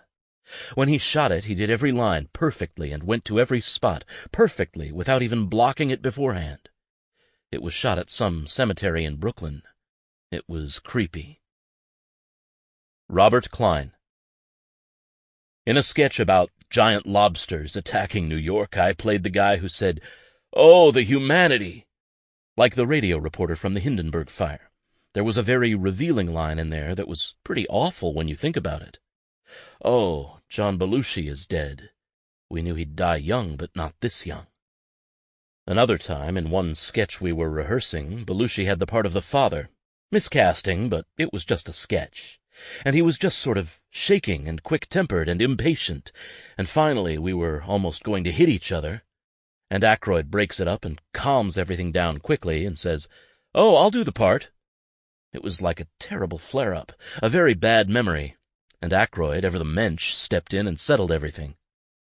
And it was nothing permanent with Belushi and me, but I do recall in subsequent weeks Belushi was off the show.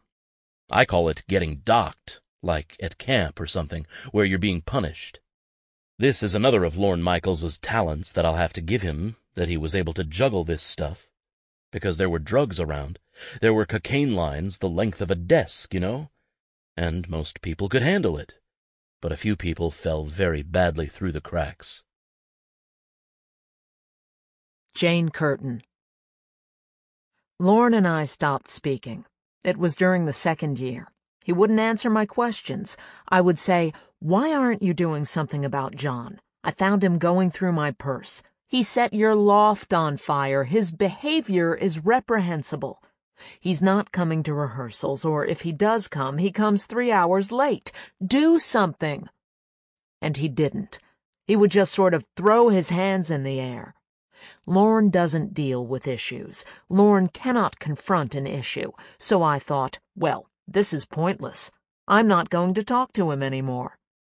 Gilda became our go-between. When Lorne wanted me to do something, he would call Gilda and say, "Would you ask Jane if she would do this?" And Gilda would come up to me and say, "Lorne was wondering if you would mind doing this." And I'd say, "No, that would be fine." This made life so much easier. We would say hello, but beyond that there was nothing I needed from Lorne. I had updates, so I didn't need anything. I didn't need a father. I had a husband who loved me and a great little dog. Life was good.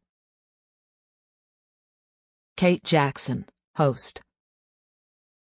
I got a phone call from Bob Woodward when he was doing his book Wired, and he wanted to talk to me because he had heard that the show I had hosted was John's worst in terms of drug abuse.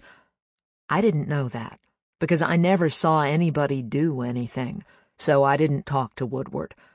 I heard later that paramedics had been called over to the studio and were standing by for John all through the show. But John didn't miss the show. He was perspiring a little bit, but he never went way off on a wrong tangent, never went off the cards, or never messed anything up that made it hard for me to get back on track. He did what he was supposed to do. John called me afterwards. For weeks he would call me on Thursday afternoons just to say hello and to thank me for saving his life.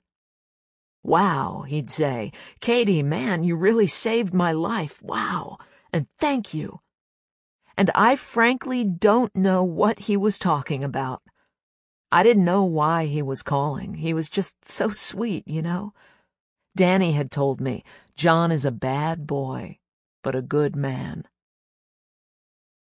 Norman Lear, host. I loved in John, and also in Aykroyd, what I loved in Carroll O'Connor and B. Arthur, a madness that would allow them to go any place. I have to say, whatever year I'm destined to die, I have 5 or 10 years on top of that, because those people who offered me that touch of madness gave me time added to my life. Neil Levy, production assistant. I was at Catch a Rising Star trying to pick up a girl one night. When I first started on that show, I looked like I was about 12, and this girl didn't believe I worked on Saturday Night Live. And then, suddenly everyone turned toward the door, because Belushi had entered. Whenever he entered a room, there was an energy about him that made people turn their heads. And this girl saw him, and John saw me, and he went, "Neil!" and starts coming right toward me. And I'm thinking, this girl is going to be putty in my hands now. And he comes right up to me and gives me a big bear hug and says, "You got any money?" I'm thinking, not only do I know John Belushi, but he's going to borrow money from me. So I take out my wallet, and he takes the wallet out of my hands, rummages through it, hands it back, goes, "Thanks," and disappears into the crowd. Well, he'd left me with $1, and there were no ATMs back then. When I went to find him, he had disappeared.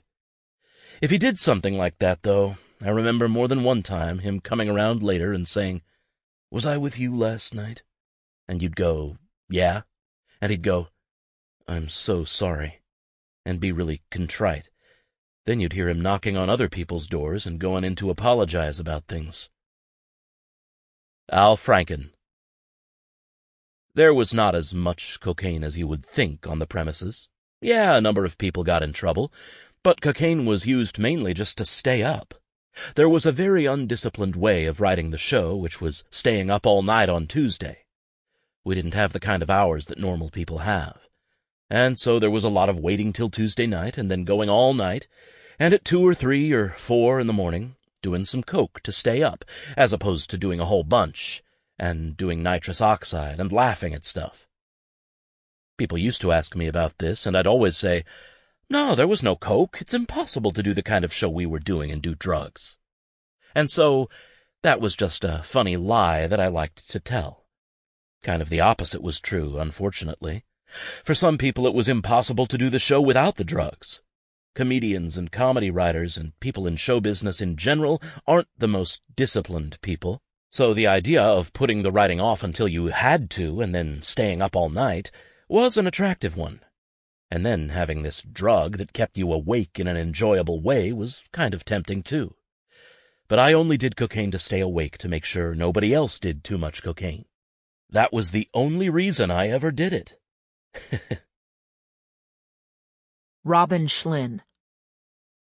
The band scored an ounce of coke on the air one night. According to the band member who told me, they got it during a commercial and divvied it up. I couldn't attest to whether it was gone by the end of the show. The dealer used to be to the left of the stage, and the commercials were a couple minutes long. I thought that was kind of an amazing story. Tom Davis, writer. Dick Ebersol was the only real network suit who would pop into the offices on 17, and it didn't bother him so much. I remember getting in an elevator with Tom Brokaw once, though, and I was just reeking of pot, just stinking up the elevator because I had really skunky pot. He couldn't help but notice. He just got very quiet. Everybody on the elevator stopped talking. Brokaw kind of looked at me out of the corner of his eye. I just smiled. "What else are you going to do?" Rodney Dangerfield, host. I never saw anybody do hard drugs there. Pot, sure. Put it this way. I've been smoking pot all my life. I've found it tremendously relaxing. I do it a lot. The doctor told me don't smoke cigarettes, just smoke pot. Carrie Fisher. Lorne was the token grown-up in a sea of children and co-eds. He was very professorial. He was only rated R while the rest of us were unruly, not well-behaved, but fun-loving. I think he was trying to keep everything together without it looking like that's what he was doing. But certainly he wasn't fully participating in all the drug nonsense. He would look at it and shake his head laughing. That kind of thing. Lorraine Newman. I came there with a drug habit. I'd had a drug habit since I was 14. It just got worse. I never worked intoxicated or high or anything. It was so much a part of me that it just permeated my outlook on things. It was also a very lonely time for me. I was pretty young. I didn't know that many people in New York. I was terribly homesick, and I was frustrated about the amount of airtime I was getting. So those things made me want to escape what I was thinking and feeling a lot. Drugs were very available. That's how I coped. I know they did their damage. Jane Curtin. Lorraine was in a horrible position. She was a baby. She was like 20 or 21, and she was uprooted from this very comfortable lifestyle in L.A. with all her friends, and into New York, where she was in a hostile environment and she was alone. She didn't have any place to put that creative energy, so she had it tough. She was not happy. And I don't blame her, because it's hard enough to do that show in a comfortable environment. But when you're totally at sea, when your surroundings are different and you're just not comfortable, it's extremely hard. Dick Ebersol, NBC executive. The second year of the original show, I would take John to California with me every Sunday. By then I was married to my first wife, and I would take him home with me on Sunday and bring him back on Wednesday for read-through. And what I didn't know at the time was, my first wife and he, after I fell asleep, nothing romantic about it, but they would go out again. They'd go out all night and just manage to get back before 6 o'clock in the morning when I would wake up. And I woke up one morning at 6 o'clock, still not having doped all of this out, and walk by our guest bedroom, which was smoldering, and John had fallen asleep smoking a joint. Brian Doyle Murray. After I left Second City, John and his wife came to visit, and I had one of those floor heaters, you know, where the heat comes out from a grate on the floor, and they were fooling around on the couch and knocked a pillow on top of it. All of a sudden, I woke up and there was smoke in the house. They didn't even realize that the pillow was on fire. Penny Marshall, guest. I'd get calls about John in the middle of the night. John just burned down my apartment. John just started a fire, that type of thing. Sometimes he would just knock on my door at 3 in the morning. We'd know when John got up in the middle of the night to eat, because there'd be spaghetti sauce imprints all over the kitchen. Oh, look, John was up. I guess he got hungry.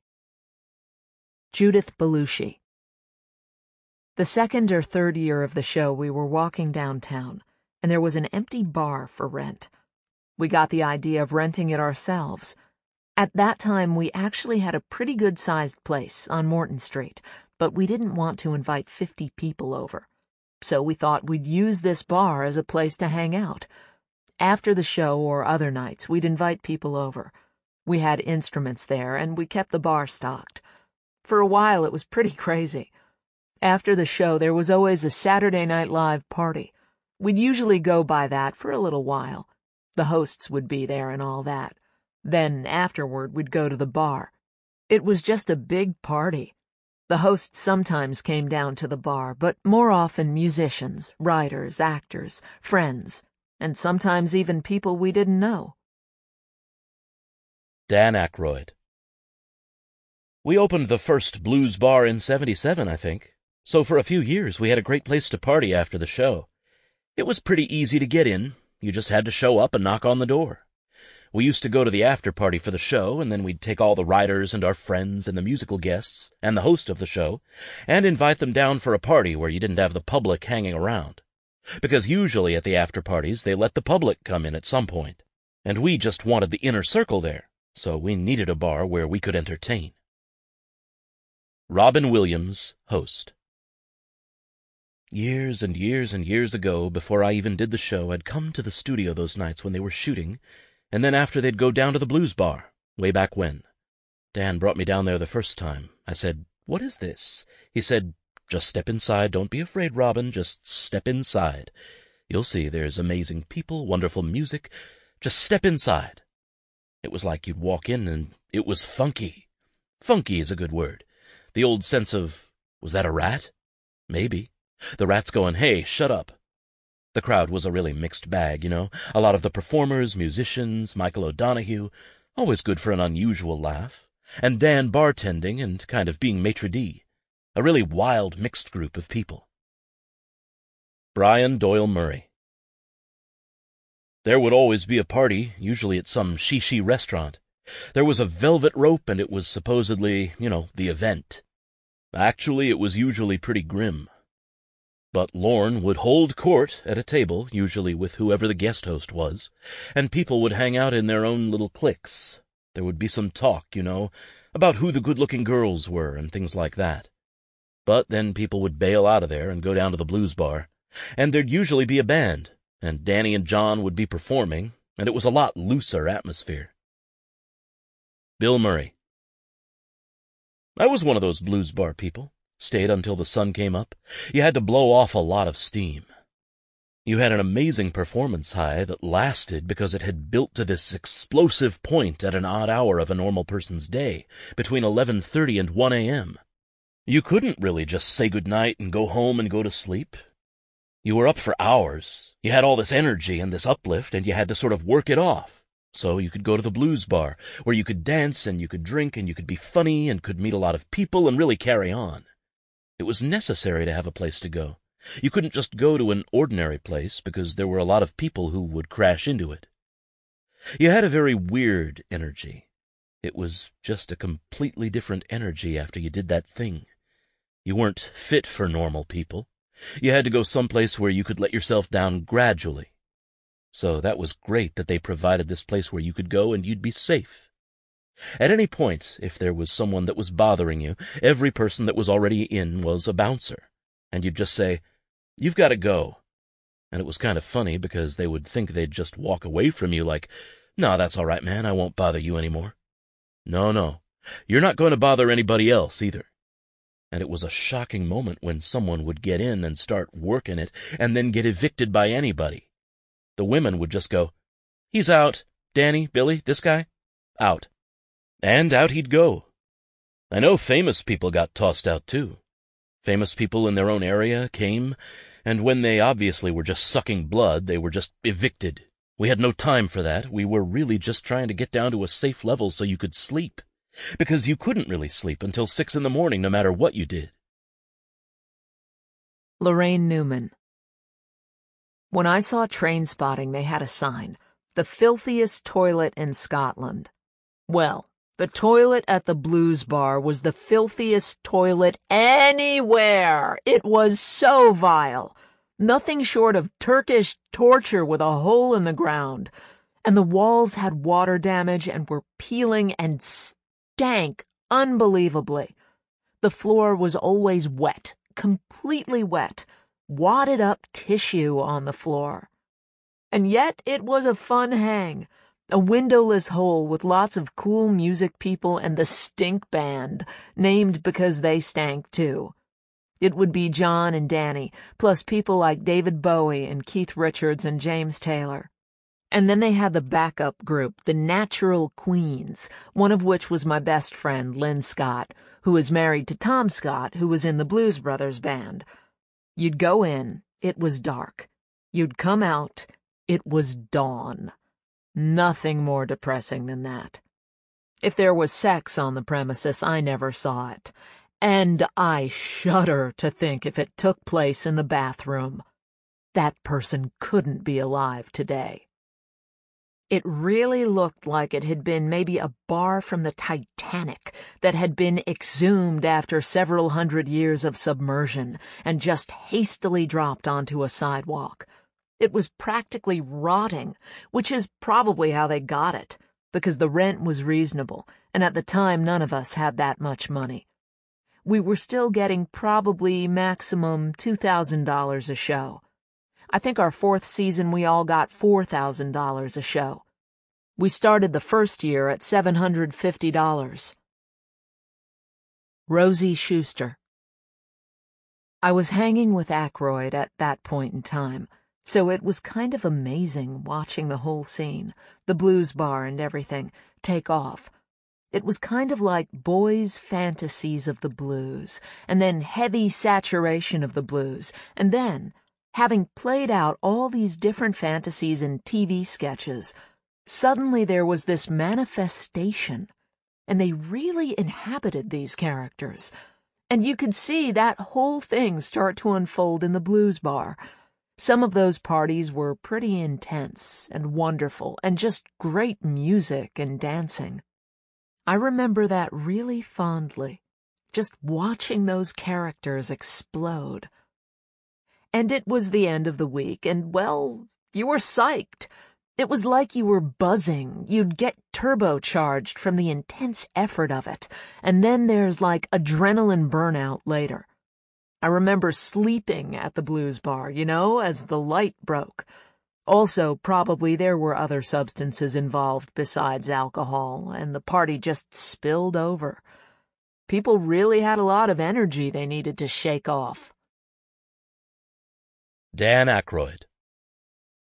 By the time you're done at 1 o'clock Saturday night, that pump's still going at full race, and you can't just go home and go to bed.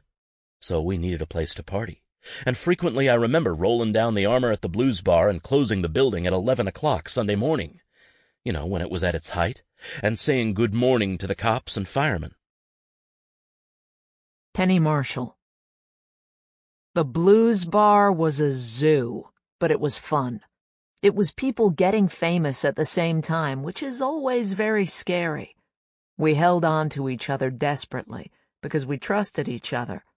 In hanging out with each other, we knew we weren't going to tell on each other. Steve Martin.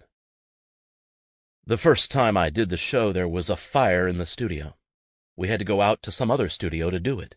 The cast was a little upset because they were not in their home world. We had to go to Brooklyn. I remember being very nervous and thinking, oh my God, it's live. It was very tense, but a lot of fun. I ran into Dan early one afternoon, and he was sort of black and blue, and I said, "What happened?" And he said, "Oh, I got pushed out of a moving taxi." They were wild, Dan and John. I never went to their bar, the blues bar. I wasn't that kind of guy. Jane Curtin. I didn't even know where the blues bar was. I sort of stopped going to the after-show parties after the first year, just because they weren't fun. They were strange. I'd just go home.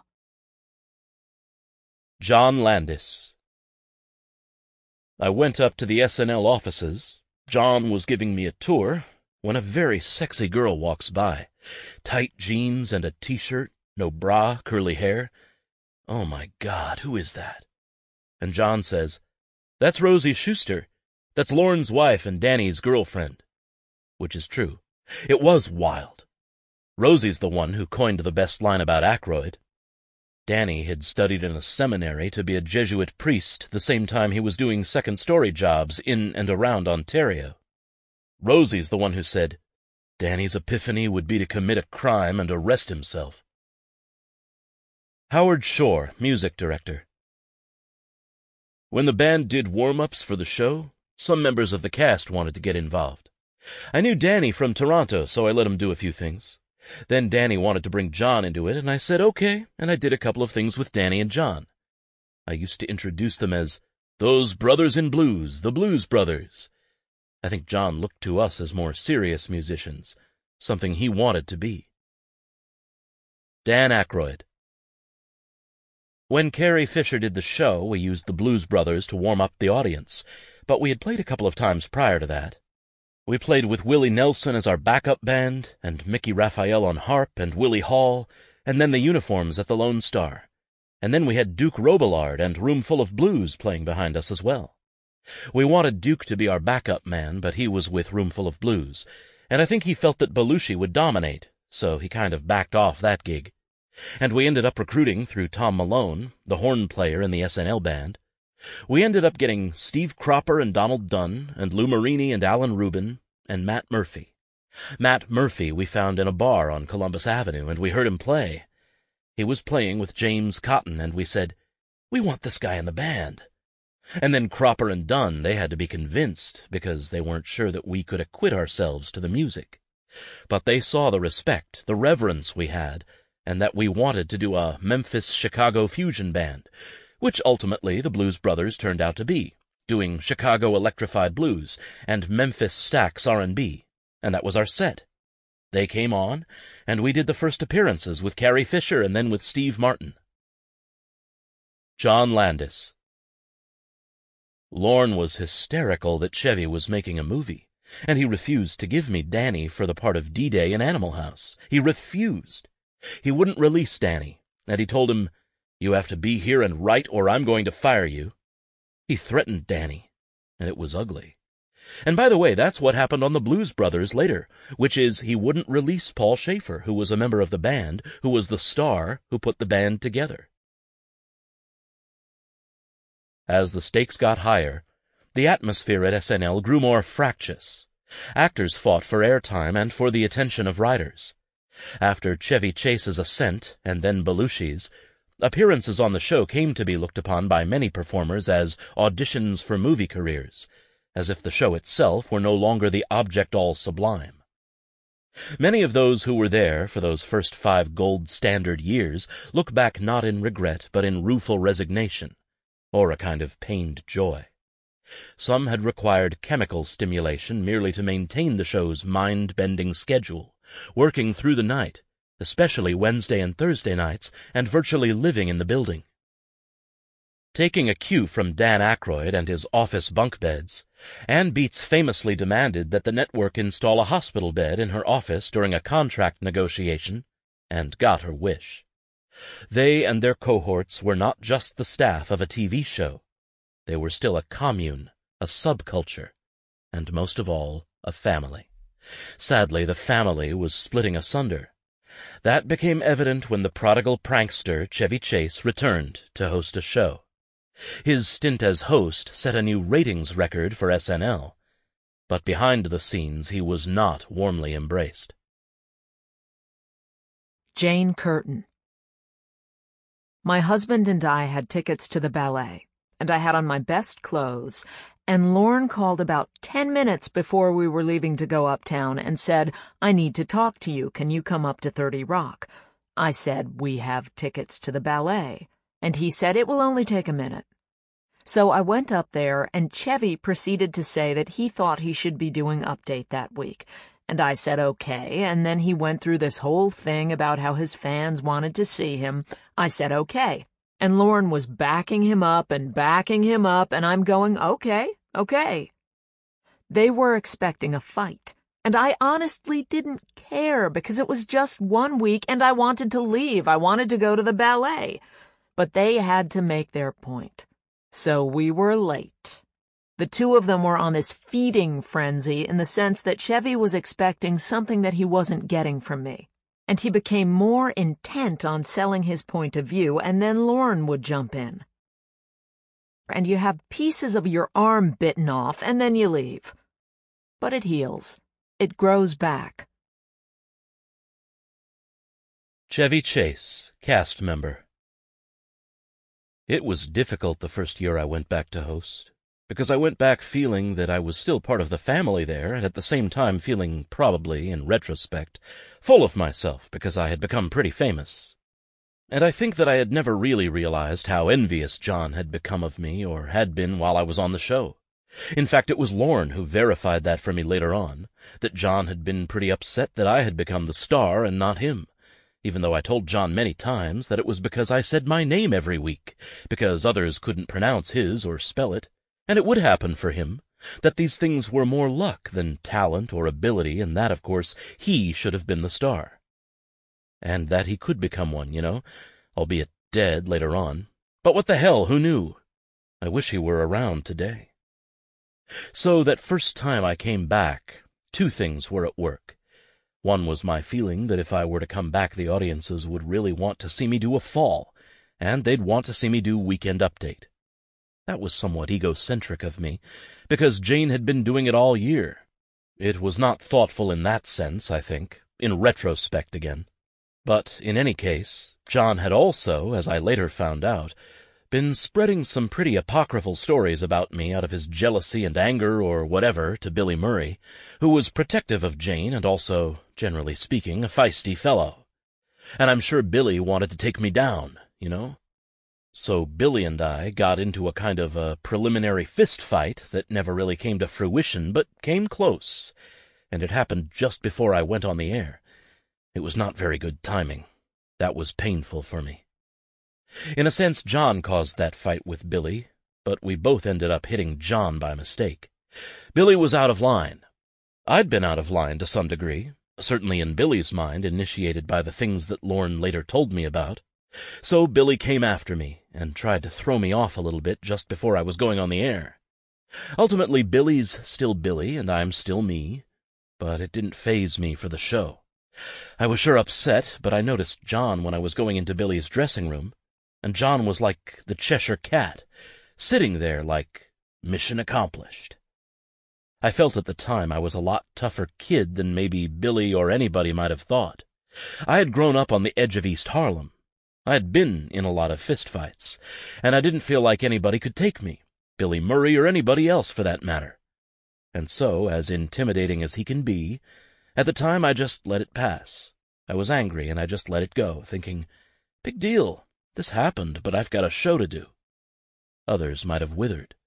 I had a certain tensile strength about me from childhood, with an older brother who had already kicked the crap out of me through much of my younger life. And there'd been a number of times when I was in violent situations, so it wasn't as if I was simply some guy who had never seen the other side of the tracks. I had. And so I guess I simply weathered it. In other words, rather than be filled with the adrenaline that gives you the shakes and doesn't allow you to concentrate on what you're doing, that simply passed. And it may be because I was in shape and I played a lot of soccer and had been in situations where I could calm down readily after something like that happened. I think Billy was trying to take me down a rung, and I was probably up a rung. I was probably a little too full of myself, you know? I realized when I left that maybe I hadn't been such a great guy. Maybe we weren't so close. Maybe I'd been somewhat of an asshole. I left with self-doubts. And as time went on, it was a little easier to do it over the years, because, it was water under the bridge. But it did change my perception, because my perception had been, all along, that first year was really a tight, close-knit family, and that I just happened to emerge because of something someone had written and because people were responding to me as the first breakaway star. Bill Murray.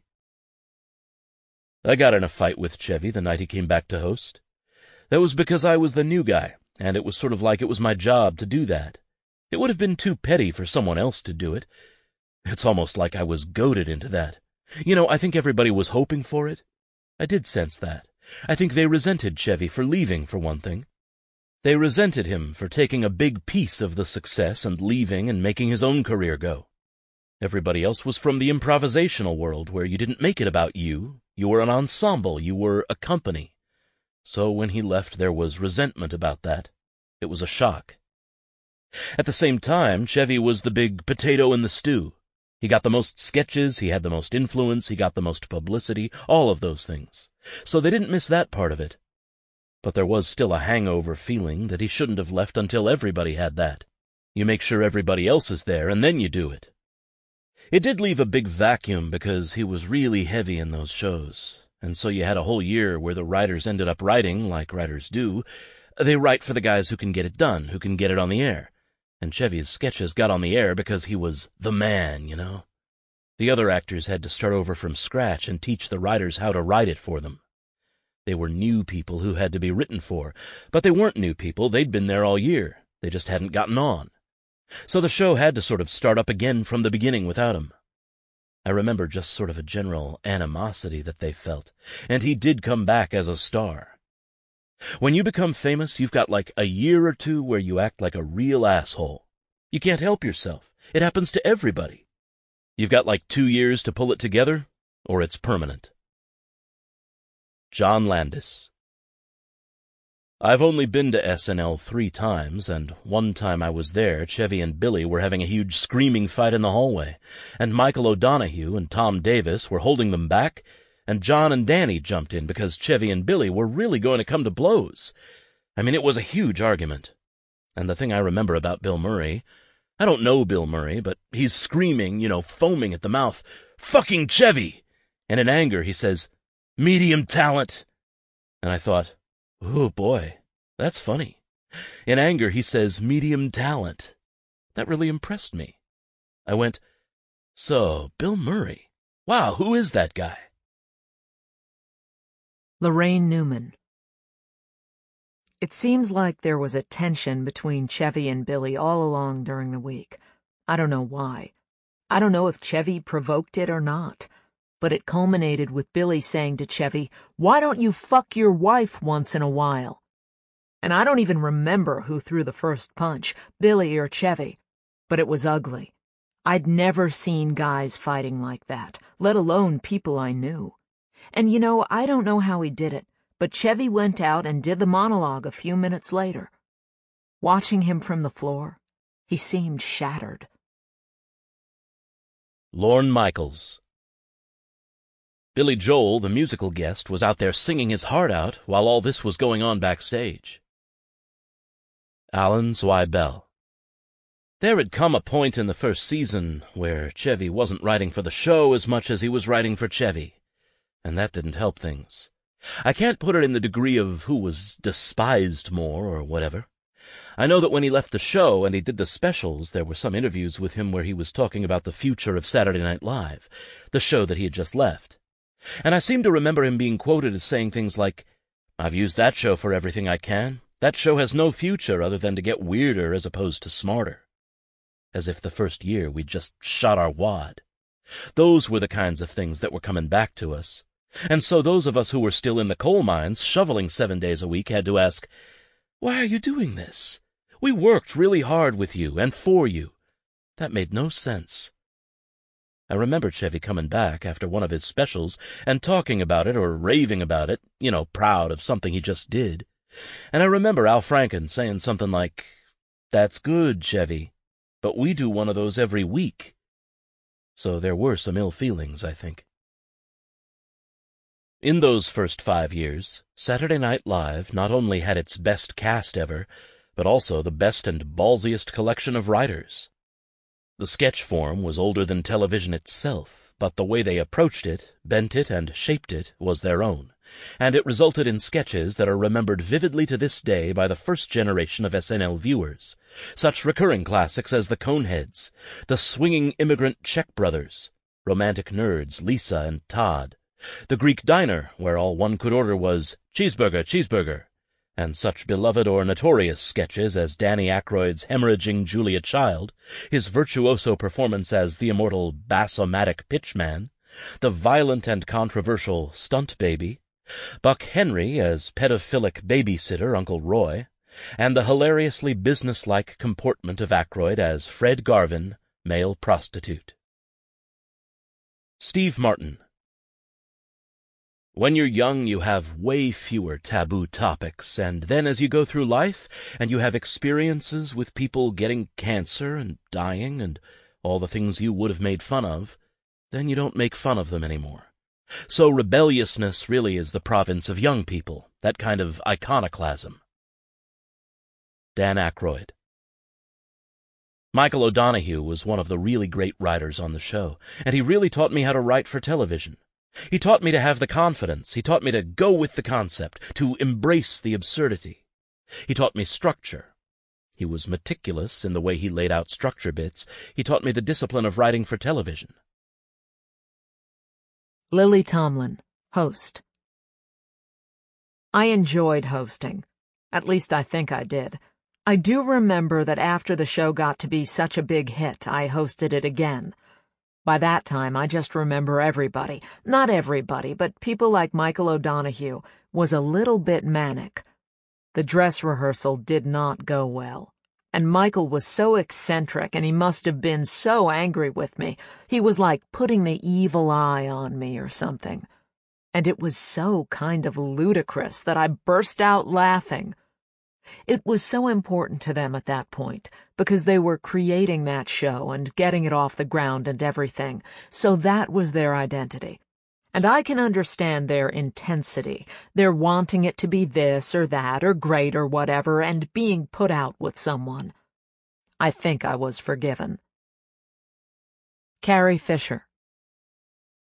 I was around Michael O'Donoghue until he was deeply offended that I married Paul Simon, and his ex-girlfriend was maid of honor, and he wasn't in the wedding, and he never spoke to me again. I went up to him again at some point and said, "Can't we put this aside?" He just screamed at me. It was horrible. But I loved Michael. Michael and I had gone to Ireland together, and I think we were actually the first people to do lewds and mead. I was shooting the Star Wars movies, and John and Danny wanted to be in them as space creatures or something. I think it was mostly John. Dan Aykroyd. I was never proprietary about pieces. Look, if a piece didn't work, please get it out, and let's do what works for the show. Let's put someone else's piece in there. But I had a lot of strength behind me because I had Franken and Davis and Downey and O'Donoghue as my co-writers, and oftentimes we'd come in and there'd be 3 or 4 of us real strong writers, and so we knew we were going to get on. The goods had been created. Lorraine Newman. Lorne urged me to repeat characters. I refused to do it because I wanted to, dazzle everybody with my versatility. And that kept me anonymous. It was the same pitfall for Danny. He was much more comfortable doing characters, and I think that made him less recognizable than John, who was always John even when he was the samurai. And Billy was always Billy. He did Todd and the Nerds, but basically he was Billy. So even though I loved the kind of work that I did, and still do, I love the character work, I think it keeps you more anonymous than people who play themselves. Buck Henry, host. I never had a problem with repeating characters, saying, "Oh, we've done enough Coneheads," or that we had done enough of, anything that worked. I thought, why not keep going and doing it? You would only stop it if you had a concept that didn't live up to the characters. Then you would say, "Oh, this is not strong enough for the characters, and we can't do this." Don Novello, writer. I wrote the Greek restaurant sketch the second week I was there. It's like a hit song, I guess, in a way. The restaurant is called Billy Goat's. I used to go down there all the time to this Billy Goat Tavern. I worked in advertising then, just to hear these guys going, "Cheeseburger, cheeseburger, cheeseburger." It's still there. They've really played it up. They have a sign outside, "Cheeseburger, cheeseburger." It's on some Chicago tour. They dropped by, and they opened a few other places. They sell them at the stadium, but it's always, "Cheeseburger, cheeseburger." They play it up big. The people at the diner recognized it right away on the show. It was a big thing to do at the time. We had a live grill there, a working grill. They were really making cheeseburgers. I'd say we did 6, 7, 8 of those sketches. Brian Doyle Murray. Don Novello and I came in at the same time, and we got put in a former storeroom that abutted the elevator shaft. You could barely hear because of the noise from the elevator shaft. There were no windows. That's where we started out. And they were trying to make us work together. And then when he wrote that cheeseburger thing, he got a decent office.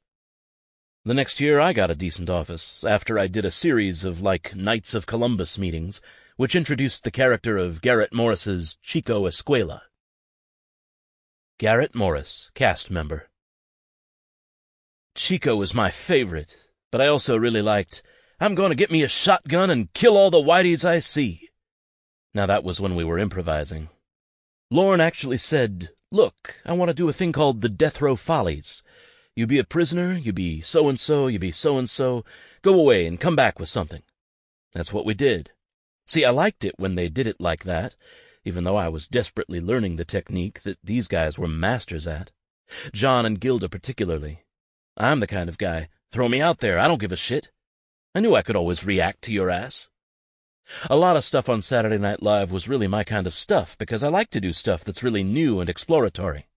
If stuff was on the line, either racially or sexually, I didn't give a damn. If you want to try it, let's try it. James Signorelli. If we gave every sketch that anybody ever complained about not having an ending, the show would fail. I don't think people say that as a criticism. I think they just say it. Bill Murray. Danny was the best at saving sketches when things were really deadly, when things were really dying. When you're dying, you just play for yourself. Let's make ourselves laugh. If we're not making them laugh, let's start over again and just make ourselves laugh. And that fearlessness would then turn the audience. When people talk about the old cast versus the later casts, I think that was the one thing that our group had. We had that training, so there were more tricks. We'd learned working together as a group in a service way. Nowadays, there's probably more stand-ups that end up on the show, sort of more individual guys than there used to be.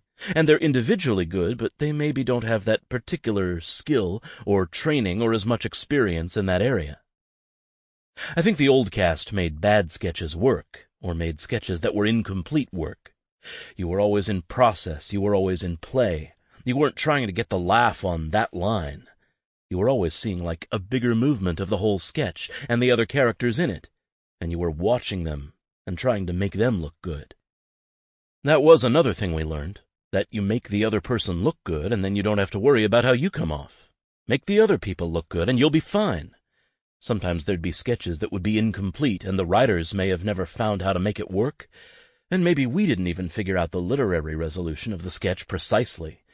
But in the performance of it, you managed to shape a roundness, a completeness, the wholeness of it. And if you were alert in the middle of the scene, you'd see, okay, now these people are really fully developed as much as we're going to do, and now this character will drive the resolution of it, and these characters will satisfy it enough. That was what we did. Dan Aykroyd.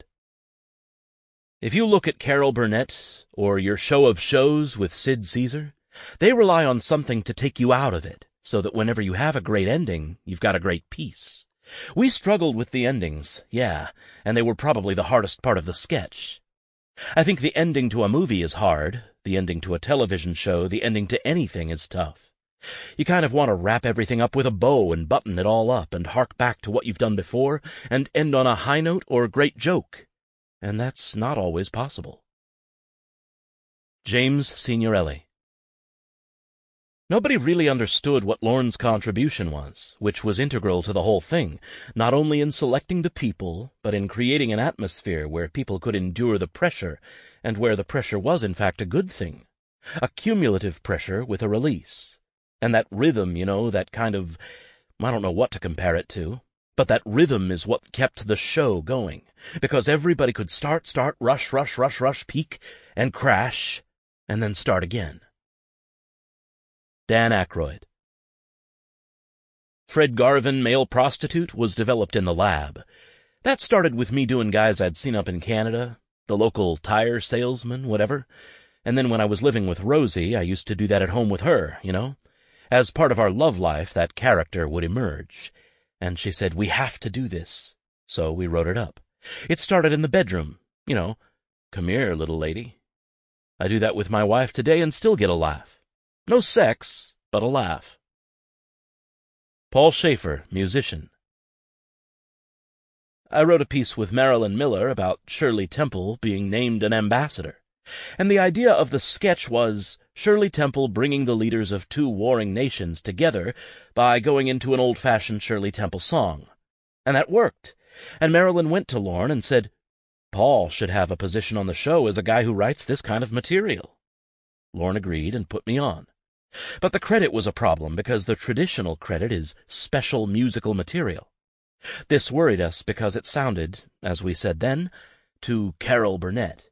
We loved Carol Burnett, we respected her, but we were trying to be different than that. Dan Aykroyd. On the Little Chocolate Donuts parody, that was a Franken and Davis thing that John didn't want to do. His vanity sort of got in the way there, but ultimately, as with all of us, once the writers presented their concept, you could see the merit in it right away, and sometimes you'd go, well, it may not make me look great, or it is not my humor, but this is going to work and this is going to be funny. James Signorelli. Belushi had been a high school athlete, and he didn't really want to do the sketch. The thing was not whether John thought he could do it. The thing was that John was in his recalcitrant stage. Ann Beats was along on that ride, too. At one point, John is supposed to jump over a bar like a track star. John insisted that he would do the stunt himself. All we did was put some cardboard cartons with blankets over them on the other side of the bar, and the bar was only a couple feet high. I got down as low as I could get with the camera, the widest lens I could get, and so John jumped over this table and landed on the couch, okay? We did it once for practice and again to refine some element. The second time he did it, he screamed out in pain, and he tensed up in his most melodramatic way. He clenched his knee to his chest, and everybody ran over, and John goes, "Get me an ambulance! Get me a medic!" John wanted to be taken to the hospital. He was absolutely not going to do this thing. He was, crippled for life. He was mad at all of us.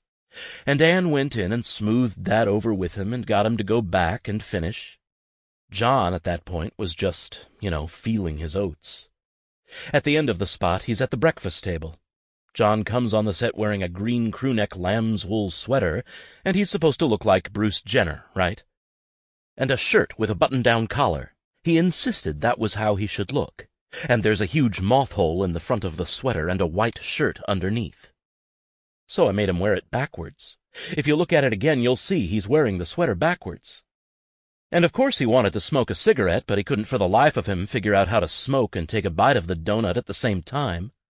So finally we came up with this awkward solution where John holds the cigarette in his hand, takes a puff, then, "I like a good breakfast," and picks up the donut and the cigarette in the same hand.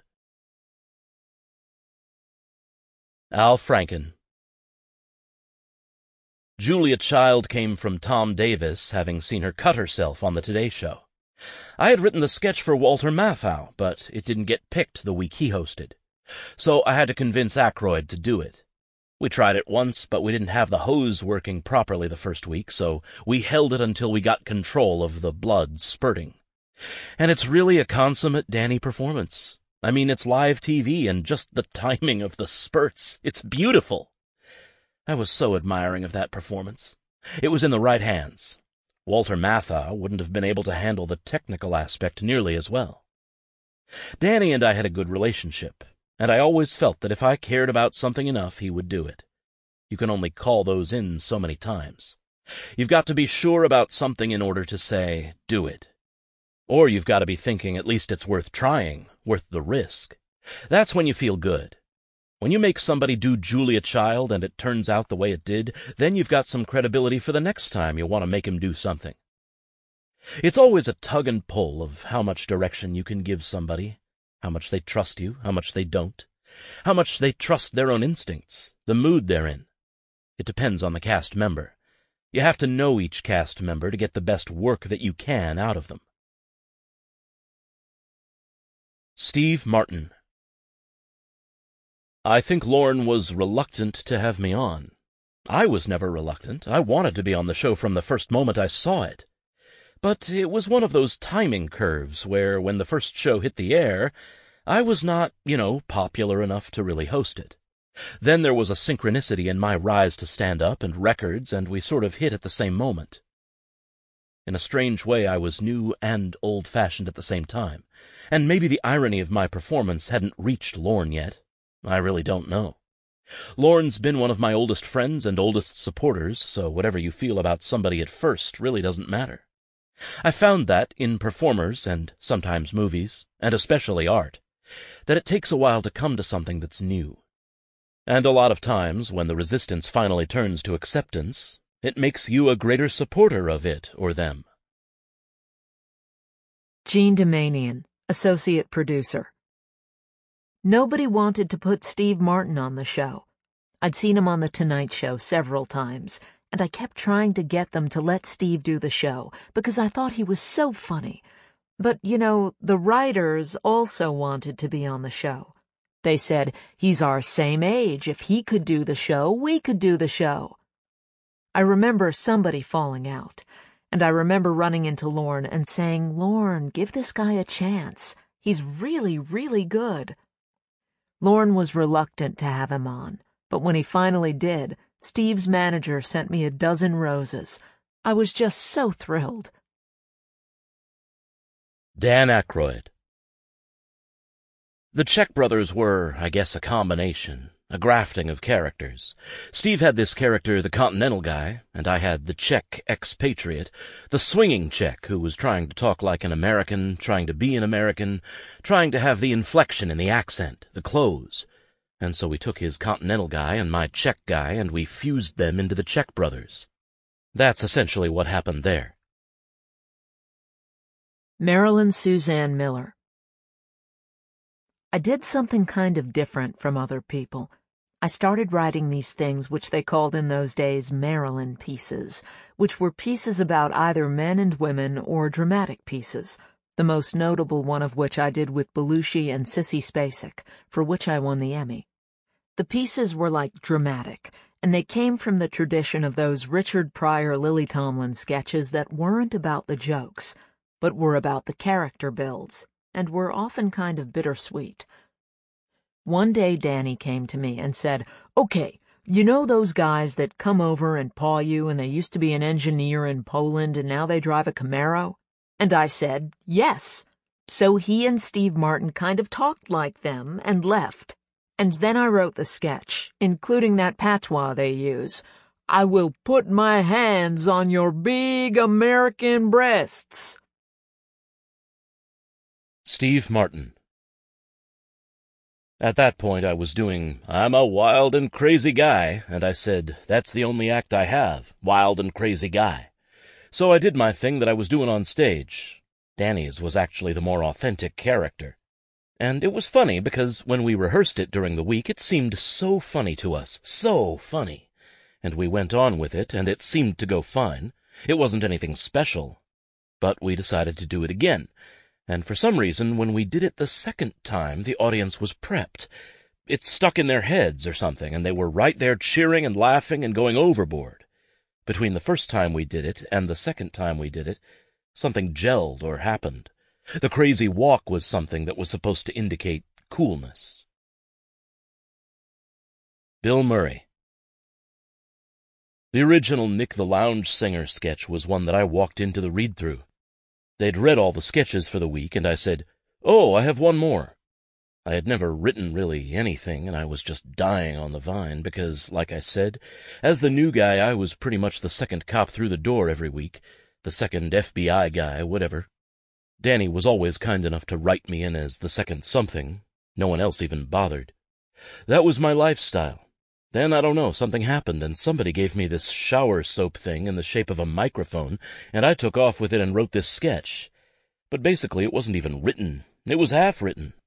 I started doing it at the read-through, and you're supposed to have a copy of the script for everyone. You're supposed to duplicate them for the entire crew, but I was the only one with a copy.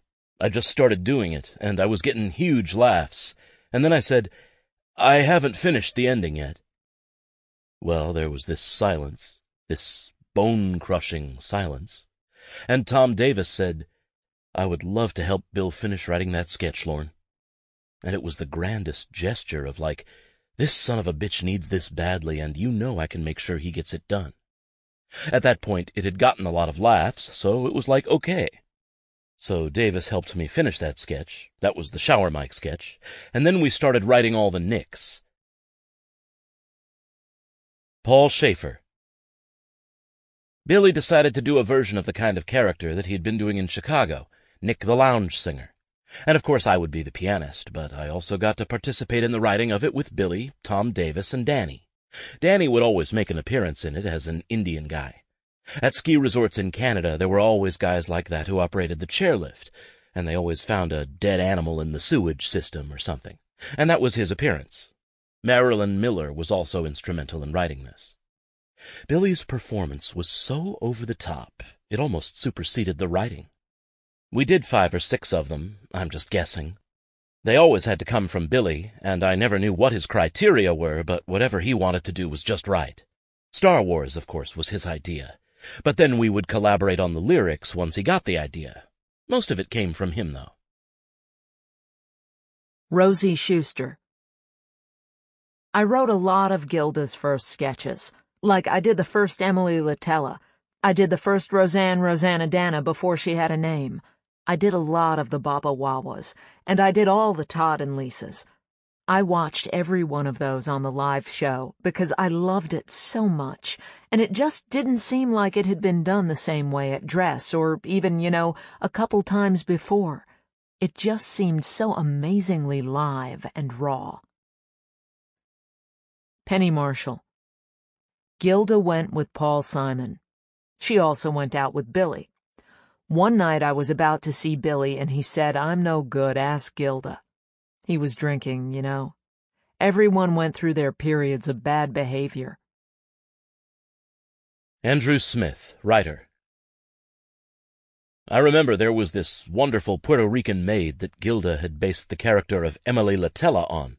She was a lovely, lovely gal, and very small. She actually became a great friend, and we used to play tricks on her and chase her down the hall. But she was afraid to come into my office and clean, because my office used to be Garrett Morris's, and that's where he used to freebase. She was afraid to come in, since that was where fire was.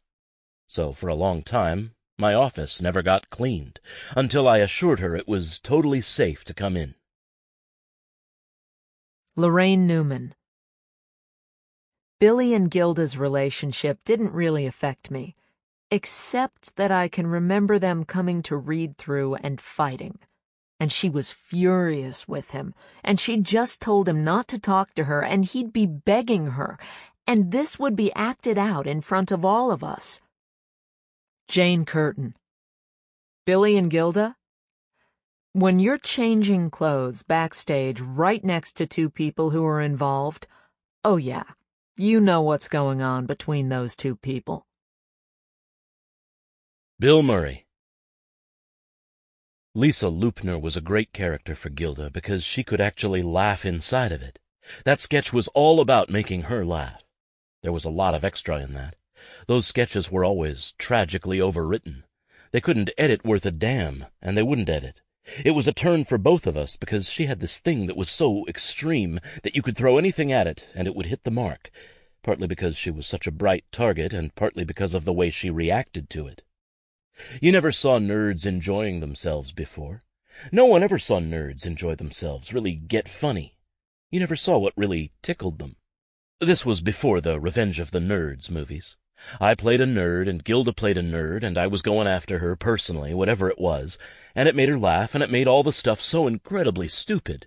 The fact that even nerds had stupid humor. It was a blast. It was really a blast to do. But they would never edit the stuff, never cut the stuff. And I'd say, "Look, the sketch is running 8 minutes. It's never going to go. Can't we just cut some stuff?" And they'd never cut it. And finally, between dress and air, Lorne would say, "You've got to take 2 minutes and 15 seconds out of that sketch." And we'd already figured out what was wrong with it, so we'd never even committed to the stuff we didn't like. So they'd be there doing all these cue card things and saying, "Here, I've got the new changes." And we're like, "Yeah, sure, whatever." We already knew what the hell was going to go. Both Gil and I knew what was working and what wasn't, so we never got attached to the garbage part of the sketch, the thing that was going to be gone. But we still had to rehearse the damn thing for hours and hours and hours. Pulling my pants up as Todd, that was my skill. I remember guys that I knew that were like that. You stick your belly out through your pants, your belt's over your belly. It's sort of like you have your emotional armor in your belly, and you're banging at people with your armor. You go at people with that emotional armor. You lead with it. Rather than being attacked first, you sort of lead with that belly. And it was great to have it with Gilda, because her body was this other thing with these crazy, goofy shoulders and stuff, and she was like almost getting hit from behind all the time in the back of the neck. You'd get the feeling like somebody was thudding her with a mallet or something. Rosie Schuster. Todd and Lisa also became a medium for Gilda and Billy to work on something through television. There was definitely some of that going on. They went through different permutations where they were together. They weren't together, you know. You could probably track what was going on by seeing how they related to each other on the air. Beats and I would really write for them with a mind to letting them take off. We thought we had a sense of how the chemistry was operating, and sometimes, when our foreknowledge of that came together at a particularly juicy point in their relationship, you could see the results on screen. On the prom night sketch, they were really present. They were both really playing, and they were both really good, and they just took off. The best of that was fab, just to see them together like that. Carrie Fisher. There was a time when Gilda had gotten a very big crush on Paul. And then I went out with Paul, and then there was sort of a drama. And I didn't want to be in a drama, and somehow I remember being on the phone with Gilda, and there was crying. I was just 21. I didn't know how I got into this thing, but it was sort of a fun drama, I suppose. I couldn't figure Gilda out. The thing that happened, whatever it was with Paul, kind of estranged us. The horrible thing was, years and years later, I went to the stomach doctor, and he had treated Gilda when she was very, very ill, and she had talked about this thing that had happened with Paul and myself and her. Neil Levy. There was a profound sadness inside Gilda. At the same time, there was this boundless joy and energy. She fluctuated. It wasn't like bipolar. She didn't go on periods of horrible depression and then elation. They existed side by side. And sometimes she'd just disappear. She would just go away. And maybe that's when she was sad. I remember somebody was coming to town, somebody very important to her, she said, because she had tried to kill herself and this guy had saved her. I remember her telling me that. I loved Gilda, that's the thing. If I ever had a problem, I could talk to her. She was totally accessible, and one of the wisest women I ever met. She had an understanding of human nature that most people don't have. That cute Gilda on TV is not the Gilda I saw. Although she was incredibly cute in real life, she had that quality. But she was also incredibly bright. Marilyn Suzanne Miller. You know the legendary story of Gilda going over to Jane's house to look at Jane and Patrick being married? And just watch them? That's what it was like. Gilda would just watch them and say, "Oh, now you're going to turn the TV on together. How will you decide what to watch?"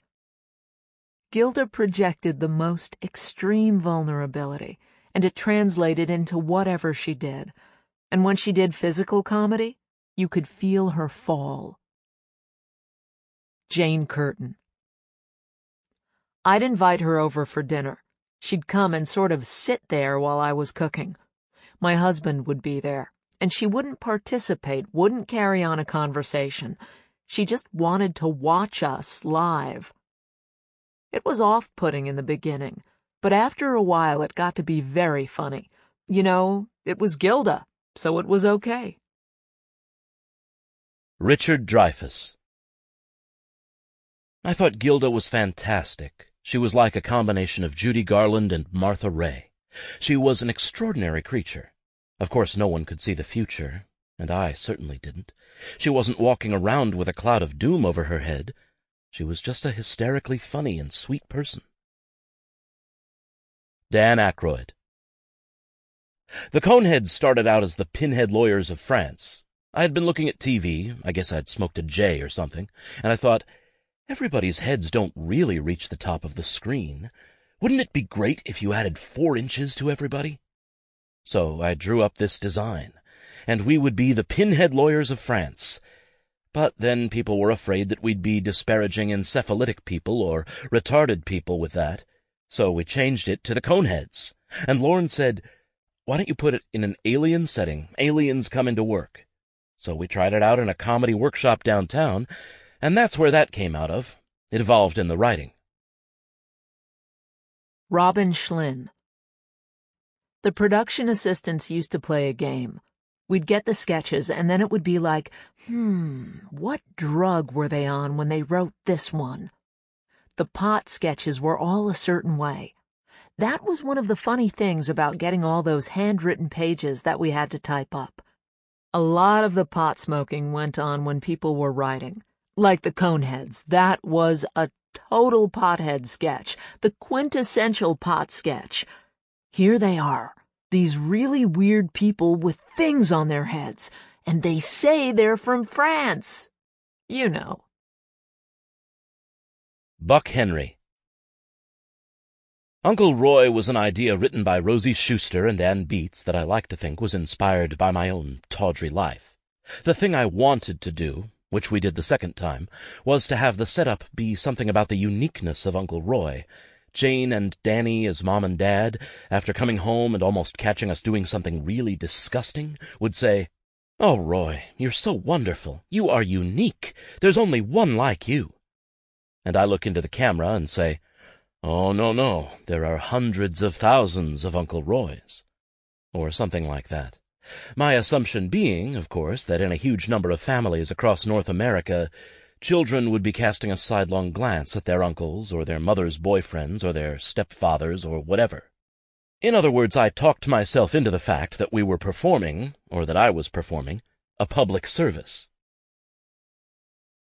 Rosie Schuster. Uncle Roy came from... I had a babysitter that I just adored, though he was not touchy-feely. However, I did used to ask him all the time, "And what else did you do that was bad?" And he would just fill me full of lurid tales. And then I sort of put that together with Buck's natural salaciousness. I think Dan was sort of pissed that I didn't do Uncle Roy for him, because I used to call him Uncle Roy sometimes, and then that kind of got grafted onto Buck because Buck had that special thing. The way we excused doing it was that Gilda and Lorraine as the little girls had so much fun and loved Uncle Roy so much that even though he got his jollies, they were sort of unscathed and had the best time of their lives. I don't think you could ever do it now. It would just be considered like disastrously politically incorrect. But like I said, the saving grace to me was they just had so much fun. If they were on a glass-topped coffee table, they pretended they were in a dinghy and they were having a wonderful time deep-sea fishing. Buck Henry. I did a lot of material that no one else would do. They would save the stuff that other hosts wouldn't do for me, because they knew I would do it. Except for one. Once I didn't do it. It was a takeoff on First You Cry, the TV movie about breast cancer. I didn't do it. One, because the girl who wrote First You Cry was a friend of mine, but also because I had a very close friend who was dying of it, and I just couldn't quite see my way clear to do a sketch about it. I don't think anyone but me would do Stunt Baby. That was very notorious, a sketch about doing a movie on child abuse, and whenever it was time for a violent scene, they called in the Stunt Baby, and it got batted around. Both babies were dolls, of course. Lorraine did the babies' voices. I liked the sketch so much, I asked them to do Stunt Puppy, which was equally rude. I heard they got more mail protesting Stunt Baby than anything else they'd done up to that time. Stunt Baby really offended people, and it was one of my favorites. Rosie Schuster. I loved Bill Clotworthy, one of the censors. I used to always talk to him like Eddie Haskell and go, "That's a really attractive tie you've got on, Mr. Clotworthy." To me, comedy writing was all about flirting with taboos and seeing how far you could push it. Not just gratuitously, though. It had to be funny. It had to make you laugh. Beats and I wrote a nerd nativity sketch, and it all came down to that screaming thing. There was a meeting. I'm trying to remember. This happened twice, because it also happened with a sketch about what if Jesus had gotten 5 to 10 instead of a death sentence, where the censors were pulled out of bed and came running down to 8H right between dress and air. The question was, were they going to put it on or not? And the censors sort of defanged it, declawed it, took the balls out, and removed the spine and then sent it out there, kind of mushy. Robin Schlein. Audrey Dickman was the associate producer. She was English to the core, and she loved to laugh. Audrey really was like a mother hen. I think she was very protective, certainly of the production department, and she really loved the cast and the writers, and Lorne. She didn't ever want to say no to people. Someone would ask her a request sometimes, and she would turn around and roll her eyeballs, but she would never say no. So one time, Danny sent me to the censor to try to get the word muff diver approved. We had a substitute censor that week, so he thought he'd try his luck. They were always merciless to the substitute censors. I considered not doing it, but Audrey taught us that it wasn't our job to say no, especially to the writers. So I waited until the censor was eating lunch in the control room. I opened my script in front of her and said, "These are the new lines," trying to be nonchalant. She scanned the pages and pointed to Muff Diver. "What's that?" Since the scene took place on a window ledge, I said the first thing that popped into my head. "I think it's someone jumping out a window." She nodded okay. But when the scene played in dress, as soon as Danny yelled it to Lorraine, "So long, Muff Diver!" like 4 phone lines in the control room all lit up at once. Somebody knew what it meant. It was like instantaneous as soon as he said the word. During dress, the advertisers and other executives were watching from other rooms. So Muff Diver never made it onto the air. Audrey never asked what had happened. There were some things she knew even she couldn't control. Alan Zweibel. There used to be a Japanese restaurant downstairs in the Woodward Hotel on 54th Street that was open till like 4 in the morning, so we used to go there all the time. I remember a Friday night I was there with Gilda. It must have been about 1:30 in the morning. There was a newsstand in the hotel lobby. When I went to the men's room, I saw the latest edition of the Daily News. It said that Mr. Ed had died. I went back into the restaurant, and I said to Gilda, "Mr. Ed just died." She said, "Wouldn't it be great if tomorrow night on Update," and I completed what I knew she was going to say, "we interview the grieving widow, Mrs. Ed." So I'm mulling this over, and I can't stop thinking about it. Somehow we have to do this. I go to a phone and call Lorne at home and tell him, "Listen, Mr. Ed just died. Can I interview Mrs. Ed?" He said, "You get a horse, you can do whatever the fuck you want." So it's 2 o'clock in the morning. How do I find a white horse? I wouldn't know how to find a white horse at noon. So I call a prop guy at home and tell him Mr. Ed just died and I want a white horse for this Update thing. Now, in those days, I used to come in at 7 on Saturday morning to get a start on Update. There was a restaurant downstairs. I'd get all the newspapers and sit there and write jokes. So I start writing this Mrs. Ed interview. Bill Murray was going to interview her, and Gilda was going to do the voice. Now, Audrey in the production department finds me at the restaurant, and she says, "Who's getting the white horse?" I said, "I called a prop guy. He'll take care of it." She threw her hands into the air. She says, "You don't ask them about white horses."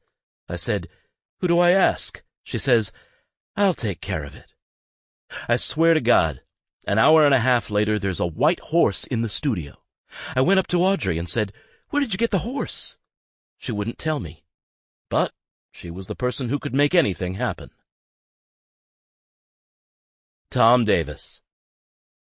We were going to do a Franken and Davis sketch. I think it was in the 4th year, and we're dressed as sumo wrestlers. And I suddenly stop and just announce that we're gay. Al Franken. Tom says he can't stand it anymore. We're gay lovers, and I go, "My wife and kid are here." They don't know? No, they don't know. And the kid is in the audience going, "I hate you, Daddy. I hate you, hate you, hate you, Daddy." And then I go back behind the curtain, you hear a gunshot go off, and my legs sort of flop out from under the curtain. Then our music plays, and I come out, and we go, "Good night, everybody." And that was it. That was a Franken and Davis show. And for a while we would say, "Brought to you by the International Communist Party, working for you in Africa." Tom Davis. And where the censor got involved is, we're dressed in these sumo outfits, basically naked. Our genitals are covered in the front, but our asses are hanging out, just being naked. And the standards and practices people hadn't seen the costumes.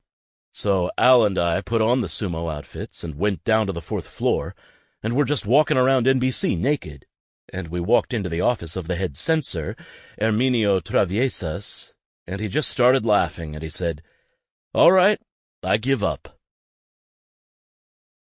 Dan Aykroyd. Naturally, the censors didn't like the refrigerator repairman sketch, where I kneeled down and the audience could see the crack of my ass. And the censor said, "Don't put that pencil in there." I was checking this fridge, and I had to put the pencil somewhere. "Don't put the pencil there." And of course I said I wouldn't, but then on the air I did. And massive laugh. Alan Zweibel. Gilda was doing Emily Litella, who would get some topic rolling because she was so hard of hearing, and so she would try to defend violins on television, and Chevy would correct her and tell her, "No, it's not violins, it's violence." "Oh, that's very different. Never mind." So that worked, and it was cute for about a year, and now Jane Curtin is on Update, and we wanted to give more life to Gilda's character. We'd already done endangered feces and presidential erections and so on, and now the laugh at "never mind" was obligatory, and we wanted to get rid of it.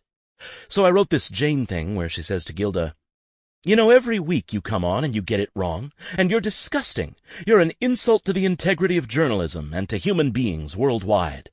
Am I making myself clear? I don't want to see you anymore." And I had Gilda say back to her, crystal clear. She took a beat and she went, "Bitch." Now this is 1977, okay? We do it in the dress rehearsal and the place goes nuts because bitch on television was groundbreaking. But Jane Crowley, who was this 500-pound censor and an ex-nun or would-be nun or something, she comes around and says, "You can't do that." "Can't do what?" "You can't say bitch on television." And I said, "Jane, listen to me. What Gilda is calling Jane Curtin when she's saying bitch, she is effectively using the adverb form of the word. In effect, she is saying, you're acting bitchy toward me, which I have heard on television before. She's not saying, Jane, you are a bitch, which is a noun, which I agree should never be in television nor even in streets. She's using the adverb form. And would you believe it? She bought this crock of shit. She goes, all right, the adverb then," and went on.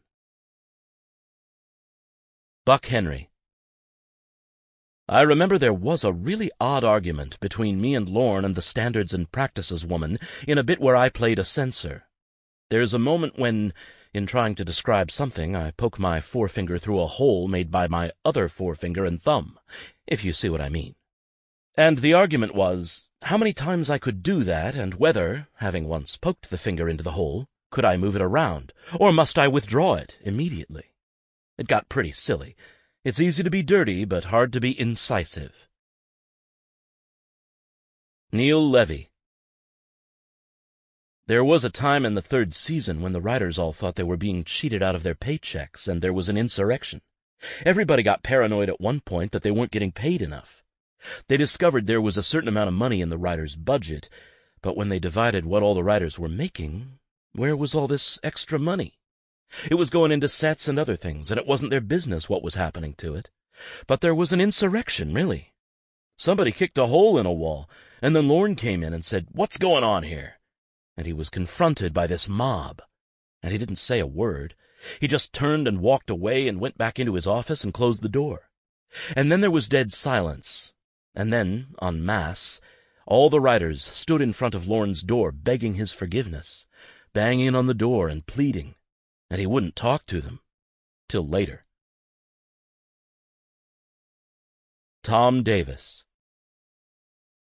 When we did the Franken and Davis show sketches, our theme was usually that we were breaking up.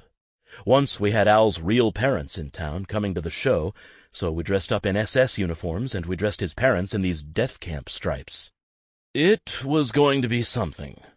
In the sketch, Al's father would say, "You know, Al, your mother and I are very uncomfortable with this piece. We think it's tasteless." And Al would say, "Oh, come on, Dad, you want it to be on TV? This is funny." Elliot Gould was the host, and Elliot was going to go along with it. But Standards and Practices was really sweating. And Lorne and Bernie Brillstein were like, "Oh, God." And then Lorne finally decided, No, you can't do it. And Joe and Phoebe, Al's parents, were really dejected. They were excited about being in the piece and being on TV. So there we are up in Lorne's office, in our SS uniforms, black skulls on the hat and everything. And Joe and Phoebe, this old feeble Jewish couple, are dressed in the prison outfits. And we got cut. And Al's parents walked out of the room. And Lorne said, "Don't ever do that to me again. I don't want to ever cut your parents like that." One charge that plagued Saturday Night Live was that the show was a boys' club, which meant women had to struggle first for admission and then for recognition. Women writers were easily among the most prominent and creative of the first group, yet still remained in the minority, a state that would worsen rather than improve in years to come. Among cast members, men who stood out or became stars have outnumbered women, partly because better roles are written for men on the show by male writers. During the 1976 to 1977 season, the writing staff consisted of 13 men and 3 women: Rosie Schuster, Ann Beats, and Marilyn Suzanne Miller. Marilyn Suzanne Miller. There was a sort of sisterhood that extended. You know, there weren't that many people, so we were like each other's best friend, because we didn't even know anybody outside the building. By we, I mean all 6 girls, the writers plus the performers. Garrett Morris. Either it's that they were all niggers with me or I was a woman with them, because I got the same raw deal. Lily Tomlin. There was a lot of misogynist stuff that I considered to be demeaning to women, or to any group, on Saturday Night Live. It was not my style, you know. You can do anything about anything if there's some artistry involved, but I never was very big on imitating celebrities and putting them down either. It was too limited to me. It was too easy in some sense. Jane Curtin. John absolutely did not like being in sketches with women. He told me women were not funny. Actually, Chevy said it to me as well, and I found it stunning. Lauren didn't help, because that isn't what Lauren did. Oh, it was ridiculous. It was just insane. There's no way you can respond to that. So you just have to learn to live with it, plod on, and hope that Marilyn will get a piece on that week. Lorraine Newman. I think Lorne was really a champion of the women writers and gave them an even break. His background was working with women. He started writing for Phyllis Diller. He produced most of the Lily Tomlin specials. He hires women, and he's supportive of women. He is not one of those people that thinks women are not funny. But the boys got away with a lot. They were bad and we were good. We were punctual and they were late. We were clean and they were dirty. We were prepared and they weren't. It was that stuff. I don't think we really got into personalities, because we really didn't have that many. Jane certainly didn't have relationships with the guys on any level. She had a life and was married. I was very fond of everybody. It was a family. I always think of that scene in The Right Stuff when they've gone to that event that Lyndon Johnson planned for them, and they're backstage before they're introduced at this big party on their behalf. And they're all just sitting around realizing what they've all done. And they're just kind of looking at each other like, you know, here we are. And that is how we all felt. It's like we'd been through this incredible lifeboat of a situation, and we're all tied together because of it. Dan Aykroyd. I think if you look back on the first 4 years, it was pretty evenly balanced. The women were pretty strong. Jane, Lorraine, and Gilda were strong and played strong characters. So I would question whether it was a boys' club, just because what would it have been without those women there? It would have been very empty. Marilyn Suzanne Miller. I'm not sure how to say this, but everybody sort of thought I was good. And when I wrote something, people wanted to do it. It was a little niche I created for myself. Rosie Schuster. Was Lorne prejudiced against female writers? I think we sometimes had to try harder. I remember being instructed by Lorne to write at least 9 separate drafts of this stupid sketch called Backstage Banter that I just wanted to throw in the garbage can. I wanted to chuck it and say to him, "You're not the boss of me." There were times we were dismissed, or there were times that I would quietly pitch something into the room in a little voice, 'cause I would not, jump on Lorne's desk and tap dance it out. I was quiet. Someone else would pick up the idea in the room and then sock it home. Stuff like that happened all the time. But I don't have any bitterness. I just think we did have to pave the way. We were on new ground, and it was challenging, let's say.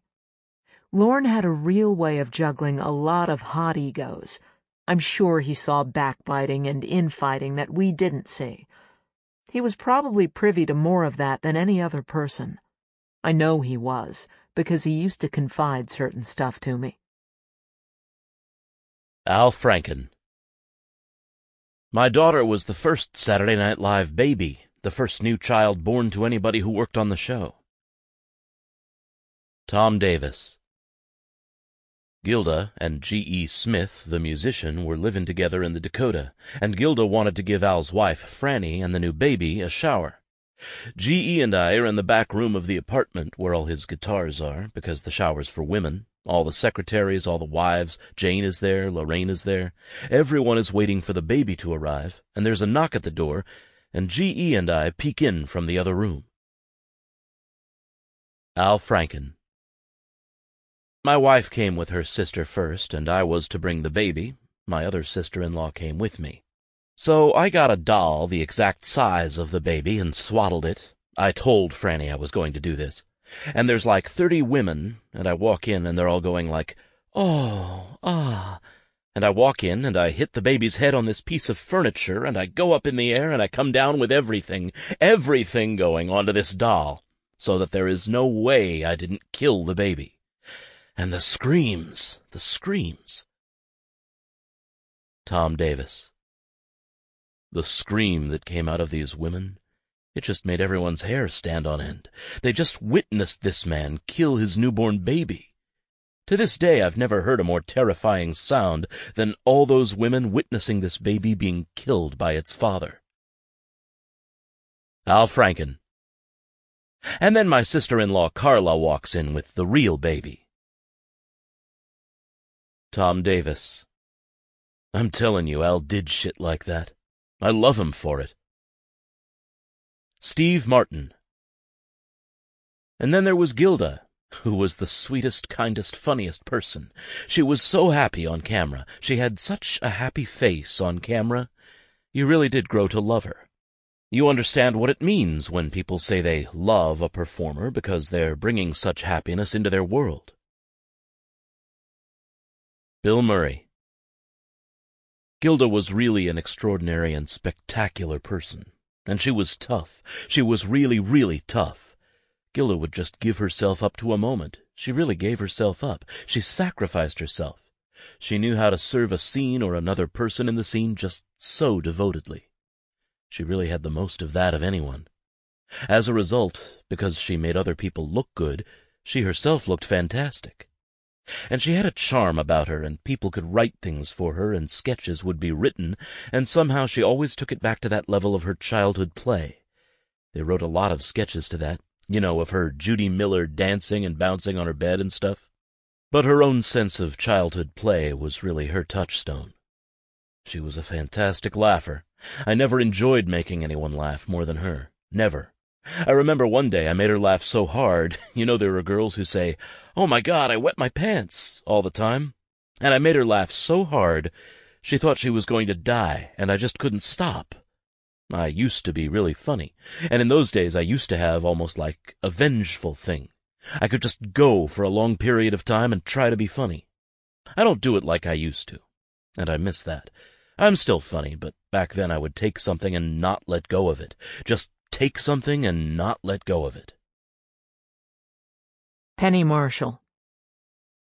Cindy Williams wasn't even sure she wanted to go into television, having done movies, so I was like reading with the world for who would play Shirley on Laverne and Shirley. And I called Gilda because I needed someone strong. I said, "What's your contract? Can you get out?"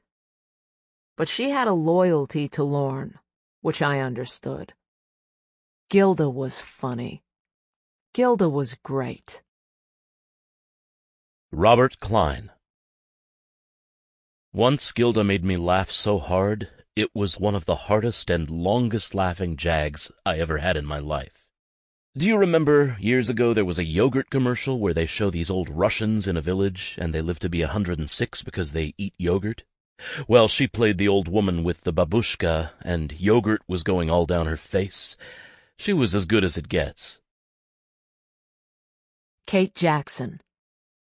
I was so shy and nervous when I hosted, because these were the not-ready-for-prime-time players. They were better than anybody else on television, and everybody knew it.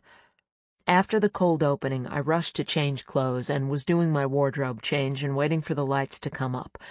And Gilda just very quietly said to me, "You're really good at this." And that just sent me flying. She just absolutely released me and allowed me to have the kind of confidence that lets you do the best you can do. That was the most generous thing. It was just wonderful of her to do that. Marilyn Suzanne Miller. We were aware of Gilda's eating problems, but we didn't know it was called bulimia. We thought it was this incredibly brilliant idea that Gilda thought up, and I underscore that, and I suggest you put it in your book. Yeah, we thought it was a great idea. There were a few girls in my sorority house that went into the bathroom and threw up right after dinner, which we also thought, by we, I mean the entire female population thought, was the most wonderful idea, and many of us tried to do it. It didn't have any name like bulimia, and nobody had said it was a disease. We just thought it was a great idea, and then when it went on for a while, we thought it was a great, weird idea. Lorraine Newman. I was concerned about Gilda's bulimia because I'd had a very close friend who was bulimic all through her teenage years. I knew the things that could happen, so I was really worried about Gilda in that context. She was very open about it, not covert, which I always thought was typical of people with that illness. They're usually very hidden, but she was so funny about it because she would really announce it to us. Jane and I and Gilda shared a dressing room until the 3rd year. The boys always had their own dressing room. We had to share one. And Gilda used to make this joke about how when we were tired we would have to split a couch 3 ways. We would all be on the couch together. Then at one point Gilda would get up and say, "Well, I've got to go into the bathroom." And there were times when she and I would hang out at her house and I would be snorting heroin and she would be eating a gallon of ice cream. And I remember her staggering to the bathroom to make herself throw up and saying, "I'm so full I can't hear." And I laughed so hard. There we were, practicing our illnesses together. She was still funny throughout all of it. Elliot Gould, host. Gilda became a very close friend of mine. She was the greatest, just the most lovely and sensitive human being you could imagine. Gilda told me that when she couldn't sleep, she would order food at about 2 or 3 in the morning, and she was so bulimic she would order enough for 6 or 7 people, even though it was just her alone. And then when the delivery guy came and rang the bell, she would say, "The food's here, the food's here." Tom Schiller. La Dolce Gilda was an attempt to capture the sadness of Gilda when she was at parties, and all these sycophants would come around her, done in the style of Federico Fellini, my favorite director. We shot it in black and white after the show, at a place where we had our parties sometimes. For the end of the film, where she says, "Go away, leave me alone," we stayed up all night in order to get the real feeling of dawn coming up. Then I realized you could shoot that at dusk and it looks the same. So I was learning filmmaking at the same time. I eventually got to show the film to Fellini himself. I went to Cinecittà Studios in Rome and said I was a friend of Henry Miller's and Paul Mazursky's, which was true, and they let me in to watch Fellini direct one of his pictures there. I met him and said, "Look, I made this homage to you. I'd love to show you." He said, "We must arrange a screening." So they showed him the movie, and he said it was very sweet, and it had the feeling of some of my work. Oh, I was in heaven when I saw him there. Rosie Schuster. I really enjoyed doing the Perfume for One-Night Stands commercial parody. That one I really had a great fondness for, because it brought together a lot of what was going on at the time in terms of casual sex and waking up next to somebody whose name you didn't remember and hobbling out in the morning in last night's dress. It was a great character for Gilda. I mean, I can't imagine Jane Curtin doing that one. Lorraine Newman. I had a situation involving Gilda when Christopher Lee was host. I was the one who wanted him to host. I'm a big horror movie fan, and I just knew his work from that. And he turned out to be an excellent host, even though he dropped a bomb on us the first day. He walked in and said he refused to do Dracula on the show. I know there is a story about me threatening to quit over that show, and I would like to set the record straight on that. They had written the sketch Dr. Death for a couple of shows before that, and I knew it was Gilda's sketch, but I'm thinking, fuck! This is the conversation I had with Lorne. Why does she get to do that sketch? She gets so much airtime. This is a character that I could do. Why can't I do that sketch? So it turned into this big thing that I had threatened to quit unless I got that sketch, which I never did. Lorne said, if you really feel that way, you should quit. And I said, I'm not going to do that. I'm just saying that this is really difficult for me. This is very hurtful and unfair. So I don't know who told who what, but that is really what happened.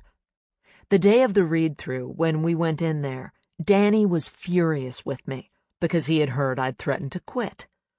I only found out years later that Gilda had partially written that sketch. Now, if I had known that, I would never have asked to do it, because my sense of fair play would never have allowed me to want to do something that someone else wrote. She wrote it with Alan Zweibel, but no one told me that at the time. I just thought it was something that Alan wrote that I could have easily done, and what hardship would it have been on Gilda when she had so much to do in the show?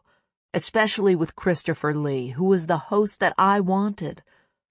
As it happened, I was cast as the little girl, and the sketch turned out okay. Neil Levy. I had to go fish stars out of bars all the time, especially the first and second seasons. Oh, God, Broderick Crawford was completely drunk all the time. He actually disappeared. He'd always try to get to the elevator. I'd say, "Where are you going?" He'd say, "I gotta go find my script. I left my script downstairs." I'd say, "I'll go with you." "No, you don't need to come with me." But Lorne had given me very explicit instructions. You have to stay with him all the time. And Crawford tried to trick me, and then he'd get angry when I caught him at it. He did get away from me once, and I found him in a bar. Chris Christopherson was completely wasted during dress rehearsal. He couldn't say his lines, sloshing around, slurring the words. Lorne said, "Just get the biggest pot of coffee you can." I remember Louise Lasser on her hands and knees, crawling into my office looking for pot. Why she was on her hands and knees, I don't know. And then the day of the show, she decided she wasn't going to do the show unless a certain sketch was cut. And we were all preparing to do the show without her. In fact, I remember Aykroyd getting excited about it. "We can do it, Lorne. We can get out there and we'll improv it. We'll do a hell of a show." And they were ready, and Lorne told her agent that he would make sure everyone knew if she walked out. Don Novello. The Frank Zappa show was like one of the worst ever. And I looked at that recently, and I really liked seeing how awkward he was in that. Zappa's a genius, but he doesn't trust people. He does everything by himself. A lot of performers after dress are shaken. It doesn't go well, and all of a sudden, "Oh, God, in 2 hours I'm going on live." With Zappa, what happened was we had a terrible dress, and what was he going to do? What he did, not telling anybody, was he turned into Dean Martin. The approach he took was he read the cards like he was reading the cards. He made a point of it. He was obviously reading the cards. That was his approach to the humor. No one else in the sketches knew it. It was real bad because I always liked Zappa. I think everybody did. But it was just a terrible show. Lorne was really upset. Howard Shore. Hugh Hefner wanted to sing Thank Heaven for Little Girls when he hosted, and we rehearsed it endlessly all week, and did the dress, which was great. Then we did the show, and during the show he stopped listening, which a lot of amateur singers do. He saw the audience and just stopped listening to the band and went off into his own world. And I looked at Schaefer, who was playing piano, and it was just like, oh my God, he was bars ahead of us, and we're on the air, and we're trying to catch up. Rick Ludwin, NBC Vice President for Late Night. Belushi was thrilled to hear that Milton Berle was coming on because Belushi admired Milton Berle, and it was one of those things where they were all hanging around Milton's dressing room for the first day or two of the week. You know, Milton, tell us about this, tell us about that. And then Milton assumed he was not hosting Saturday Night Live. Milton assumed they were doing Texaco Star Theater, and as Milton sometimes did, he took over the production and tried to make it his own, as opposed to being the host. And Lorne disliked the show to such an extent that it's never been seen on Comedy Central. It's never been seen anywhere since. Lorne was so upset with the way Milton had just steamrolled his way over everyone that he never wanted that show to see the light of day again. Rosie Schuster. Ann Beats and I had written this sketch for Gilda and Milton Berle when he hosted. He was to play an old man in an old folks' home, and she was going to feed him dinner.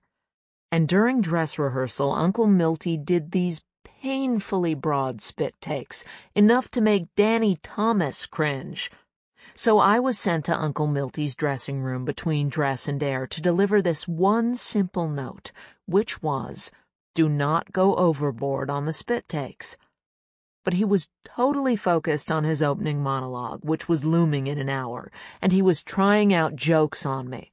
He was pacing around in his boxer shorts, very proud to parade in his shorts in front of me. Thank God they weren't briefs, because it was already too much information. He left me no verbal airspace. I could not get a word in. He was like a totally crazed tennis ball machine spitting shtick at me, a comedy filibuster on my one little note. He just drowned me out. And finally wardrobe fetched him, and I found myself running after him screaming, "Don't be broad!" Of course he went even broader, if that was possible. It was sort of like watching a comedy train accident in slow motion on a loop. Alan Zweibel. Milton Berle took a liking to me and gravitated to me, I think because in the early 70s I had written all these jokes for Catskill Comics, and I wrote jokes for a lot of the Friars Club roasts, where Uncle Milty was usually the roast master. You played to people's stereotypes with those jokes. Jack Benny was the cheap one, and so on. And with Berle, all I had known was he wore a dress on TV and supposedly stole everybody's jokes. And also I learned early on that he was the guy with the big dick, one of the biggest in show business. So I started writing big dick jokes about him for these Friars roasts. Now fast forward a few years, and I'm in Milton Berle's dressing room at Saturday Night Live. He's sitting on a couch behind a coffee table, and he's wearing a very short kind of bathrobe, the kind that comes down to about mid-thigh. And somehow I just say to him, "You know, it's so weird that I'm here talking to you, because for years I was writing jokes about your dick." I said, "I wrote all these jokes about your cock, and now I'm talking to you. I feel like there's some violation or something here." He says to me, "You mean you never saw it?" I said, no, I don't believe I did." Then he said, "Well, would you like to?" And before I had a chance to say, "Not really," or "Can I think about it," or whatever, he parts his bathrobe and he just takes out this anaconda. He lays it on the table, and I'm looking into this thing, right? I'm looking into the head of Milton Berle's dick. It was enormous. It was like a pepperoni. And he goes, "What do you think of the boy?" And I'm looking right at it, and I go, "Oh, it's really, really nice." At which point Gilda opens the door to the dressing room. It's like an I Love Lucy sketch, but this honestly happened. She opens the door to his dressing room just in time to see me looking into his dick saying, "Yeah, it's really, really nice." I tell Milton, I'll talk to you later," closed the door, and left. Lorne Michaels. I had resisted having Burl on, but Jean Doumanian talked me into it on the basis of, how could we not? I knew we were heading for disaster from minute one.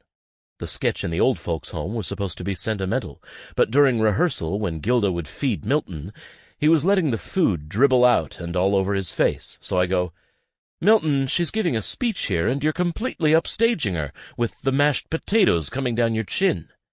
And he'd say, "Now you're getting 2 laughs instead of 1. And I'd say, "Well, no."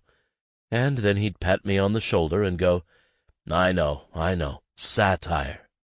He'd say that whenever I'd say anything.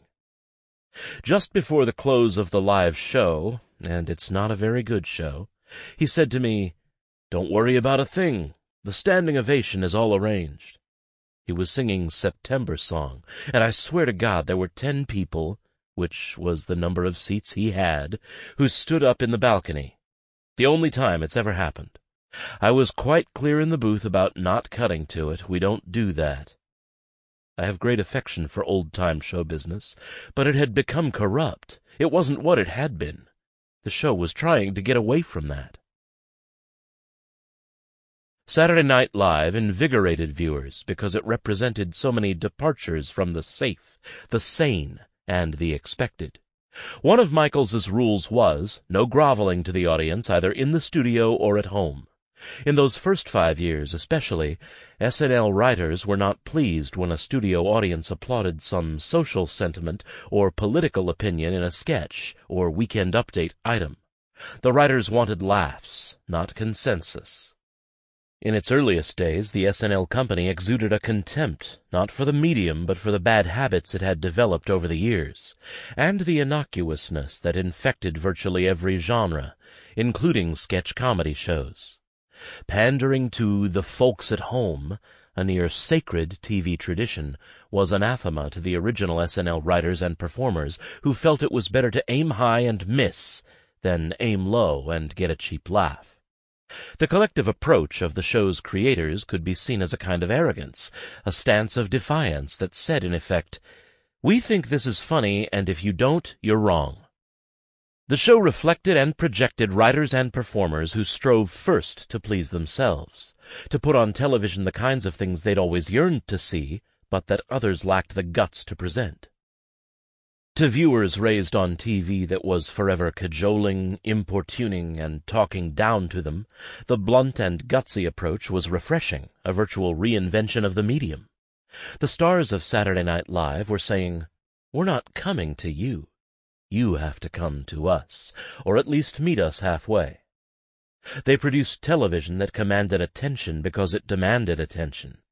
Everything wasn't made easy and lazy and served up pre-digested. It could be argued that in time, Saturday Night Live became as eager to please as any other TV show, even the kind that its writers and actors despised and derided, and that probably inevitably it became what it belittled. But in that first burst of glory there was still a captivating, rebellious purity to it. It was on a wavelength of its own, proudly above the fray, brash and brave and youthful and honest. Television without guilt, that was still entertaining as all get out. Bill Murray. It was Davy Wilson who didn't want us ad-libbing more than Lorne didn't want it. But the thing about the ad-libbing is that the camera cues, the camera cuts, are all on the script. They're supposed to go from this person to that person on this line. So that was a technical thing that was sort of a limit that you had. You'd screw things up if you ad-libbed at the end of something. Davy caught a lot of stuff because he was fast. If he could see in your eyes that something was coming, he'd hold on it. You'd hear him in the booth. Oh, Christ, where's he going? You learned that if you were going to fix something, the easiest way for everybody was to figure out how to fix it and still say the last line so they had the cuts right. You could actually watch them go, "Oh!" You could hear 6 or 7 people in the booth go, "Oh!" like he got it, and there'd be this glee as the technical director would push the camera button switch. There'd be this delight that you did it right, that you respected their technology and what they had to do. That was when you got good at it. It takes a while to learn how to do that. Not everybody did. I shot off a flash camera into the lens one time during update. Yeah, I burned out the TV camera. Oh, and they were furious. God, they were angry. They thought, "Oh, you fucking rookie, you idiot." Well, of course, it turned out to be just a temporary thing. It burns a hole for a moment, and then they have to redo the white balance or something, but they were so mad because there was this bubble in the screen for the rest of the update. The whole floor was like, "Did you hear what he did?" And people were walking out of the booth going, "Do you know what he did?" Of course, it's on the screen and everyone sees it on the monitor anyway. The whole crew sees it, and people know. James Signorelli. With the exception of Don Novello, who had worked at Leo Burnett in Chicago, no one here had any background in advertising. My background was in documentary filmmaking and feature film cinematography, so I had passed through the world of low-budget commercials that everybody does at one point, and I knew the silliness of it and what some of the excesses were, and I knew how to do them from the production and visual points of view. One of the things about commercials is that they're very good storytelling devices. By the beginning of the third year, the typical short movie for Saturday Night Live cost between $10,000 and $13,000. It was kind of a watershed period because of what was going on in commercials in general. For one thing, money was no longer an object. Phenomenal sums were being spent on advertising, and new techniques were being born there. The other thing was that it was becoming acceptable, even with the most staid client, to use humor. We at the show, of course, were on the cutting edge, so nobody could do what we did. And whatever we did in commercials, the attitudes that we took, the archness or the surrealist approach, was making a big impact on the creative people at the ad agencies. So they started pushing the wave further and further to the left. Editorially, we were doing things that were very sophisticated back then. Dan Aykroyd. I did update for one season, I think, and I wasn't comfortable in it. I didn't like it. They only gave it to me because Chevy had gone. Jane, you ignorant slut, really caught on. That was great. But delivering the jokes and being the newsreader was not something that I was comfortable with. I was very happy to be relieved of that. Lorne Michaels. In the 70s, I was much more proud of who I wouldn't allow on the show. People who had just been all over Las Vegas and primetime television. There were even people I always thought were really great, but they were of that other generation. And now we were coming along, and we were shaped by a different set of things. And any association with the Rich Littles and the John Byners and the original Tonight Show guys like Dayton Allen would have been antithetical to what I was trying to do. Paul Schaefer. The idea that some of the things would not be necessarily accessible to everybody didn't matter. As long as there were a few people out there who thought it was hilarious, that's what mattered. I kind of learned that from this show, that concept. It was a show for our generation, which was, let's face it, a 60s-style generation. Al Franken. I'd heard Spiro Agnew was going to be on Tom Snyder's show, so I wanted to meet him and harass him a little bit. I brought a tape recorder and went down to their studios on 6. Agnew was in the makeup room, so I sat down in the next makeup chair as he was getting made up, and I said something like, "You called student protesters bums, and aren't you the bum?" I think that's what I said. "Because you took money?" And he just said, "I never called them bums. That was Nixon." It was like beneath his dignity to address this kid with long hair and to spend too much time on it. I thought I'd pressed the button to start the tape recorder, but I didn't. I'd had it on and turned it off or something, so I didn't get it on tape. And then I also felt stupid because I checked it out and I was wrong. Nixon had called students bums. At least I did get to say to Agnew that he was a bum. And then the producer of the Snyder Show called me up and said, "Don't do that. If there's somebody on our show that you hate, don't come down and harass them. That's not good for our show." Lorne Michaels. When Al went down to the fucking 6th floor to berate Spiro Agnew, Chevy and O'Donohue and I were like, "Al, what the fuck are you doing?" Al took that nattering nabob's speech personally. He was probably 23 when the show started. I was 30. It has always seemed to me that the people who made the most noise about artistic integrity were the first people to buy a Mercedes. And the more people railed about things when you examine their lives 25 years later, well, you know. Tom Davis. One day Henry Kissinger calls up, and the call is picked up at an NBC page's desk. And the page goes, "Henry Kissinger's on the phone. He wants tickets for his son." And Al grabs the phone and yells into it, "You know, if it hadn't been for the Christmas bombing in Cambodia, you could have had your fucking tickets." Paula Davis, assistant. My first official job was working for Michael O'Donoghue.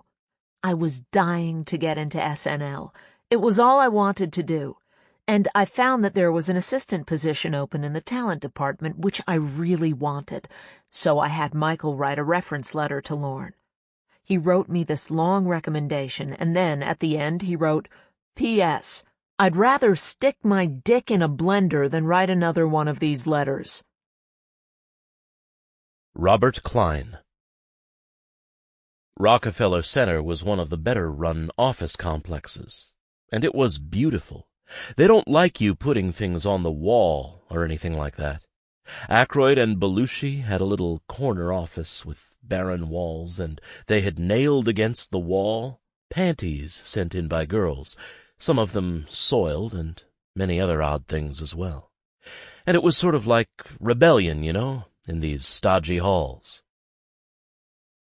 Dan Aykroyd. I had one episode of rage, and that was when this guy, an accountant, a unit manager, billed me for $150 for some meals we were having when we were writing. Wait a minute, these are expenses that should be picked up by the show. But he kept sending me these bills. So finally I wrote a satanic message on the wall in lipstick. I think Michael O'Donoghue came in and saw it and approved of it, and it was something like, "Your relatives will all burn in hell forever." It was very effective. Carrie Fisher. Danny was always into weapons and cars and doing his little imitations. He was always hanging around with the person who does the autopsies, the coroner. That's who he would hang around with. And, of course, he really took care of John. He loved him. I was set up with Danny by John. John invited me over and then passed out. That was the setup. That was a blind date John style. Danny was adorable. He was lovely. He's just your classic codependent and caretaker. Once I almost choked on a Brussels sprout and he did the Heimlich maneuver on me. He wound up saving my life. When he asked me to marry him, I thought, wow, I probably better. Penny Marshall. Yeah, Danny proposed to Carrie. Then she ran away and bought him some clothes. That's how she handled that. Steve Martin. Dan Aykroyd rode a motorcycle and wore leather clothes and everything. I was trying to be friendly, and I said, "Hey, you want to go shopping for clothes over at Saks?" And he said, "Well, I'm not really into that." Neil Levy. Aykroyd is great. He's an atomic mutant, a web-toed atomic mutant. He actually had webbed toes, you know. I've seen them with my own eyes, at least 1 foot. I asked him about it, and he said, "I'm an atomic mutant." He's also got a photographic memory and instant recall. He can take a book, and once he's read it, you could ask him any page and he could recall it. Unfortunately, I think the only book he's actually memorized is like a 1974 meat packager's guide. James Downey, writer. My brother was an Air Force career guy, and when Aykroyd and I did a thing a long time ago that involved Napoleon having a B-52, Aykroyd supplied all the references for the armaments and the weaponry and stuff. In fact, the term daisy cutters was probably first used on television in that piece. And my brother had been watching it in Thailand or something on the Armed Forces channel, and he called up and said, "My God, who there knows what a C-130 is?" I said, "That was Aykroyd." He goes, "Wow, we were amazed, because you guys actually had the stuff right, and we've never seen that kind of thing." James Signorelli. During the first 5 years, the show changed a lot of stuff that you don't think about. It changed this business of dinner at 8 into dinner at 10 or dinner at midnight. The way Fran Lee, our costume designer, dressed Lorne for the show suddenly became the way everybody in New York was dressing. Lorne used to come out on stage wearing a shirt, jacket, and blue jeans. Nobody had ever seen it, but before you knew it, everybody was sitting around in Levi's and a jacket. Riding a tsunami of success and acclaim, Lorne Michaels proposed sending the entire show on location to New Orleans for the 1977 Mardi Gras. Since NBC figured the production cost of that to be at least $700,000, executives decided to put the show in prime time on a Sunday night, stretching it to 2 hours and making it an entry in a weekly anthology called The Big Event.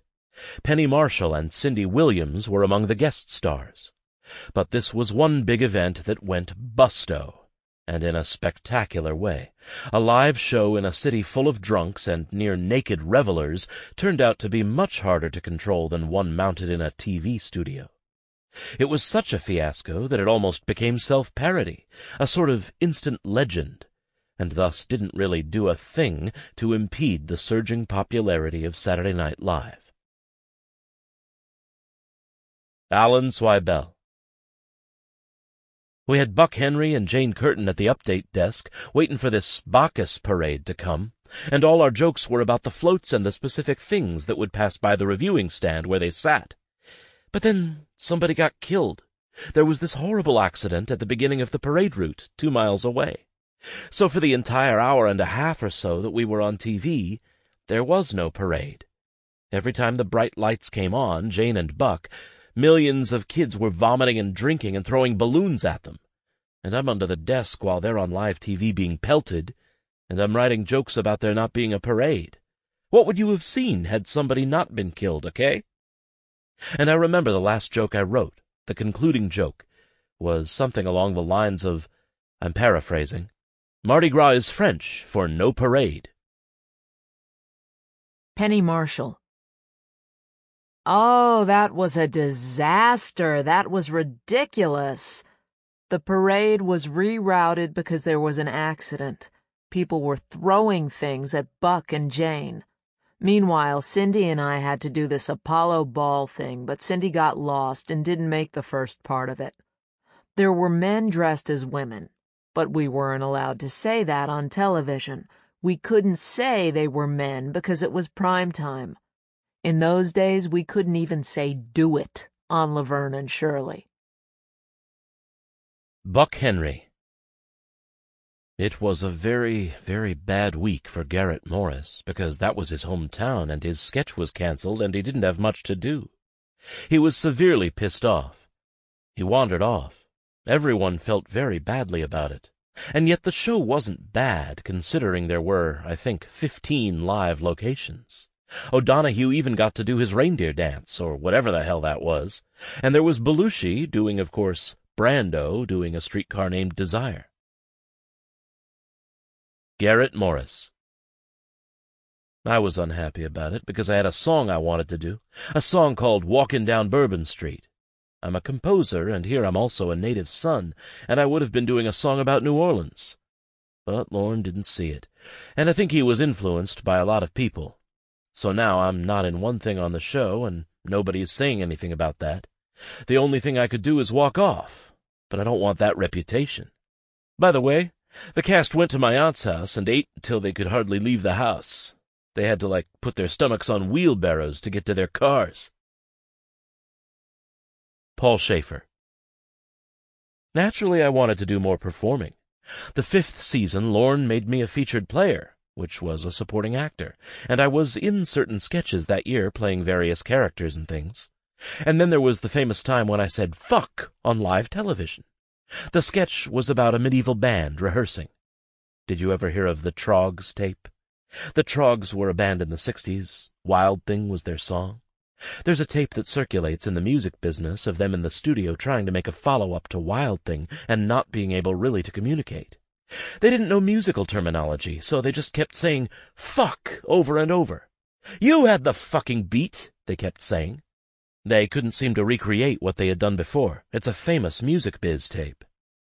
Anyway, Franken and Davis had the idea to transcribe this Trogs tape and make a sketch out of it, but make it into a medieval band rehearsing and saying those lines. I remember James Taylor was in it too, because he was the musical guest that week, and Lorraine Newman. We made up our own word, flogging, instead of fucking, and we would say, well, you had the flogging beat before, and we were all doing British accents, some more successfully than others. So it went very well in the dress rehearsal, and Al Franken said to me, you're getting big laughs. If you want to add any more of those floggings, go ahead. But I got carried away, and just without thinking I said, you had the fucking beat before.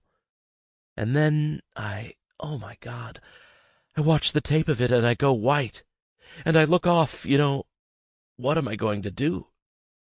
But nobody noticed I said fuck, because we were doing those bad English accents. You couldn't hear it. It wasn't really clear. And there were no phone calls or anything.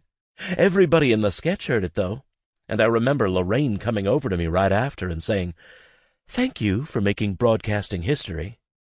And then Lorne came over and said, you just broke the last barrier. But I didn't get in trouble, because it was clearly an accident. I didn't get fired or anything. Rosie Schuster. I wasn't actually in a couple with Lauren when the show started. That's the real folly of it all. But I never really actually got divorced from him, I don't think, until like 1980 or something. I just didn't want to deal with that. And so I didn't. Dan Aykroyd. By the time Rosie and I became involved, it was over between Rosie and Lorne. They might have been married in name and all that, but he was seeing other people. There was definitely separation there. Tom Davis. When Rosie and Danny first started dating, Danny was sure that Lorne was going to kill him because Rosie was his ex-wife. I was very close to Danny, and he was like, don't tell anybody, Davis, don't tell anybody. And of course everybody knew anyway.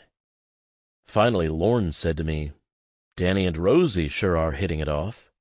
And it was like, why are we going through all this hiding and charade kind of thing? I mean, Danny and Rosie and I went on vacations together. But somehow Danny was sure that Lorne was going to kill him. Dan Aykroyd. My thing with Rosie never really got in the way of work until near the end. I was pretty upset because Rosie was breaking up with me and going with a guy who's one of my best friends now. Lorraine Newman. I always had these long-distance romances, which were about as much as I could handle. I really didn't get involved with people I was working with. I liked keeping it light. I was involved with lots of people who were just numb Lotharios, but because I knew that about them, I could just enjoy them and not get involved. I was in no shape to be involved with anybody.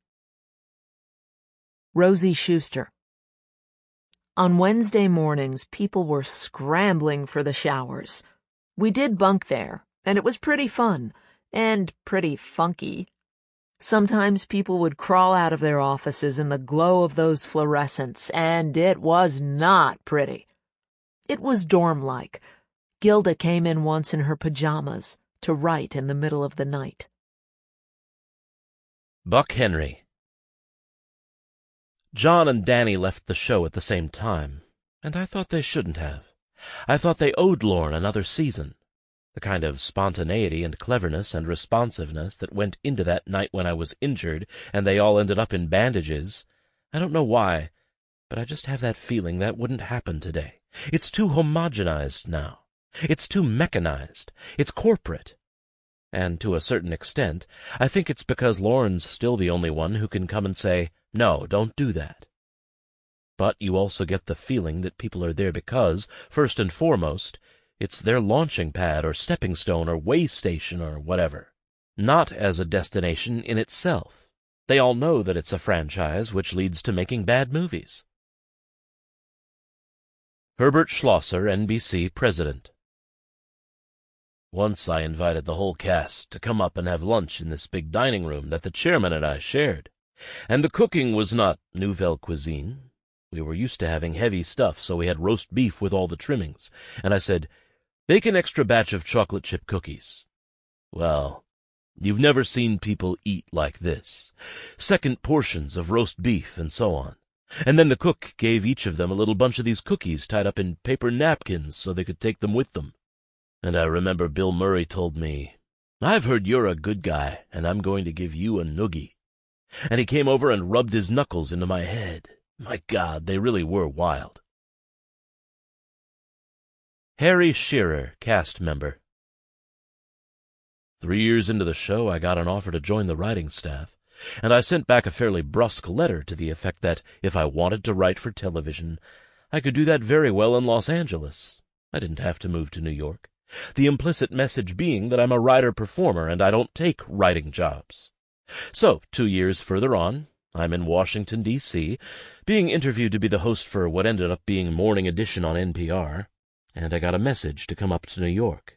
Lorne wanted to meet with me, and I came up, and the meeting was in the darkened auditorium of the Winter Garden Theater, where Gilda was doing Gilda Live, and there Lorne offered me a job as a member of the cast and as a writer.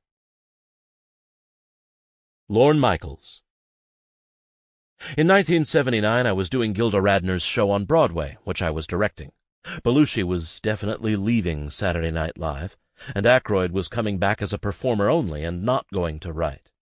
We all thought we'd do just one more season, so we made some additions to the writing staff. We hadn't added any cast. That was the plan. Just before Gilda's show opened, I got a call first from Bernie Brillstein and then from Dan Aykroyd, saying they had a chance to make the Blues Brothers movie in November, and that Danny wouldn't be coming back after all. That happened in July. Now I didn't have a plan. Al Franken was a big fan of Harry's from the Credibility Gap, which we all were, and it seemed like, yeah, that would work. Harry Shearer. I thought fairly early on that the show betrayed a certain desperation to try to repeat anything that got a laugh, which I thought was, given the show's advertised adventurousness, a little puzzling. The times they ran News for the Hard of Hearing in the first season probably numbered in the double digits, and it seemed to me a tip-off that the show's agenda was to develop running bits and running characters as quickly and as determinedly as possible, whether or not they really had legs. But by the 5th season, the show had serious career implications for anybody who was involved in it, obviously. I overestimated my ability to put my mark on it. Al Franken. I had sort of recommended Harry, so Lorne held that against me. And Harry did too. That's the wonderful part about Harry. Harry actually held it against me that I had recommended him for the show.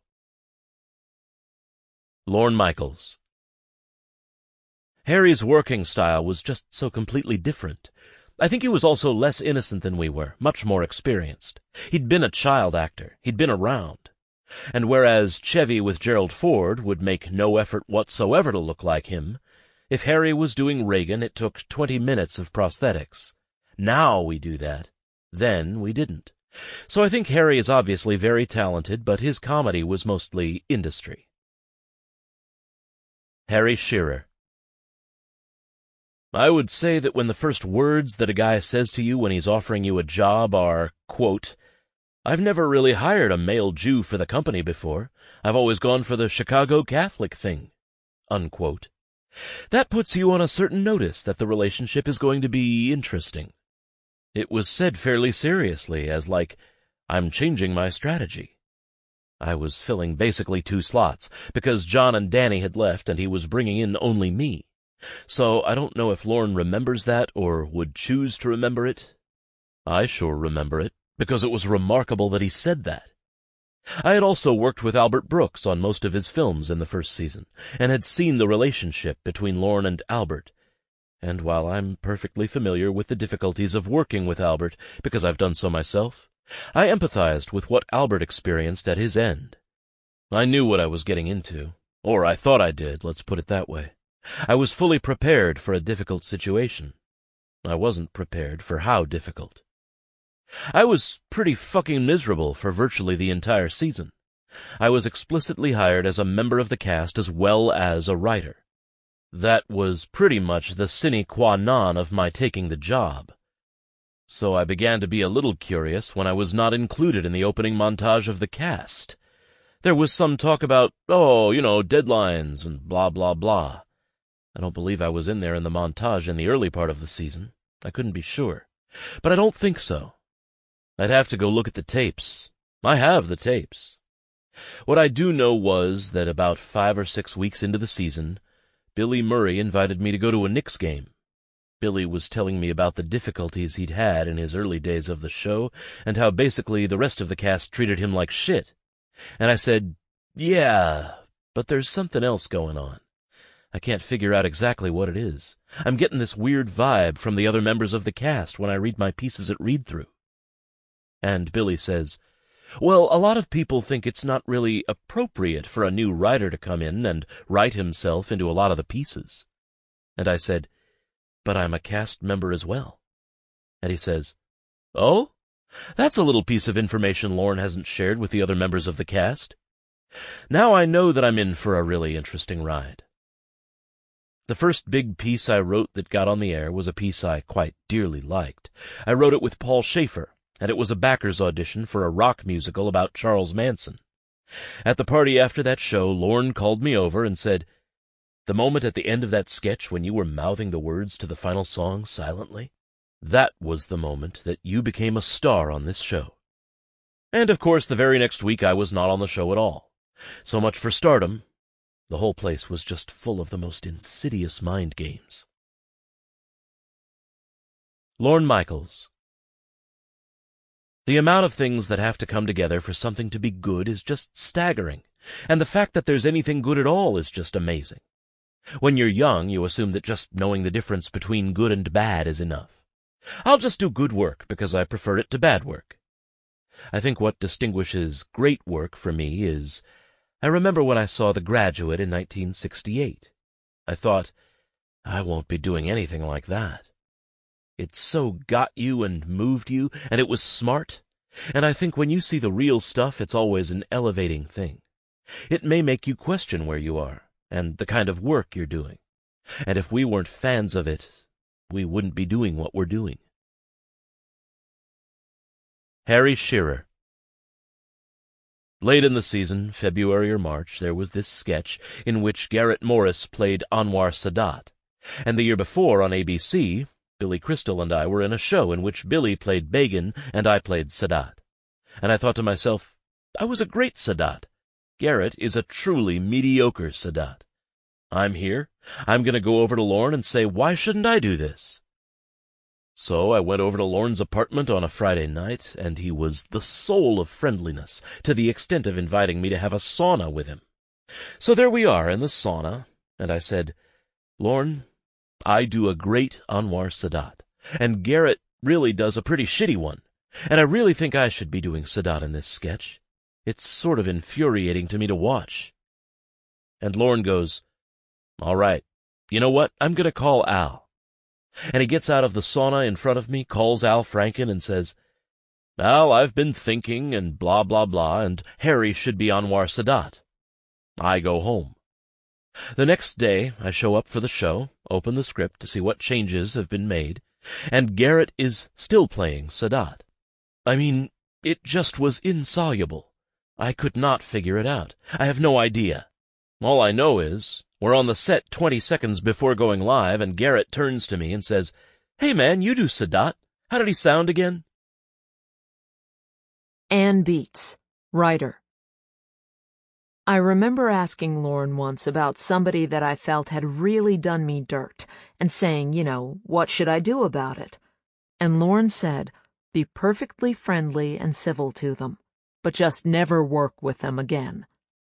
So I would guess that would be more his style. Fred Silverman, NBC president.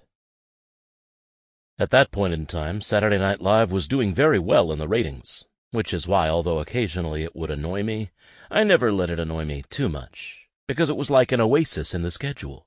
It was extremely profitable. It and The Tonight Show brought in hundreds of millions of dollars every year. But then we began very serious conversations about giving Gilda Radner her own variety hour in prime time. That was very, very much a part of my planning for mid-season. I think it was 1978, the first mid-season I was there for. And, she was doing it, and then we had a lunch, just Gilda and Lorne and myself. And I found out at that lunch that she decided with Lorne that they weren't going to do it after all. And that was an enormous disappointment on several levels. On a personal level, but also because I thought she would have been an absolute smash doing the kind of show that Carol Burnett used to do. It would have been great. When you're running a network, you search for a signature program. And in the days of BJ and the Bear and Sheriff Lobo, to put on a smart variety show with Gilda Radner coming out of the studios in New York would have been a home run. So that was an enormous disappointment.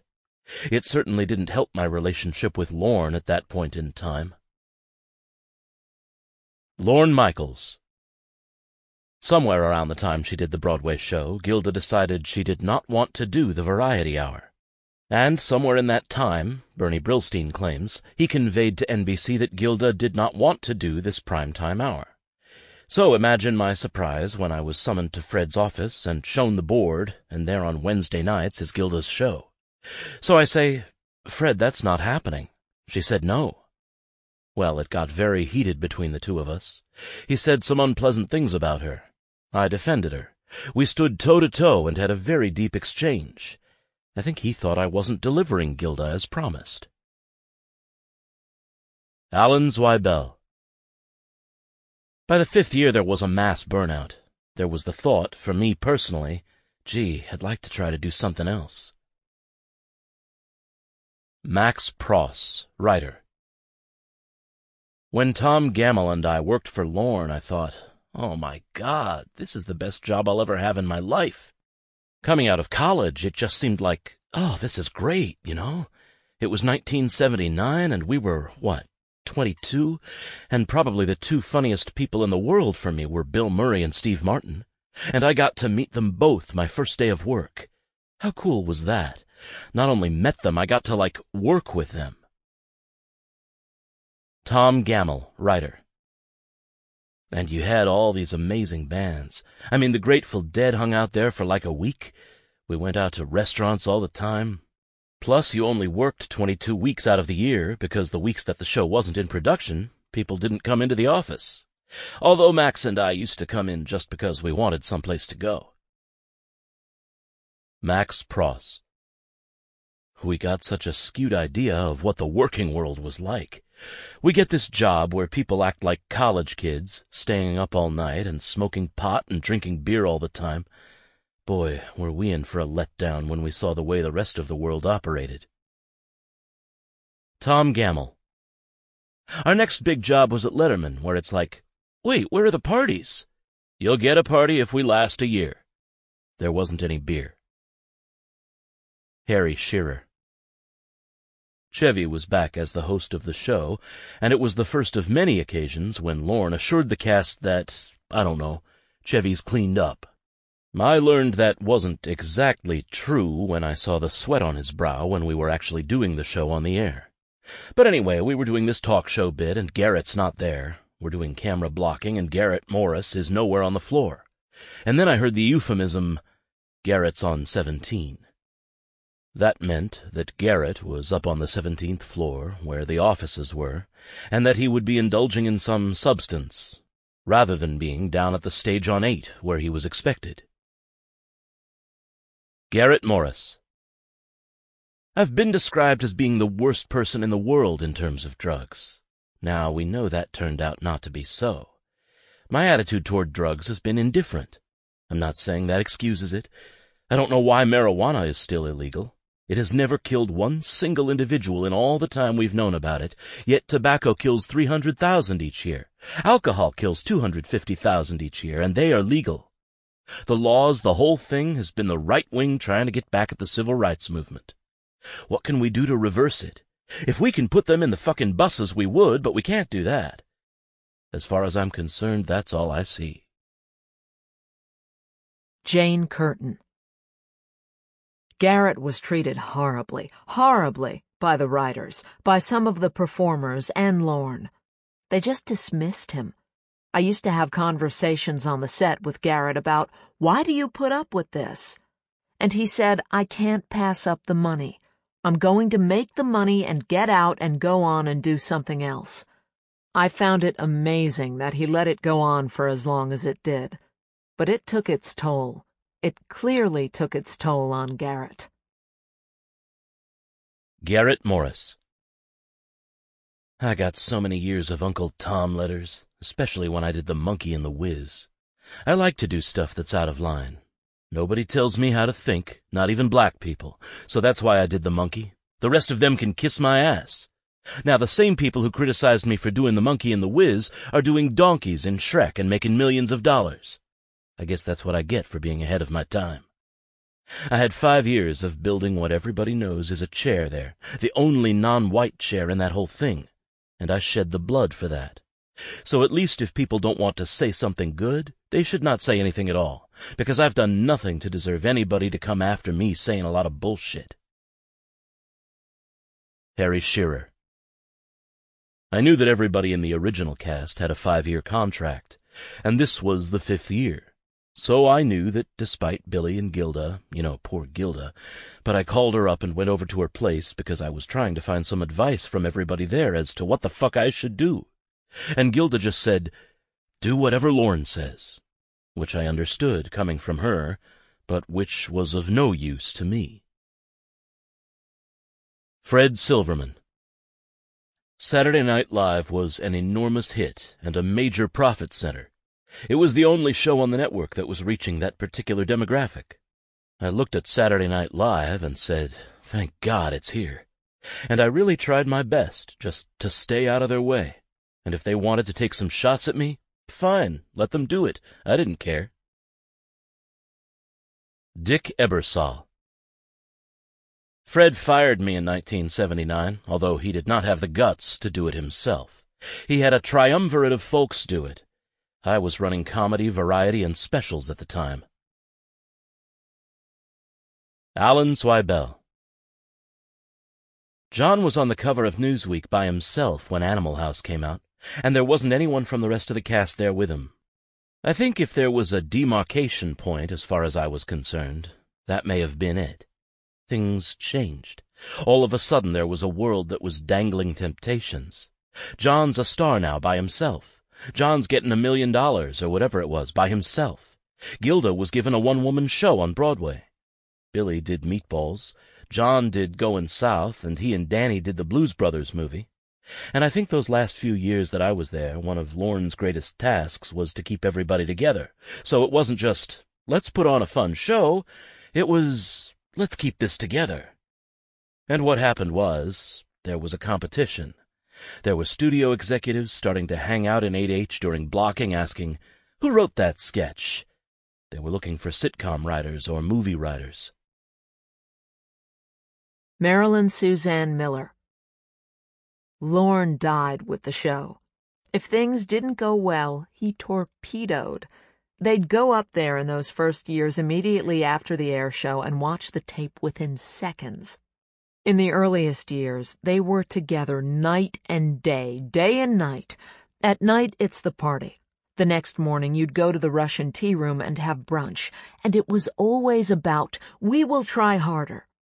Everybody was this animatronic personality who was going to do better, and it was all for the show and giving up things for the show. The emotional component was so great for everyone involved. Dan Aykroyd. It's too stressful because you worry about quality. You want things to be so right, and that really weighs heavily. Plus the adrenaline pump, it's like being in combat or a cop or something. You can't take that week after week. It's a young man's game, there's no doubt about it. It is satisfying when you pull something off, and it is tremendously debilitating and anxiety-producing when you don't. Bill Murray. I only became sort of important to the show after Danny and John went to do the Blues Brothers and quit. When they were doing the Blues Brothers, all of a sudden I started getting a lot to do. And when they were gone, then I really got a lot to do. Then I was in lots and lots and lots and lots of sketches. When you have this celebrity thing, different things change. Your vision is different, and I was sort of like in the wake of all these people. I didn't have as many famous friends, and I didn't necessarily work certain parts of town. So I was just doing what I was doing, and happy enough to do that. I was still trying to be not famous on some level. And I still was not famous on some level. So I was able to enjoy that part of it and see that the famous part of it had its downside. I was busy mining the parts of my life where I was not famous, because I saw that those were not going to last forever. Professionally, I just kept doing my job because I was pretty good at it, and I became valuable those last couple years, and I was proud of the work I did. I thought I worked hard. I was a little late sometimes, but I thought I worked pretty well, and I never had, brawls or feuds with the girls or anything. Even network executives became embroiled in backstage melodrama, especially toward the end of SNL's raucous infancy, when NBC was getting a double drubbing, terrible ratings in prime time, and even worse press. Fred Silverman, having a spectacularly stormy reign as network president and already feeling under siege, saw Saturday Night Live graduate from being a source of occasional irritation to being a major, gaping trouble spot. Al Franken picked this painful moment to compose a savage piece of satire called Limo for a Lamo, one of the meanest acts of character assassination in the history of mean acts of character assassination. Franken, addressing the camera, told viewers Silverman had done a lousy job running the network and didn't deserve the limousine that was one of his lavish perks, whereas Franken, star of a hit show, did.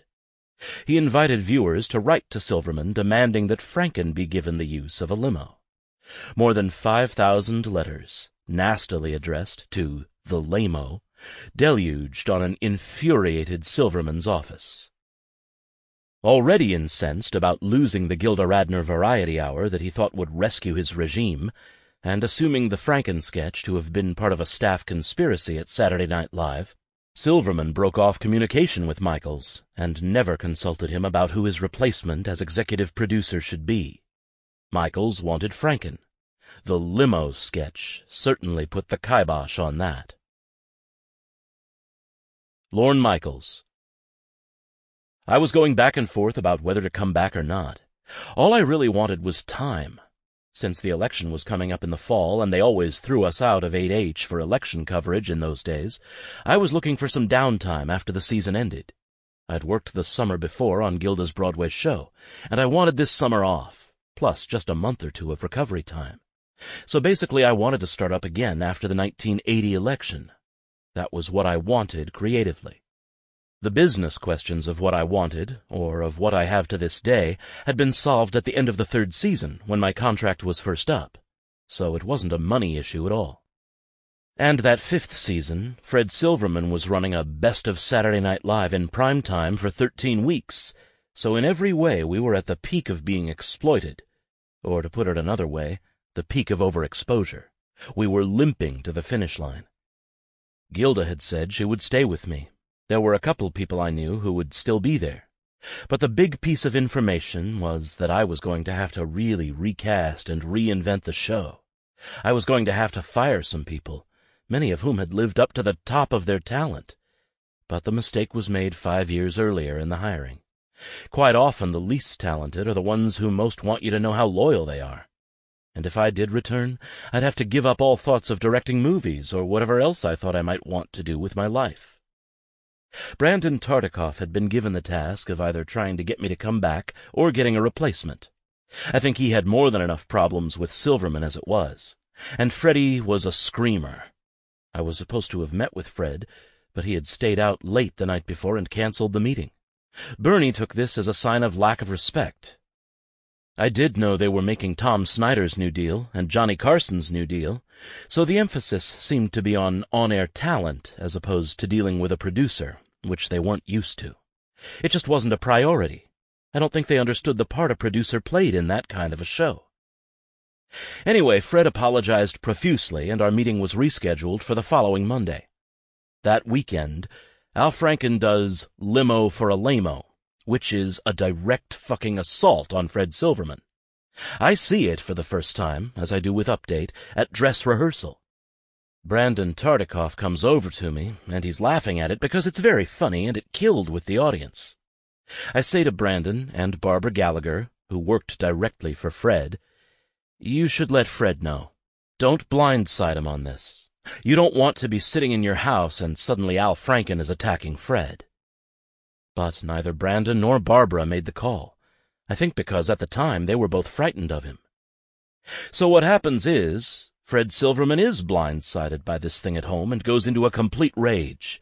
He thinks that I'm responding to his canceling the meeting with me by calling him a lame-o on national television.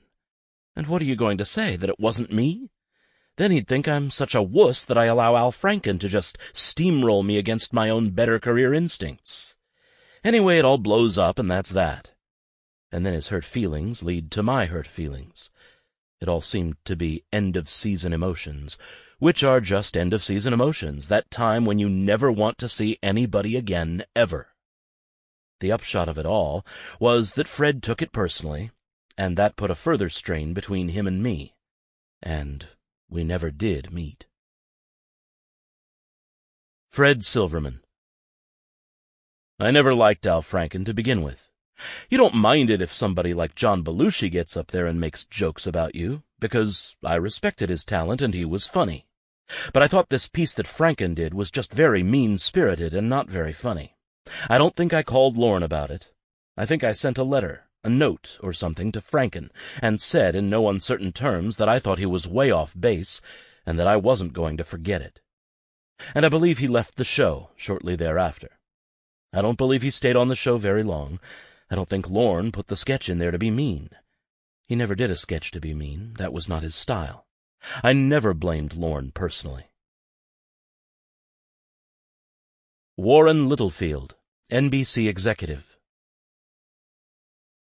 Brandon was sitting in the audience, and they had just done the limo sketch, and a page comes over and says, "Mr. Tartikoff, you have a phone call." And he says, "Who is it?" And the page goes, "A screaming Mr. Silverman." Brandon stopped for a second and then asked, "Did you tell him that you knew where I was?" The page said, "No, we were just told to find you." Brandon said, "Okay, then tell him you can't find me." Brandon just couldn't take it. Here it was, midnight on Saturday night, and he just couldn't take Fred screaming at him at that hour. We always thought that was a wonderful lesson that Brandon was imparting to us about survival in the executive ranks. Barbara Gallagher, NBC Vice President. I went to Lorne when I saw the limo for a lame-o sketch in rehearsal. He said, "Too much, huh?" I said, "Yes." He said, "Go talk to Franken." So I go over to Al, and Al goes, "Wasn't that the greatest? Didn't you love it?" I said, "Al, I'm not going to censor you. It's not my job. I'm just telling you it's pretty dicey right now. Fred's in a bad way, and this is really going to hurt him." And Al said, "Good, because he hurt Lorne." So I went back to Lorne, and Lorne said, "I'll take care of it." Well, the bit was worse when it came on the air. I was home watching the show. The phone rang. It was Fred. When he couldn't get Brandon, he called me. He said, "Did you know about this?" I said, "I did." He said, "And you didn't do anything about it?" I said that I'd told Al we weren't going to censor him, but that it was too much. Fred said, "You call Lorne and tell him how hurt I am, and how could he do that? How could he let that go on at this time?" Fred had offered Lorne the world to stay on at Saturday Night Live. He wanted him to stay. He'd said, "Whatever you need, whatever you want, just stay." So I call over to Lorne, and Al gets on the phone and says, "So, Fred's pissed at me?" I said, "No, Al, he's not mad at you." Al said, "Well, it's not Lorne's fault." I said, "Yeah, it is. He's the producer." Al said, "Lorne lets us do what we want to do." I said, "Fred is really hurt. If you heard his voice, he is really hurting." So Lorne gets on the phone. He says, "Is he mad?" I said, "No, he's hurt, and he's blaming you." I was right in the middle of all this. And if you know me, I hate confrontation. I'm worse than Lorne. I will run 3,000 miles the other direction or get a root canal before I have a confrontation. I hate it. And I really like Lorne. We'd gotten along great. But he has been cool to me now for a long time. I think he feels I betrayed him, and I didn't. I truly didn't. I was walking a fine line, and I was ready for a loony bin. It was horrible. I saw what was happening to Fred, too. And if Lorne didn't take time off, Lorne would have been in a loony bin as well. He was hanging by a string. He was so tired. I frankly worried about him, too. Both of them. Lorne Michaels. I'd given so much energy to holding things together all those years. I had been truly drained, just spent. I was just burnt out and emotionally very vulnerable. So I told Brandon I couldn't do another year. He didn't try and change my mind, and I said to myself, all right, I guess that's it. I've done my 5 years. It was very hard for me. In retrospect, to be relieved of the show was an emotional withdrawal that took me truly years to get a perspective on.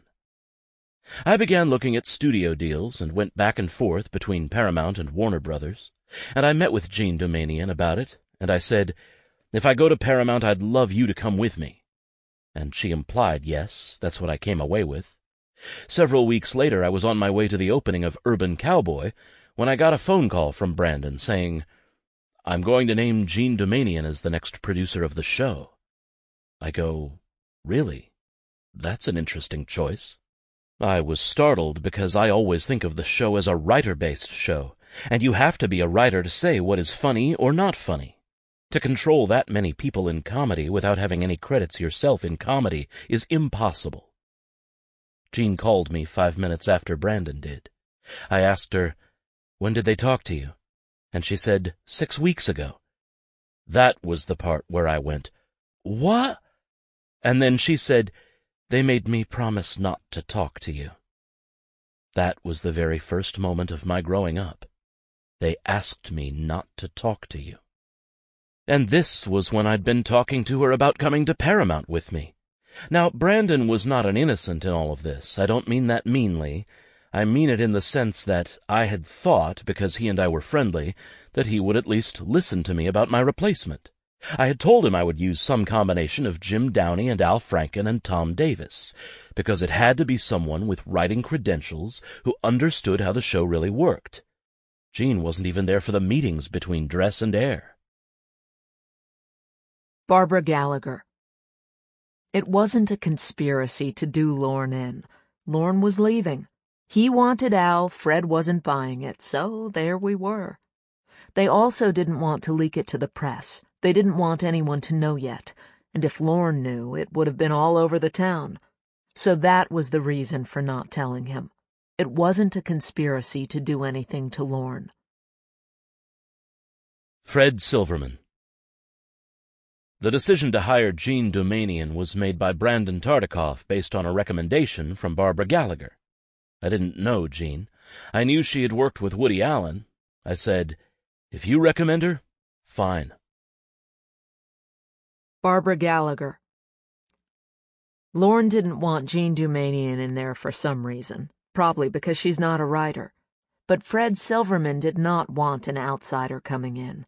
He wanted someone from the show, who'd been with the show. And Jean had been there forever, worked with the talent, and Jean wanted the job.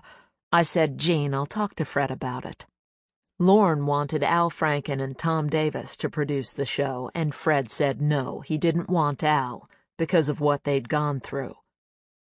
Brandon was there at the time, and I said the only other person down there who knows how to run the show, because she's been sitting there all the time, although she's not a writer, is Jean. And he said, oh, all right, let's run it by Fred. I said, I know Lorne doesn't want her. So if you tell Lorne you're going to have a big craziness going on. Fred said, well, if that's the only person down there and you think she'll be all right. And I said, everyone likes her. They all know her. What problem could it be? Robin Schlinn. Woody Allen was best friends with Jean Doumanian, who was the associate producer when I was there, and he would call the control room constantly and talk to her. Woody Allen would always call as Mo Golden. And the second day I was there, I got this call for Jean Doumanian and had to say, "Jean, it's Mo Golden calling." We always had to answer the control room phone. I didn't think anything of it, and then somebody said, "It's Woody Allen." We never knew if she knew that we knew. We had to pretend that we all thought this guy calling her was Mo Golden and not Woody Allen.